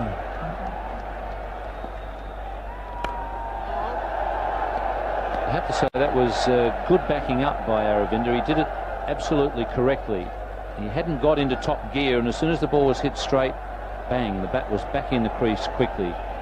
That's your best defence against the straight drive and being run out at the non-striker's end, which is probably the worst known way to get out.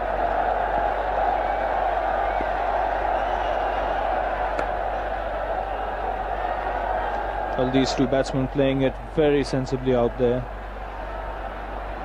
They know here that Sri Lanka are in with a huge chance to win this World Cup. And once the total chase comes below 100, that will be a big psychological advantage to Sri Lanka. I'll tell you what, if they win, I'd like to be on that charter flight home tonight, Ravi. That'll be a party on the plane.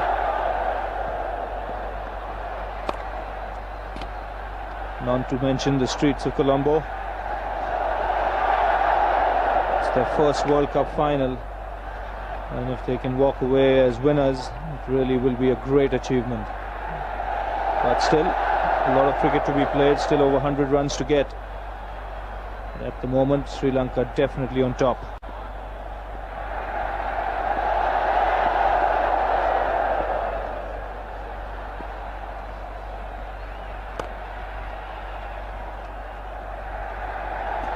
That charter flight from Colombo flew in this morning, and it flies out this evening, well, tomorrow morning actually, around about 3 o'clock in the morning. They're all that charter group are in the one stand, and they will literally be flying high if Sri Lanka win.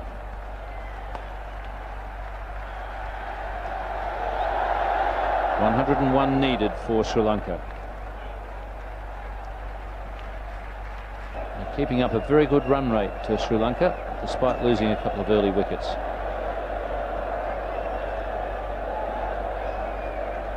Comparison, nothing in it, and there's some of the Sri Lankan fans, and they're just starting to get mobile. Mind you, I don't think they're ever still at a cricket match. The music is, even if they haven't got a band there, I'm sure the music is playing in their head. They have great rhythm, and they really do come to the cricket to have a good time. Very much like the crowds in the West Indies, they've got music in their blood. And really, they're having a ball out there. So Paul Rifle back into the attack. Batsman on strike, Arvinda de Silva.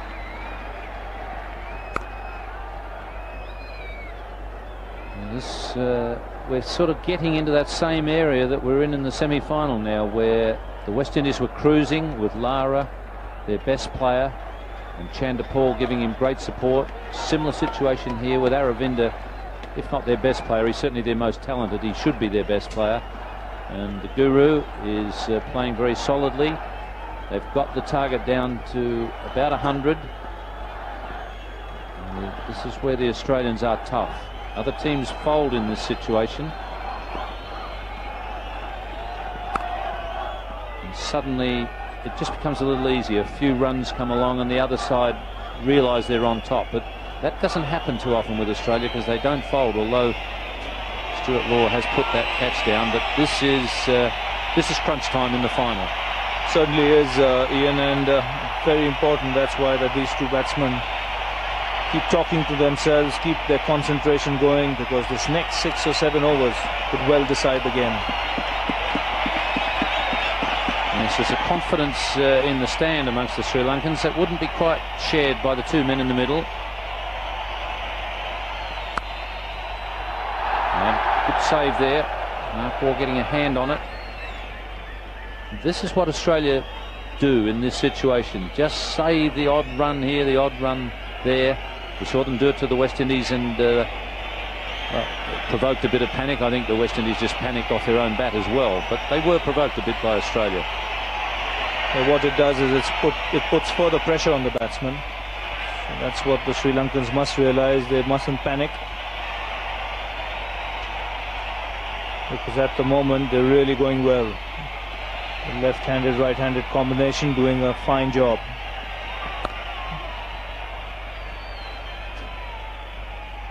Because when Australia batted, they were at in a similar situation. But the difference here is that Australia were looking for a score of 280 or 290. They took further risks and in the bargain lost some wickets. But Sri Lanka know their target. It's not 280, it's 240. And less than 100 runs to get and less than 5 runs per over. Aravinda with that very individual grip of his, hands wide apart.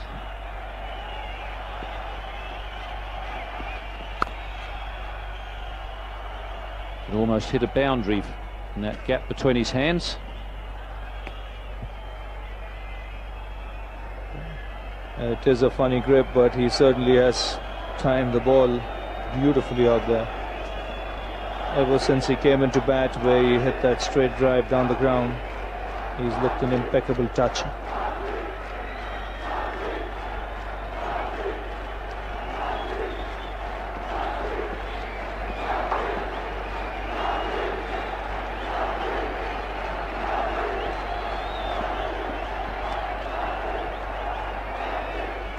It's 144 for 2. 74 to the skipper.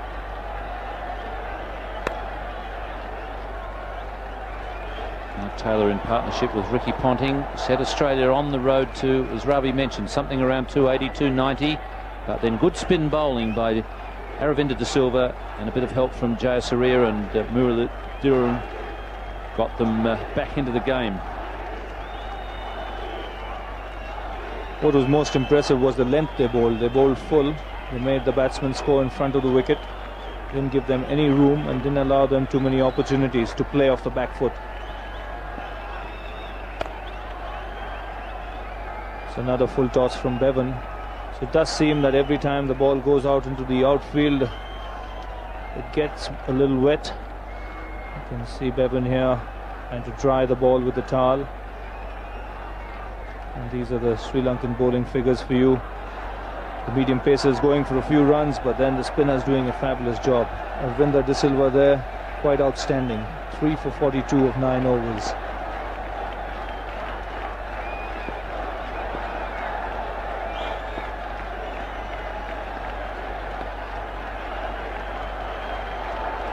Runs coming easily. It's just a matter of whether Sri Lanka can keep their head or whether Mark Taylor can pull a move here that can create a little bit of panic. Australia have had 2 tough finals, a chase against New Zealand, and then they defended magnificently against the West Indies. Talking to Ian Healy at the airport the other day, and he said he didn't think there'd be 3 close ones in a row. He said he thought that one side or the other would probably win easily. I don't know if that was wishful thinking, if the nerves were starting to get a bit taut after 2 close ones. Well, the West Indies certainly won't forget that game. They had it in their pockets. Some potty batting at that stage led to their downfall.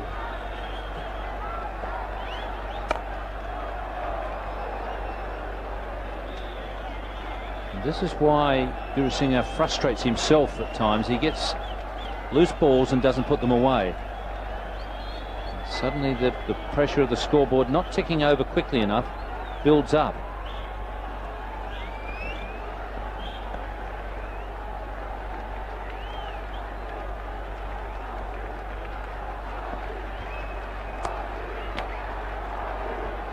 It's 147 for 2. Virasinghe is calling for some fresh gloves. May be part of the reason why he hasn't put away a couple of the loose deliveries. Now just rushing, says that he doesn't hold the bowler up for too long.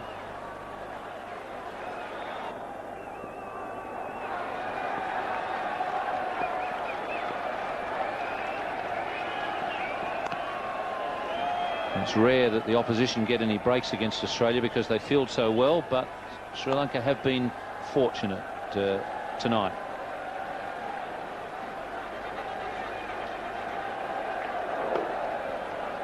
Damien Fleming was the offender on the first occasion.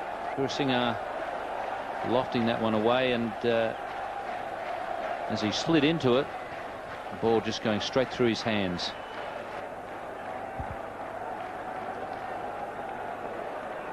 Well, that really was a costly miss.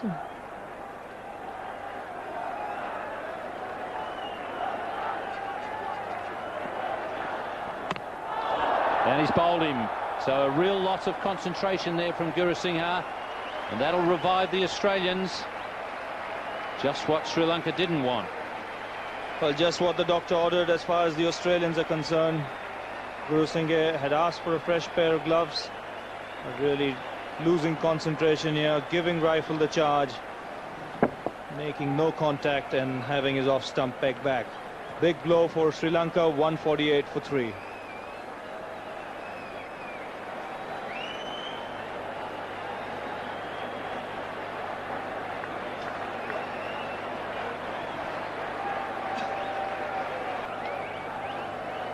Well, captain comes out to join vice-captain, so Sri Lanka couldn't ask for anything better than to have their two senior men at the crease when the game is really on the line. But what Gurusingha has done by losing concentration and I think frustrating himself by not putting away loose deliveries, what he's done is revived Australia, and we saw how dangerous that can be in the semi-final. Absolutely right, Ian. They've got a sniff that they have a chance here now. The Australians will certainly see a spring in their stride. They needed a wicket desperately, and Gurusingha obliged. Arjuna Ranatunga, who averages 97 in this World Cup, easily at the top of the averages. But today is his chance to play really one of the most important innings of his life.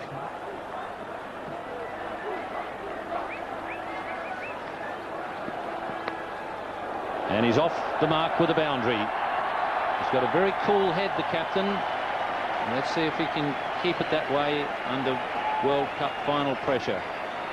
Well, he got a lot of runs in the semi-final against India there. Again, opening the face of the blade at the very last minute. The man at third man is square, and he had absolutely no chance of stopping that.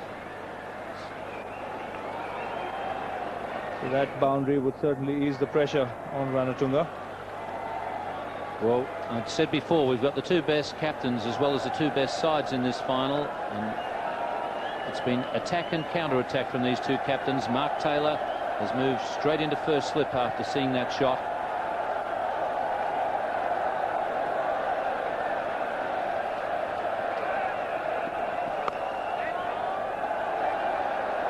Neither captain will sit back for long and just let the game slip away from them. They both captains try and do something to haul the opposition back in. Well, that's the right thing to do, because if you let the game slip away, allow it to get into a pattern, then things really don't happen. But Mark Taylor is one of those kind of captains who's a perfectionist. He saw that one ball going through the slip cordon in there very quickly. Excellent work. Ricky Ponting at square leg.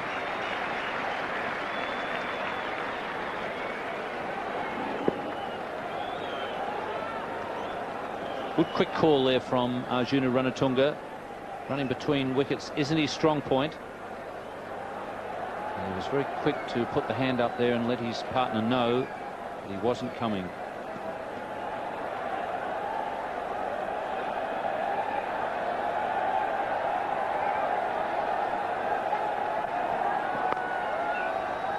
That's well run. Ponting getting a direct hit. And Buckner quickly into position and doesn't even bother to call for the replay. It's 153 for 3. Tonight, Gurusingha gone in the last over, bowled by Paul Rifle.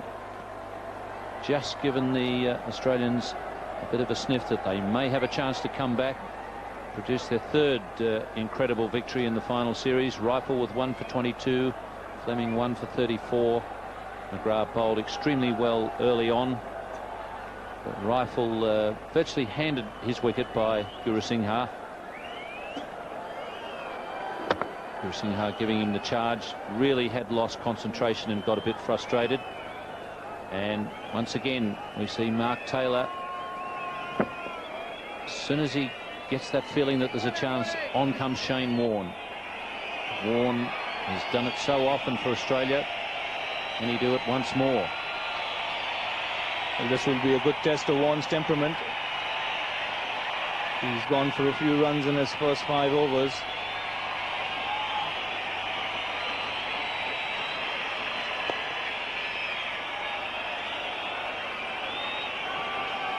But we saw him in that game against the West Indies, that he can come back firing.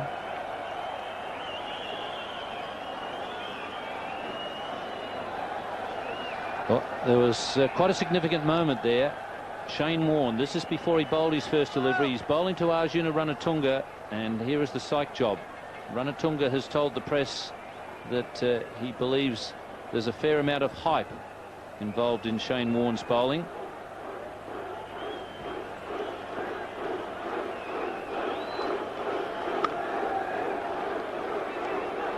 In fact, I should put it correctly. That was the message that was passed to Shane Warne. The press came with a quote. Now, whether they used the whole lot or not, but apparently part of the answer said that there was a bit of hype involved in Warne's bowling. And Shane Warne was aroused, let me tell you, by that quote. And he was giving Arjuna the long stare.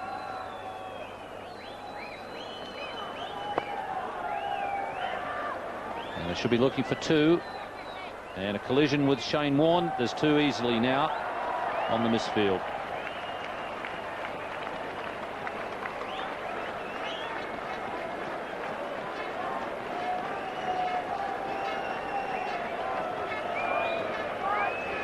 Well, De Silva here actually sending Ranatunga back, slipping there and going straight into Shane Warne. And a rare misfield from Ricky Ponting, allowing him to come back for the second.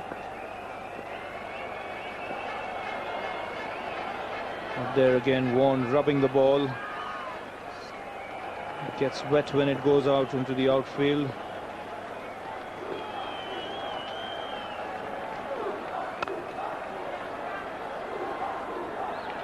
Yes, I think you got an idea of what the ball is really like when you saw Shane Warne's face when the ball came back to him last time, and shaking the head now. Doesn't like it. Well, it's never easy because he's one bowler who likes to give it a rip. And when it's wet and slippery, you can't do that. It's the leg break. He'll be very lucky to get that one.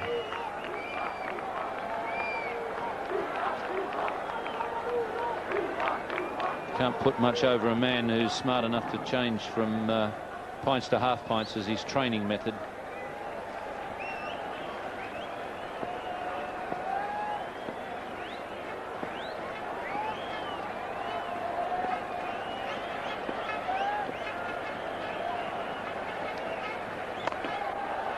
Oh, Mark Waugh again. It's 156 for 3.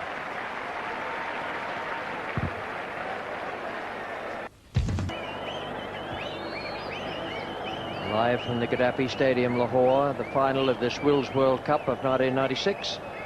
And Sri Lanka are carrying all before them at the moment. They have just lost a wicket. They have the captain and vice captain in together. The run rate and the run rate required is around about the same figure. Arjuna Ranatunga. Sri Lanka needed to keep the Gurusingha De Silva partnership intact, but a sudden rush of blood and Gurusingha is gone. This has given Australia a new lease of hope, and there's Ranatunga and De Silva now at the wicket.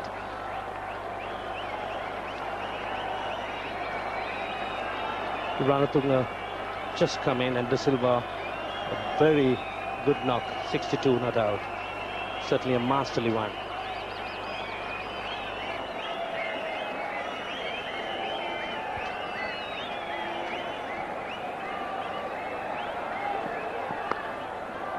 Once again, that deft stroke away through the gully area, deliberately angled bat. Tunga endeavouring to take his side along to the moment where they can receive that World Cup trophy.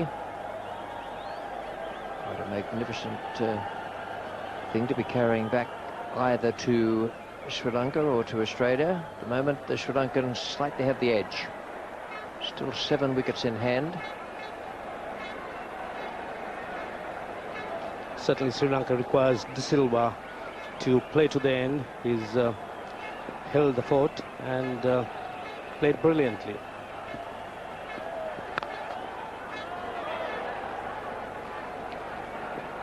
Such a great timer of the ball, Ravinder De Silva. When he came out in that match against India after Jayasuriya and Kalavattarana had been dismissed in the first over by Javagal Srinath, the timing was quite extraordinary. No thought of playing himself in, getting the pace of the pitch. He just stroked the ball with very little effort, and before the fielders had time to turn around, it was smashing into the hoardings.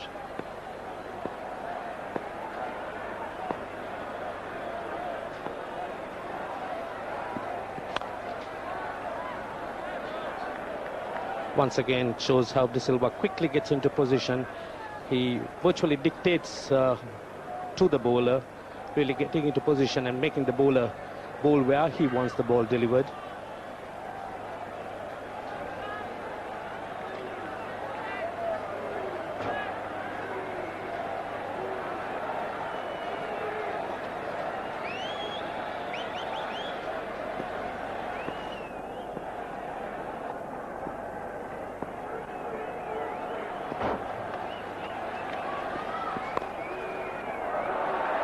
Nicely placed. Fleming, the fielder. And we've shown you the winner's trophy. That's the runners-up trophy. It'll be very nice, but be a heart-wrenching moment for the losing captain when he collects that. However, these two teams have, as Ian Chappell pointed out, been the best in the competition, and they also happen to contain the best captains.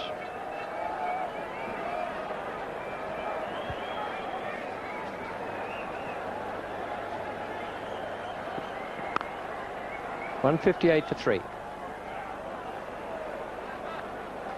I just have a feeling he might have been having a word with Warren to say, come on, this is it. You've just got to forget about that finger and give it a real tweak.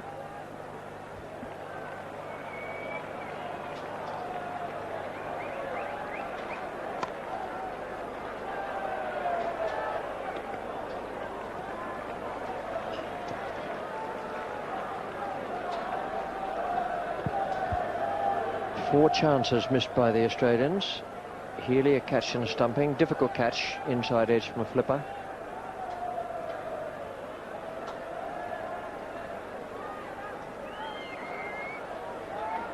Catches by Stuart Law and Damien Fleming. Two of the best catches you'll find in Australia. Good evening, Geoffrey Boycott. Evening, Richie. Evening, everybody. Yeah, it's so important for Shane Warne to bowl well. He's a big match winner, but I think also if I was Ranatunga, I'd be talking to De Silva, and I'd be saying to him, don't be playing shots like that. You've got to bat through the innings, and we'll bat around you. This is not really short enough to be doing that. De Silva's the man that can win it. He's put him in a strong position, but if he gets out and then it's two new batsmen starting, the game's on for Australia then.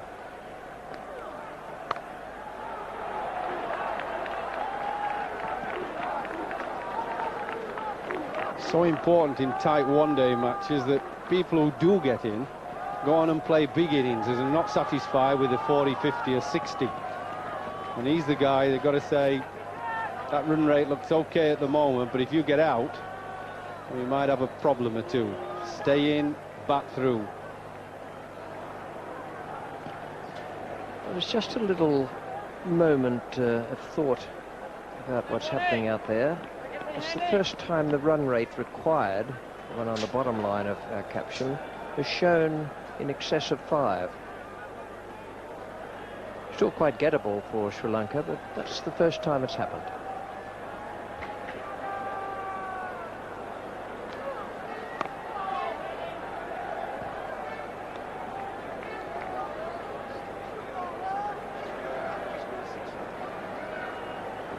Six runs from the last 3 overs, and Taylor now has 6 men inside the circle. He's giving Ranatunga the chance to hit straight down the ground if he wants.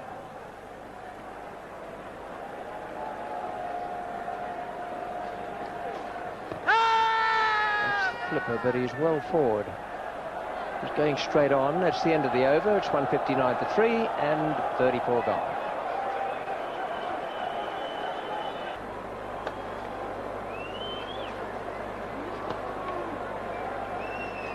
Well, it looks a very promising position for Sri Lanka, but that can change very quickly. So the game is still on for both teams at the moment.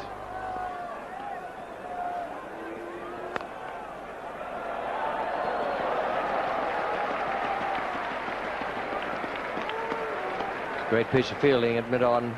Save 4. They got 1. So I suppose they'd only saved 3. Yeah, it was a lovely shot, slightly on the up. His dive there was equal to the shot. This is where the fielders are coming in to save the single. And somewhere along the line that Ranatunga, captain for Sri Lanka, has got to pinch a few singles. He's got to angle it somewhere, and that's not going to be easy with 5 men saving the one. Pitched outside. There's pitching outside leg.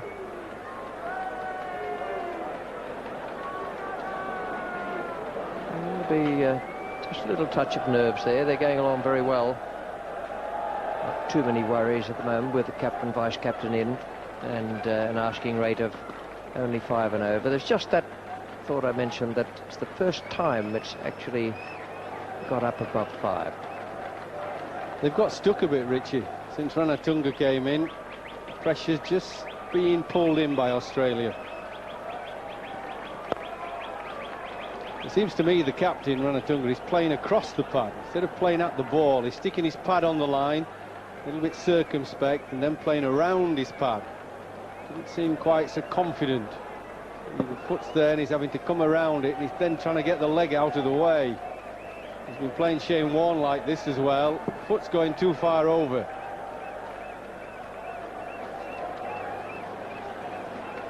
Somehow he's got to try and relax, yet keep a concentrated mind, but just relax and bat. He needs to get the runs flowing a little bit.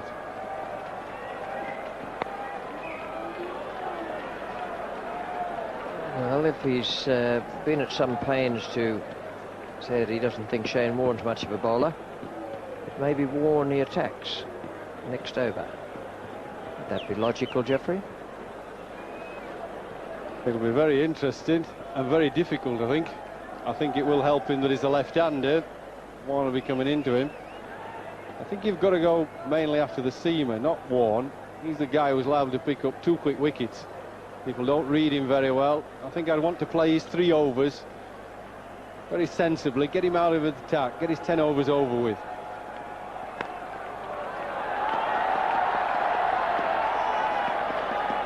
Take 2 for that.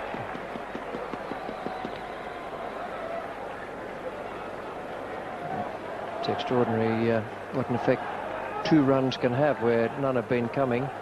Suddenly the batsman will feel a surge of relief.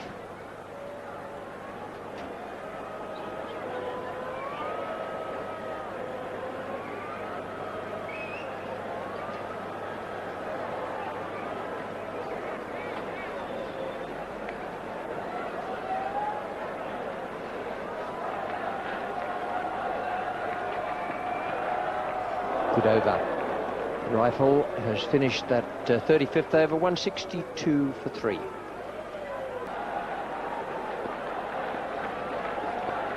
Shane Warne the bowler, Aravinda de Silva.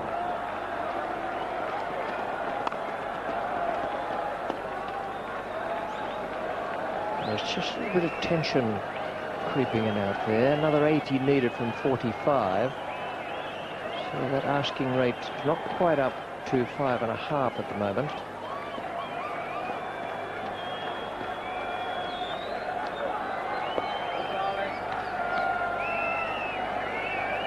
Well, I think they've done it really well of Australia. Sri Lanka were coasting quite nicely. As soon as Gurasinghe gave his wicket away, Mark Taylor's just got it right. Very smart cookie. Pressure's on now for Sri Lanka. You can feel it.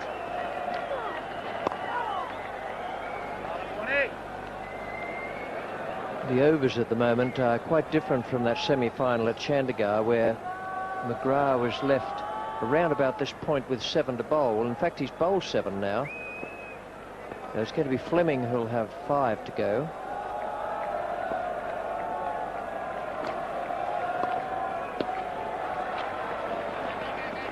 Let's get the single there.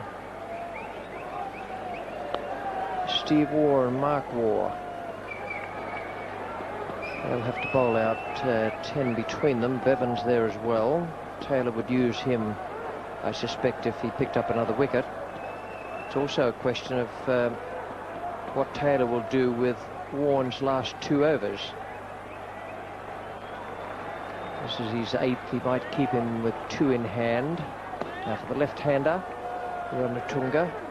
No man down at long off and no man at long on. Big gap there for the left-hander. Enticing and inviting.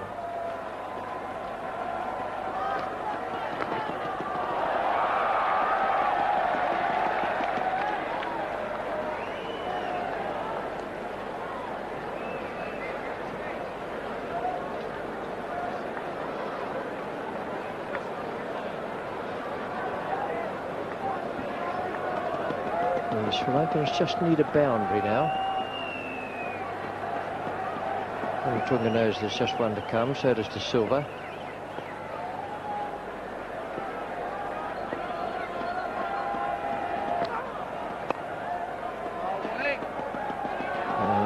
The fumble.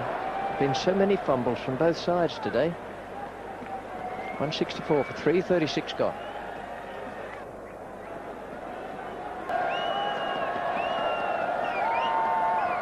"36 overs gone. 14 to go, and Paul Rifle to bowl this one.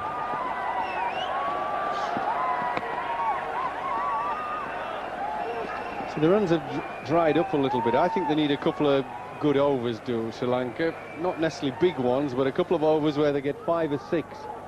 Get the confidence up, get the runs ticking around, and it's just become very static. 12 runs have been added of 5 overs, and that's they've just lost 12 or 15 runs there. If they go on for another 4 or 5 overs, not scoring many, then they start to get a serious problem, and if they lose a wicket, they've got a problem.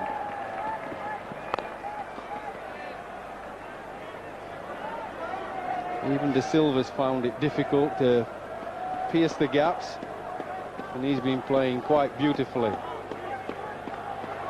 He's the man that's got to bat through it. Somebody should have told him, bat through to the end, make 100, and let us do what we have to do at the other end. If we lose a wicket or 2 at one end, it's okay, but if you start losing wickets at both ends, then you're in serious difficulty.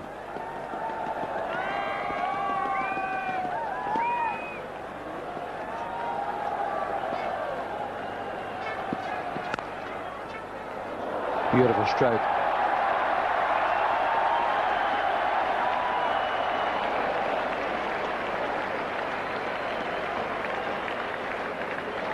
Thought it was going for 4, and they didn't run quickly on the first one. Only finished up getting 2. Well, really poor running was this. I mean, it went through. The guys had to turn around and chase it almost a few yards from the boundary rope. They're just running very sloppily. Should have been easy 3. Every run is vital at this stage.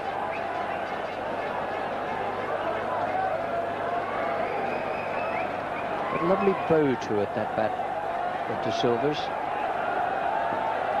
All the youngsters who get their bats and beat it with the ball on a stick, you know the feeling.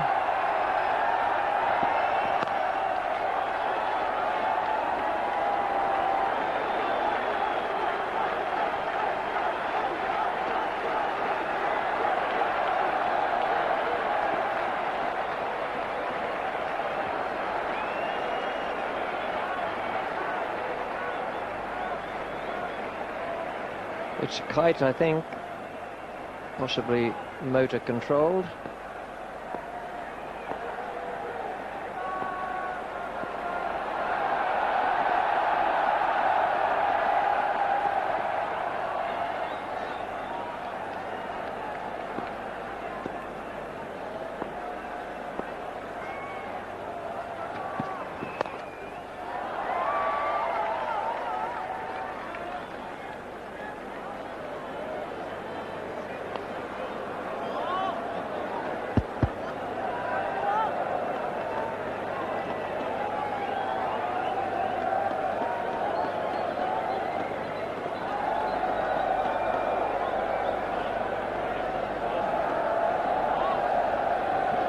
A few Australian fans over here, not all that many, some on tour, some they come on special tours from Australia.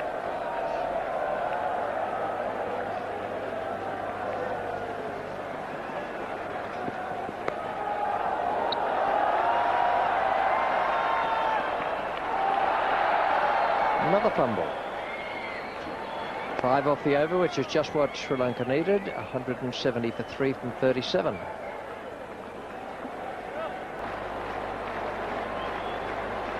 Ranatunga's made 12 now to silver 70. Lovely knock from him. Ranatunga, last ball of the last over, guided it down to Fleming at deep third man. So this is what happened.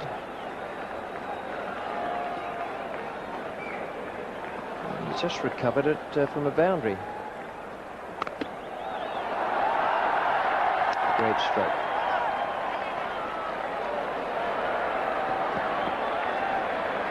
They'll throw to Ranatunga's end wherever possible. De Silva is like lightning between the wickets. Mark Waugh is bowling, so they're trying to keep 2 of Shane Warne's overs for the end.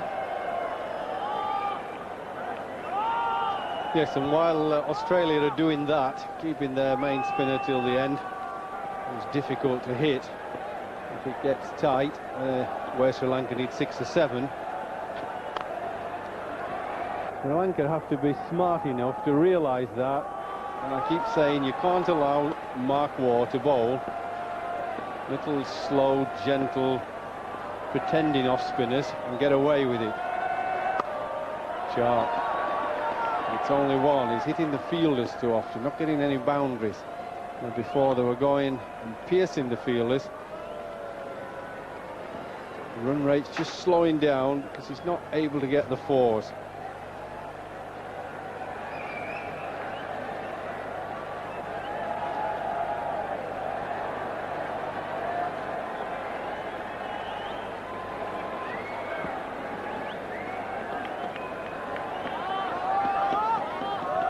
Tension the spectators, not just in the dressing rooms of the 2 teams. Mark Waugh is going to go round the wicket to Arjuna Ranatunga. It was another left-hander where he had a chance missed by Healy, a stumping chance earlier.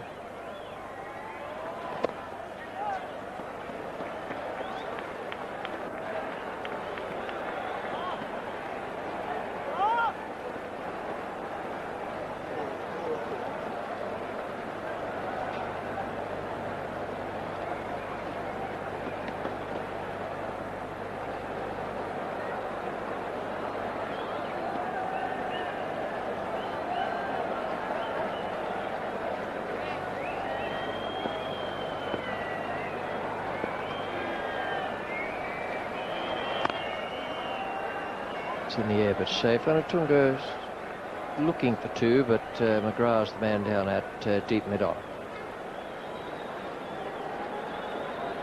The last 2 overs, Sri Lanka have played it very sensibly.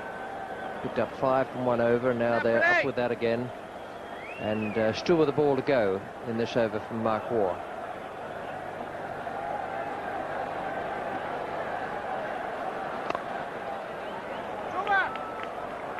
175 for 3:38 gone.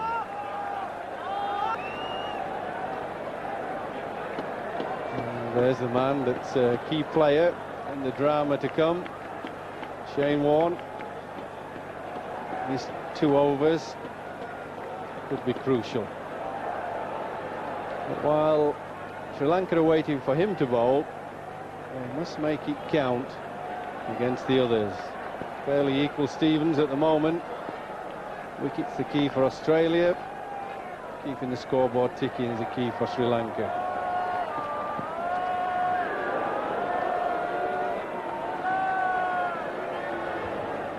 Well, that was a strange delivery.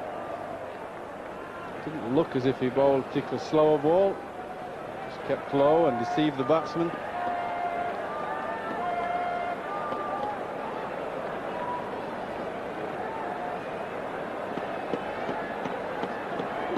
Attention has got to the batsman. There we are. It's not often you see him none for 39 off 8. Not been the best of days for him. People have not read him too well, yet he hasn't got any wickets yet.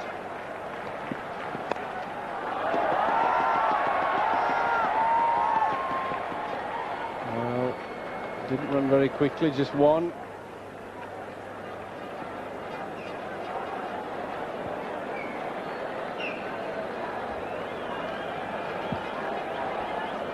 Packed house here at Gaddafi Stadium in Lahore.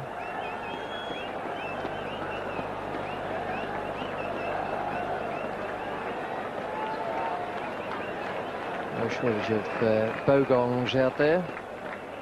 Quite large ones as well. Favourite moth variety in Australia.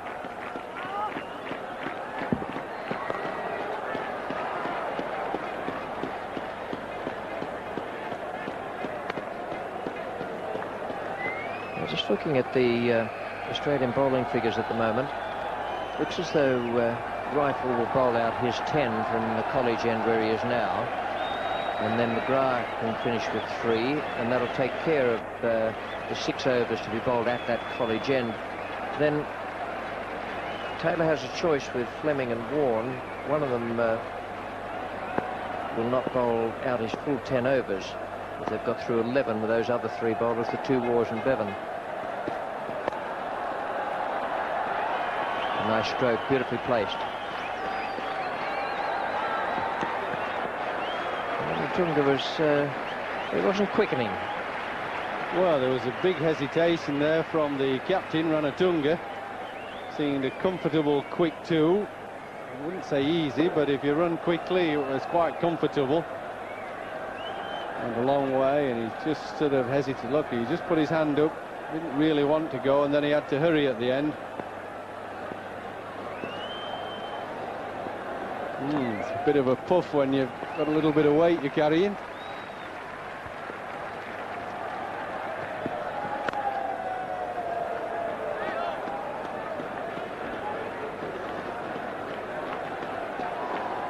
Ranatunga will also be calling. He'd like some gloves, and I suspect there'll probably be some water brought out as well.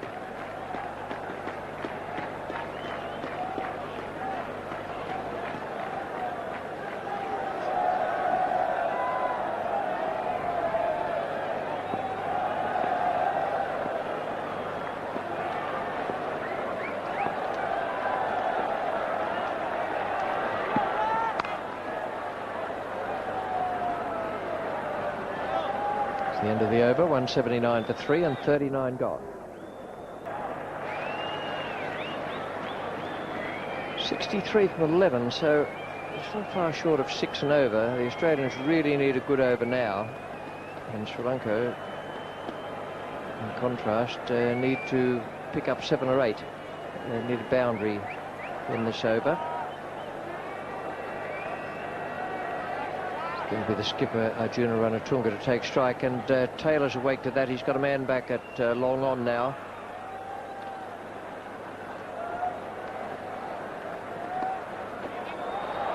Beautifully placed.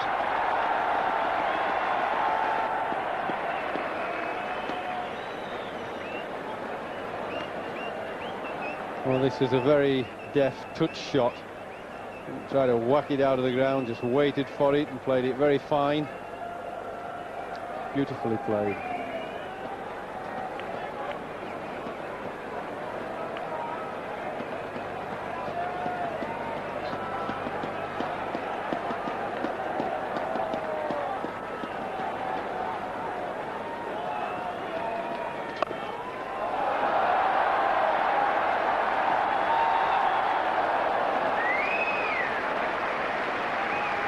That's the sort of over Sri Lanka needed.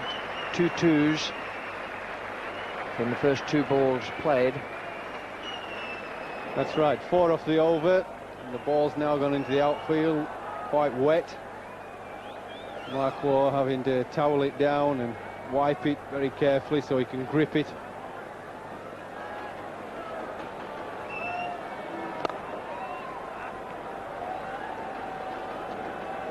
Five from the first 3 balls, so Sri Lanka are well on target for what they need there.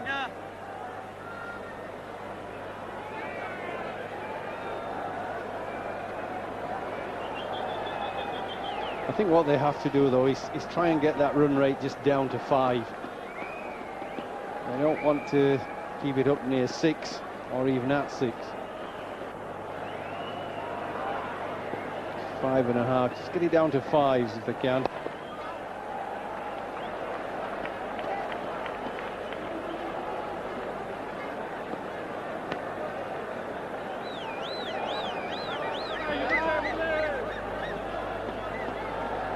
Most people will be aware how difficult it was for the West Indies to hit Shane Warne in the last overs. I don't think it'll be any easier for Sri Lanka, so they don't want to leave themselves too many to get when he's got a bowl at the death.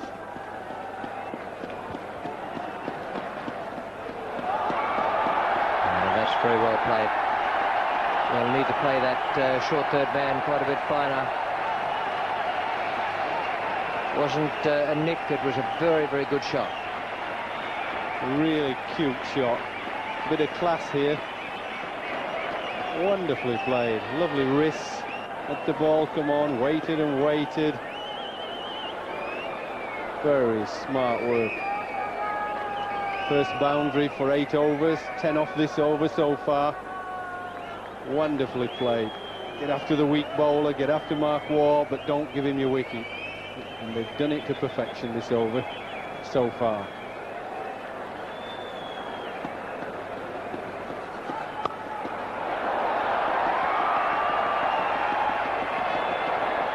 Two, misfield. Ooh, that's a big over for Sri Lanka. Really big over, takes them to 191 for 3.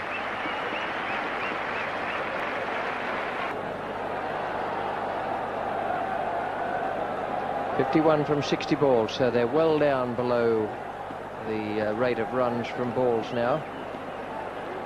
Now it's the Australians who need a good over. Sri Lanka got theirs there just at the right time.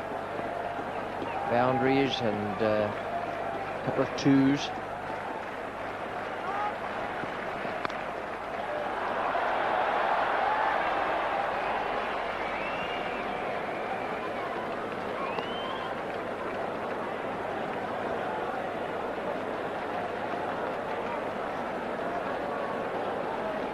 Well, if you're a Sri Lankan supporter, you'll be saying back through De Silva, right through the innings, make 100, and they should get home.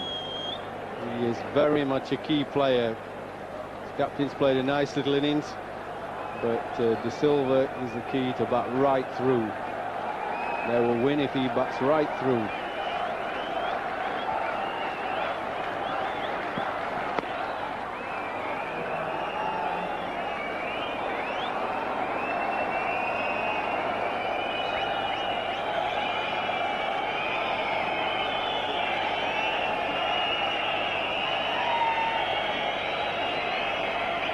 Taylor's keeping himself in at slip alongside Healy.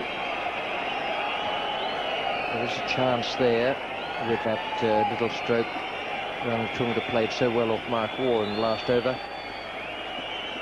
He tried against Rifle the previous over and played and missed.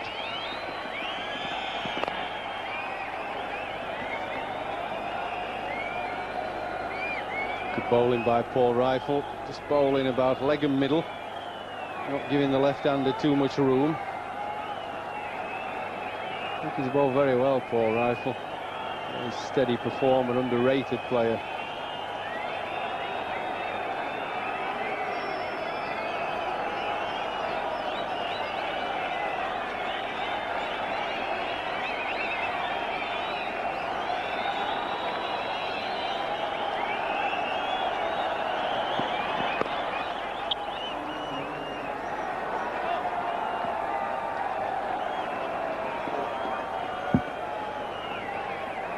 Well, this is the over I was talking about so far anyway. Just a single from the first 4 balls to make up for the last one where they took runs off Mark War, 12 of them.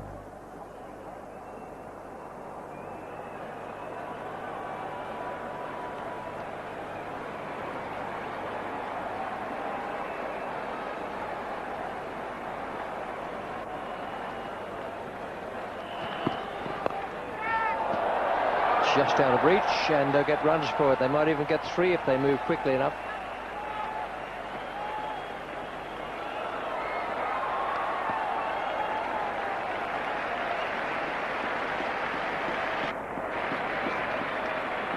Well, that was nearly, but not quite. Very smart bowling by Paul Rifle, tucking up the left-hander on his legs, and it nearly paid off. Just being chipped over Ricky Ponting. Not too comfortable with the ball, tucking him up on his legs. It's a little nudge there, and it just got over. Yeah, well bowled. Nothing for a smart piece of bowling, that over at the left-hander.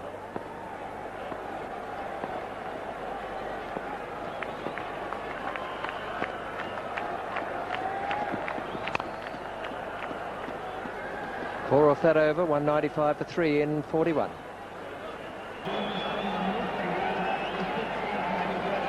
.47 needed from 54, so Sri Lanka still very much in the box seat. Come into the commentary seat, Tony Grigg, and alongside him is Ranger Fernando. Thank you, Richie. Yes, and Shane Warne, his captain, having a little chat there. Australia 184 for 5. Sri Lanka were 195 for 3 after that 41 over mark. Well, Ranger, you must be getting very excited about all this. Yes, Tony, no doubt. This will it be Sri Lanka's moment of glory. This is what probably winning the World Cup is what a lot of Sri Lankans have been fantasizing about all these years, and will that dream come true? This hinges on this pair, this experienced pair of Ranatunga and De Silva. They've run Sri Lanka cricket, or taken Sri Lanka cricket on its road to its success, and they, I'm sure, would be there at the finish. So Shane Warne. That one's cut nicely away. They've got to sweep her back, so they get 1.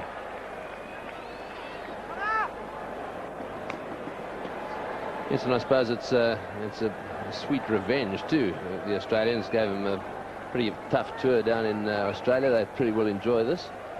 Yes, certainly. I'm sure if they could defeat the Australians, Sri Lankans certainly are going to enjoy this. But looking at it from the positive point of view, I think that Australian tour did so much for the Sri Lankans to get to where they are. Certainly gave a bit of strength of character. Battlers. They did very, very well down there, they did. This is Warne again. It's well played again. It's played just back with a square to be cut off. This crowd beginning to get involved now as they get closer and closer. Aravinda De Silva, he's been playing so well. It's Lionel, the lone Sri Lankan supporter, being shouldered, and the Sri Lankans are just going raptures here. It's a tremendous atmosphere, this World Cup final. Well, we've seen him run all around Australia supporting these guys.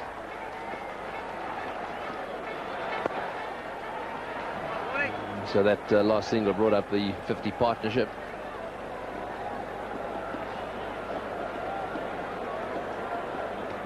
Aravinda De Silva and Ranatunga have been together on many Sri Lankan partnerships which really have brought them success. They're here together in this one too. It certainly is a good omen.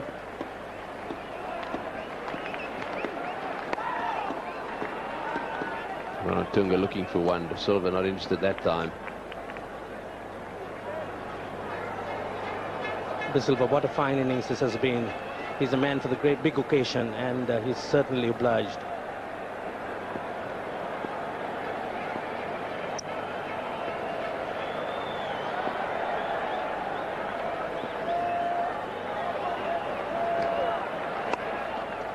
He's got that one through the field, although the sweeper will pick it up again. And they'll get 2. So what will they be doing down in Colombo at the moment? All huddled around TV sets, no doubt. The parties will be starting. I'm certain everyone must be behind or watching a TV set at some point, Tony. I don't think any work is being done there, or anyone would be in bed. That's 200 for 3, Sri Lanka, in 253 balls.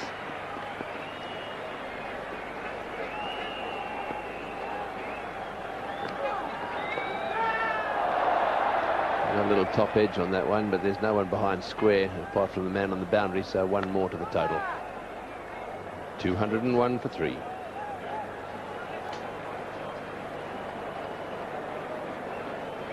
So that's the all-important figure down there. 41 runs needed, 48 balls remaining, and 7 wickets in hand. 5.12 required. This is Rifle's last over. 1 for 40, his figures, and that's a beautiful shot. That's caressed through the offside field. He's played a few of those today. His innings in the semi-final, repeated here in the final, have been a pleasure to watch. What a glorious shot there by Aravinda de Silva. Certainly epitomizes his brilliance. The ball come into it and just leaning onto it, beating the infield. Beautiful position. And picking the gaps with consummate ease. 37 or 47. 46 balls.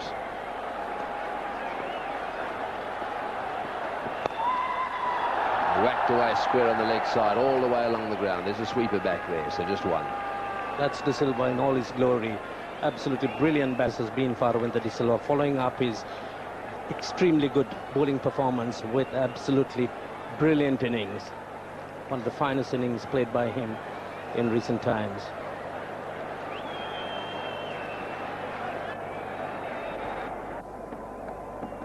Well, with victory, Australia are going to have to pull something out of the bag, something extraordinary out of the bag. They're going to reverse this trend now. 31 runs of 44 balls. He's hardly played a faulty stroke. Every ball hitting the meat of the bat, and he certainly is carrying a heavy one.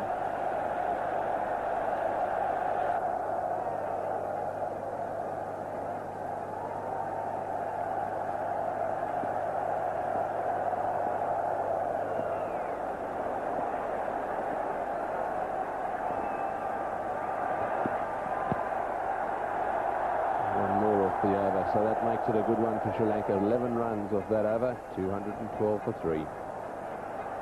12 for 3. Sri Lankans really advancing towards this victory. De Silva on 93 now. Ranatunga, good support for 29. Still got Mahanama, Tilakaratne, both pretty good batsmen in their own right.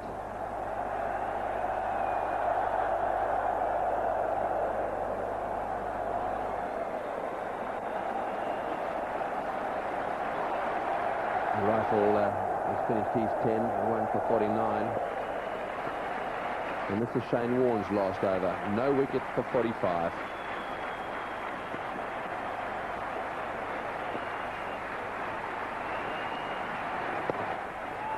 And I think these two probably realise it too, and they're not going to take any chances. Well, absolutely no reason to take chances. The runs are coming through now in the previous over, those boundaries. And now it's time to allow a few dot balls without feeling the pressure.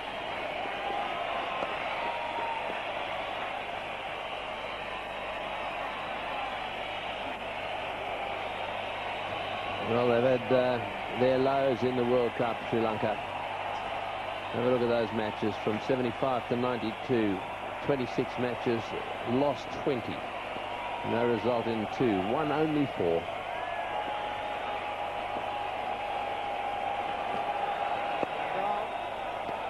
That's good running, and then all of a sudden they come to the 1996 World Cup. And look at that. 5 matches, 5 wins. And of course 2 forfeits as well.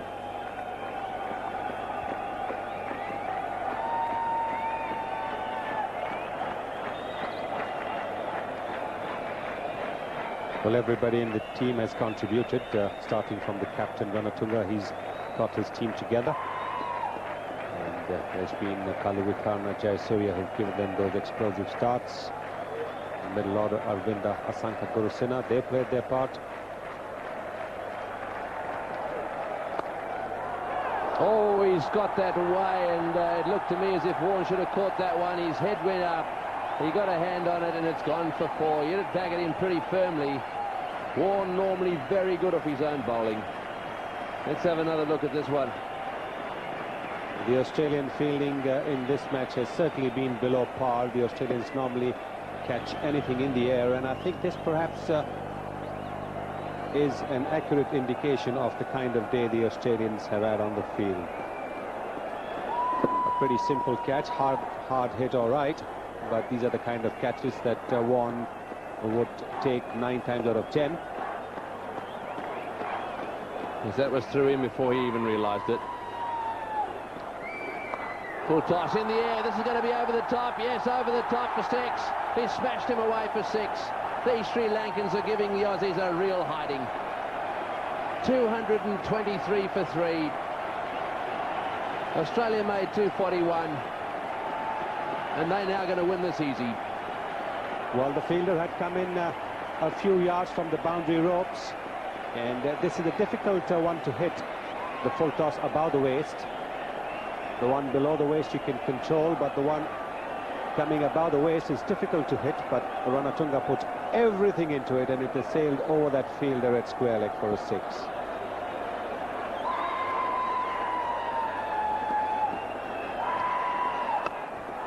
Down the ground, it's in the air, over the top. It won't quite get down to the fence. McGraw hovering underneath it. They go back for 2, 13 runs off the over, and that's the end of Shane Warne. 225 for 3.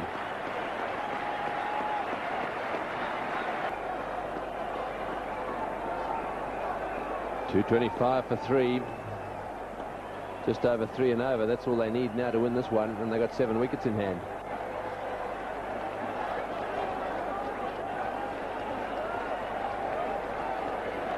The Sri Lankan flags are flying everywhere. This place is now abuzz. The underdog has come through.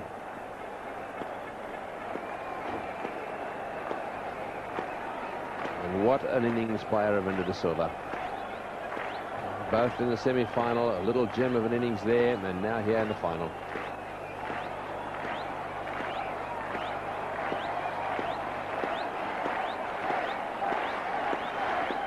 And Glenn McGrath, who's got very tidy figures, is back into the attack now.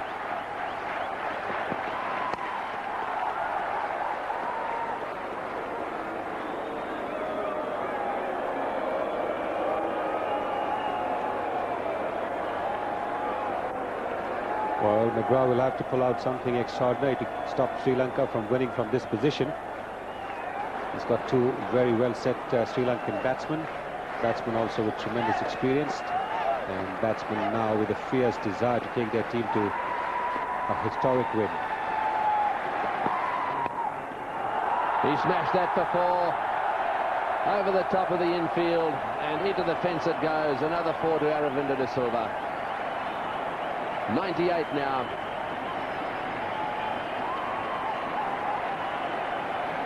Well, the Sri Lankans have known Aravinda can bat.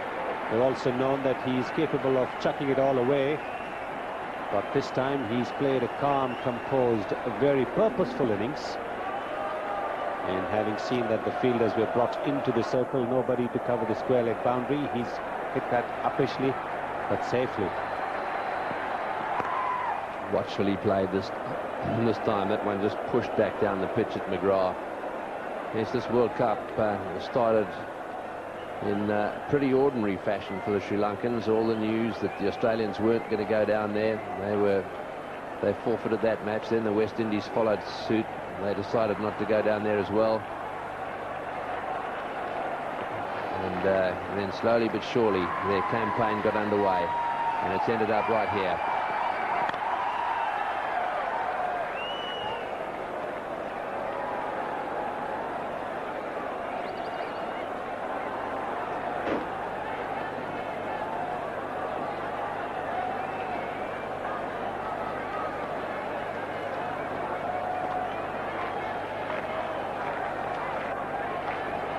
Because of the forfeits, Sri Lanka were always going to get through to the quarterfinals.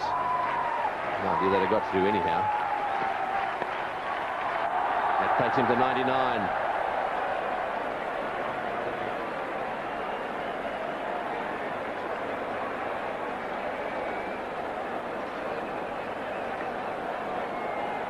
What an innings this has been. He's played two crucial innings for Sri Lanka. The one in the semi-finals against India, when 2 wickets had gone in the first over. And now over here, he's one short of what would be a tremendous 100. He has 100 in the competition in the group matches, but this is probably the most important 100 he's got. Yes, Clive Lloyd scored 100 in a World Cup final. Over the top and just through the fingertips again. Well, they haven't quite managed to get those catches to hand. They've dropped a couple of dollies, and there have been a few that have gone through fingertips. The luck not running with the Australians. Sri Lanka 232 for 3.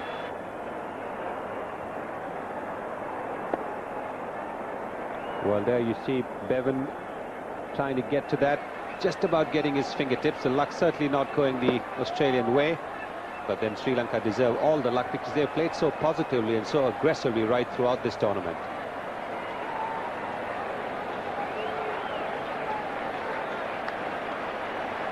So Aravinda on strike.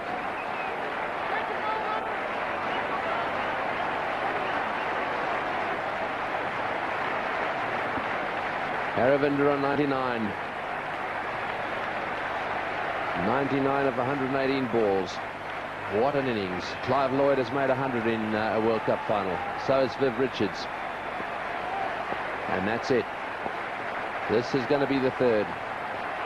And just when one would have thought that he would get 100 with a bludgeoning shot, he has played as delicate a shot as one could imagine. Aravinda De Silva getting to that century with as fine a leg glance as one could hope to see. And what an innings this has been. Brilliant. And that didn't bounce very much. Hit low outside off stump and wide given. So they're almost there. What a fairy tale this is turning out to be.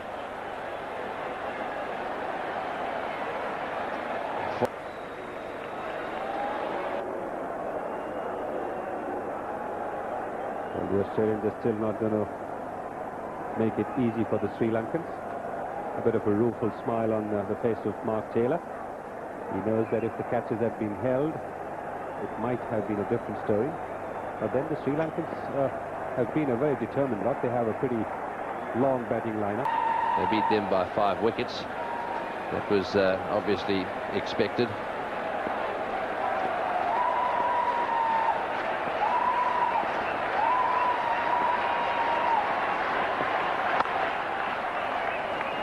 And then, of course, they went again to Calcutta to play against India, and unfortunately, as a result of the behaviour of the Calcutta crowd, they won that match by default.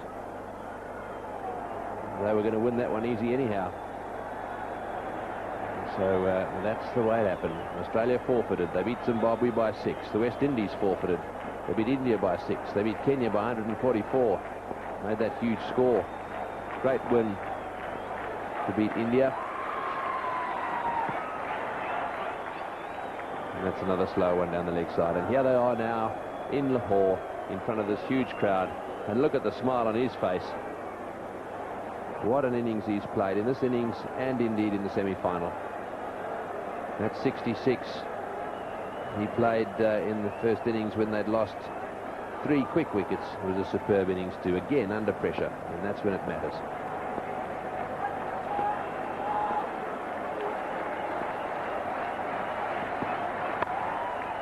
Through the field, that'll go all the way too.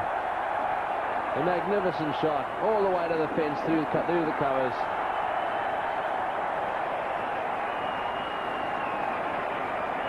Well, they've taken that to 241 now for 3, so the scores are level. They need one more run to win this World Cup.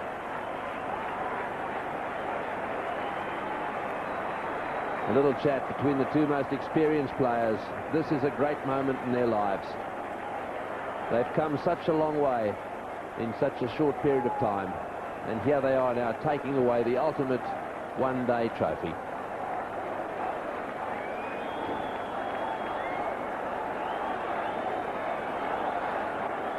And they've done it with plenty of time to spare. So the captain just checking his guard.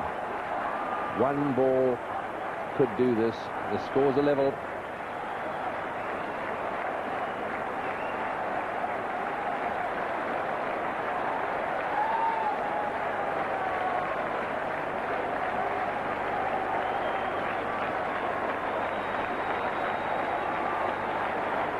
So Glenn McGrath is coming round the wicket. All the Australians are in, saving one, bar the fine leg fieldsman. This is McGrath to Ranatunga.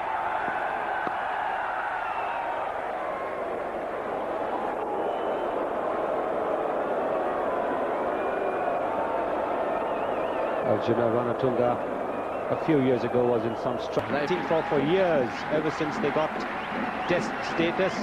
This is the moment that they have been waiting for. They made it possible. Arvinda De Silva with that brilliant century. The Sri Lankan flags flying high, and why not? It's a great moment. And there's the captain again. As I said, he was under some strife some years ago, but he's come back strongly. He's led the team well. He's got the boys behind him. And the rewards of success are there. They really have been whipped. And it's not a good feeling.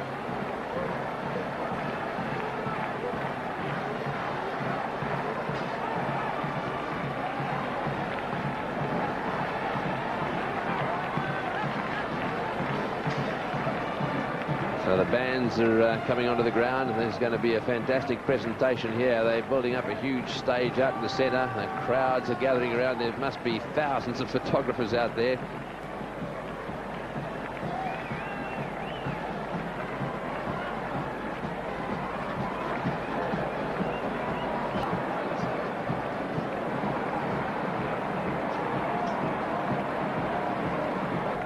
Everyone in the stadium are on their feet, watching and waiting for the moment that the captain of Sri Lanka gets his flag and raises it sky, and never stop running around the ground. Every time there was a 4 or a 6 hit. I don't think there's anyone in Sri Lanka who doesn't know him.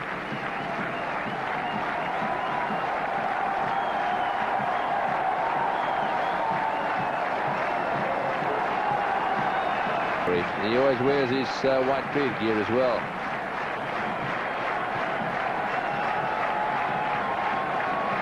Well, the bands are playing.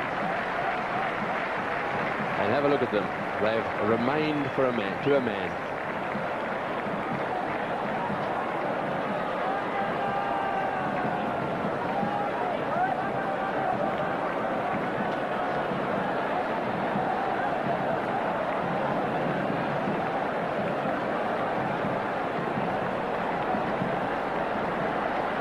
Cameraman with the Sri Lankan team, and I think they're trying to get them a little closer to the stage. And what's more, they've only just got this game in time. It's now beginning to pour with rain.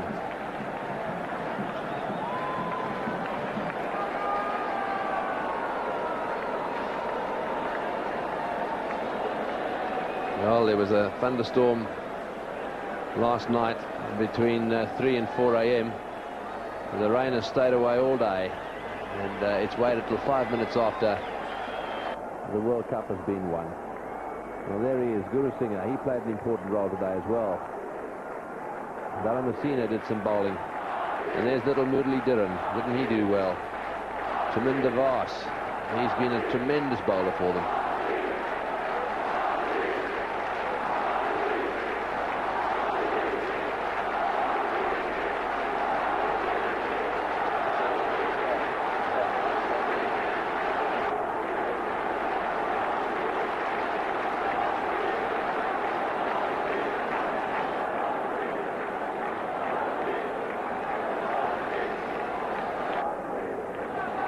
That's Dav Watmore. His family will be watching this in Australia.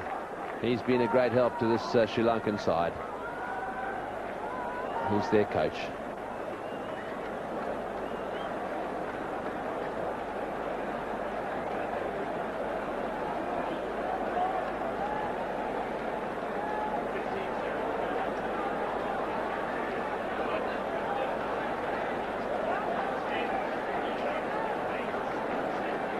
So Ian Chappell has got himself all prepared. Let's go down to him now for the presentation. Thank you very much, Tony. Well, for this Wills presentation ceremony, I'm going to call upon firstly the chairman of ITC, Mr. Devashawa, and he's going to firstly present a cheque for £20,000 to the losing captain, Mark Taylor. If you'd like to fight your way up here, Mark.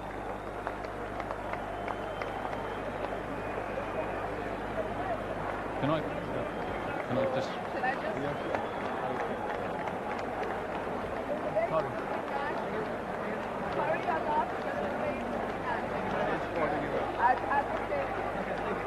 Mark, excuse me, just one second. Mark, yeah, just bad luck. Just not enough runs, I guess, in the end. Oh, yeah, a bit of both. I think we were just outplayed. I thought Arjuna's men played very well. They had a good game plan. We got to a good start, which we don't always do against Sri Lanka, but they pegged us back well. They stuck to their game plan with the bowling and held their catches, which we didn't do, so they deserved their win. Yes, that was rare, wasn't it, for Australians to drop a few catches? Yeah, we seem to have a bad run with our hands in Pakistan. We can't seem to hang on from over here, but no, so we were outplayed today and they've deserved winners. All right, well, thanks for the part that you and your team have played in the tournament. Thank you, Ian. Enjoyed it very much. Thank you. Well, there's the losing captain of Australia, Mark Taylor. Now to present the award for the man of the match. We also call upon the chairman of ITC, Mr. Devashawa, to present £5,000 and a trophy to the man of the match, who is Aravinda de Silva. Aravinda. Yeah.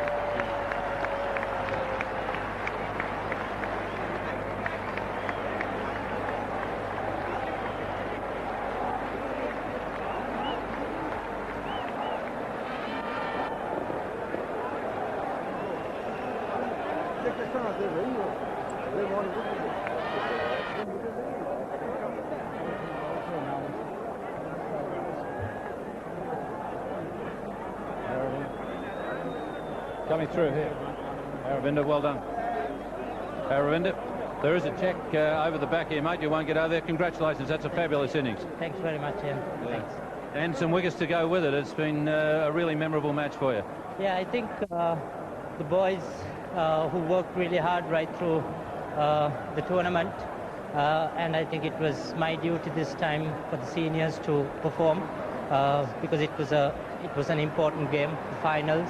And I think the seniors took their responsibility to the shoulders and performed very well, and the boys deserve a good win. I don't think I've ever seen you work so hard at an innings. You're a bit tired now? I know. I think it was a very, very special occasion, and I think I needed to concentrate a lot, and I preserved everything for this occasion. Okay, congratulations, a magnificent effort. There's a trophy over the back here somewhere if you'd like to come through.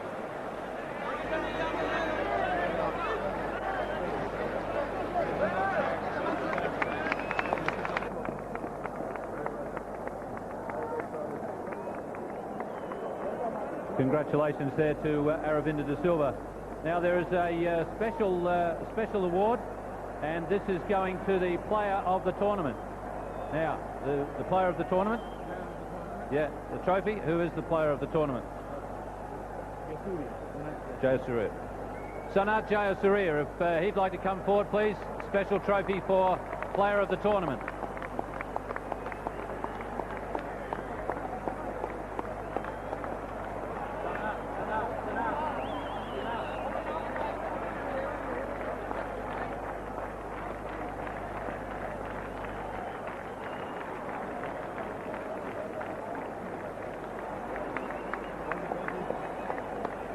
Come through, Sanat. Congratulations. You must have really enjoyed the whole tournament. Yeah, I have been batting and bowling well. I thought myself, and I must thank the boys for giving 100% support. Okay. Thank you for them.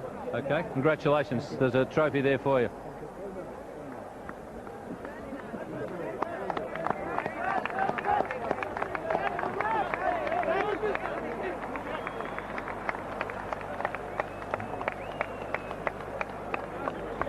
Okay, now I would like to call upon the Prime Minister of Pakistan, Mrs. Benazir Bhutto, and she is going to present the winning cheque for £30,000 and the trophy to Arjuna Ranatunga.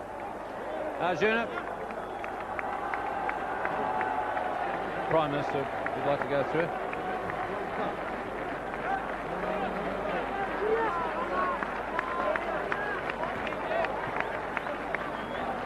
Victory. Thanks a lot, Ian. I think the boys played really well right throughout the tournament.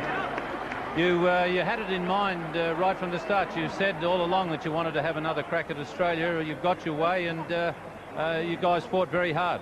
I thought the boys played really well. I think I should thank the Pakistan public. I think they were really behind us right throughout the game. And I should thank Asa and Wasim. They are the ones who brought the side to Colombo when we were in trouble. And thanks a lot, Wasim and Asa. And we are very grateful to you. And thanks a lot. Back in Sri Lanka, I think everyone contributed a lot. Thanks a lot.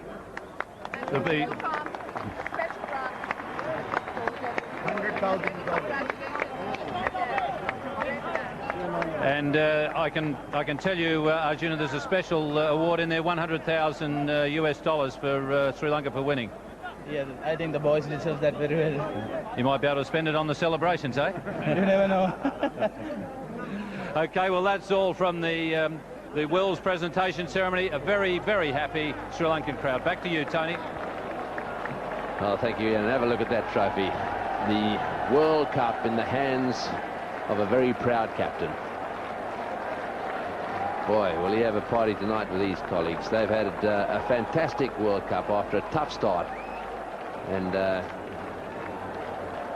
Prime Minister of Pakistan, Benazir Bhutto, having cricket history.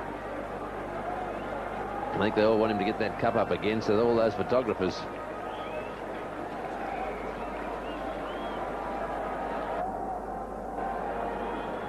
So with the rain falling down in the centre, the captain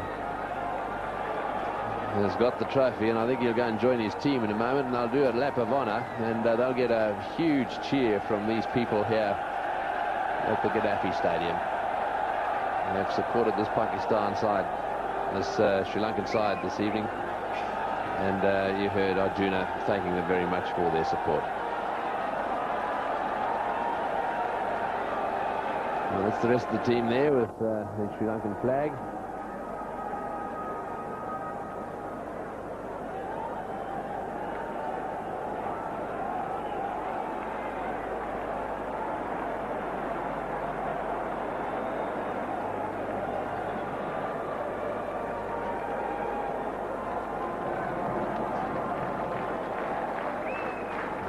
So the players have got it at last. Guru Singh has just got hold of it, and this will be... Well, slowly but surely they'll move away, and I'm sure take that trophy around this ground for the lap of honour. All they've got to do is get out of the crowd, first of all, himself.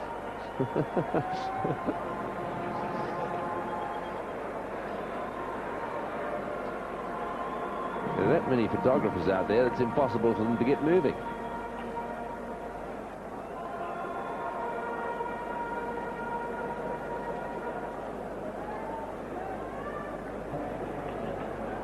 So they love to do their lap of honour, but unfortunately they're absolutely engulfed as people. And what a great performance by the Sri Lankans. And just starting to move now. The cloud beginning to give them a hand. In fact, more of them coming onto the ground. Because I don't like their chances of getting right around unless they keep going while they're moving.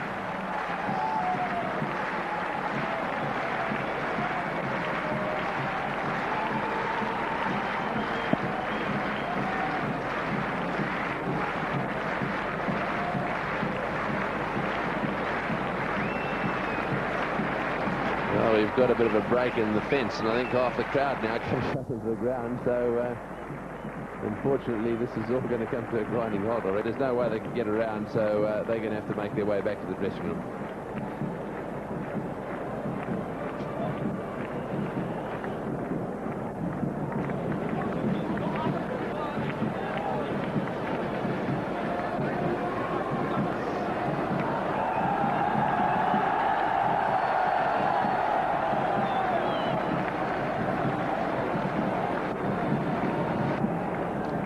Unbelievable scenes there from Lahore in Pakistan. Sri Lanka trying to get that World Cup around. They'll be trying to get back to the dressing rooms as fast as they can to celebrate what has been a wonderful victory for them and a great thing in the history of the game of cricket. Just some 21 years ago, Sri Lanka came into this World Cup, and really up until this World Cup, they'd only won 4 matches out of 26 that they'd played in. So in this World Cup, they've won 5 from 5, and they've taken off the most important one of all, the final against Australia. And there is just unbelievable scenes, as you can see there, trying to just disperse the crowd and get into that dressing room. That'll be a very special moment for them. Their captain, Arjuna Ranatunga, has played this game very, very well. His players gave him terrific support, in particular Aravinda de Silva. We've seen some wonderful centuries in this World Cup.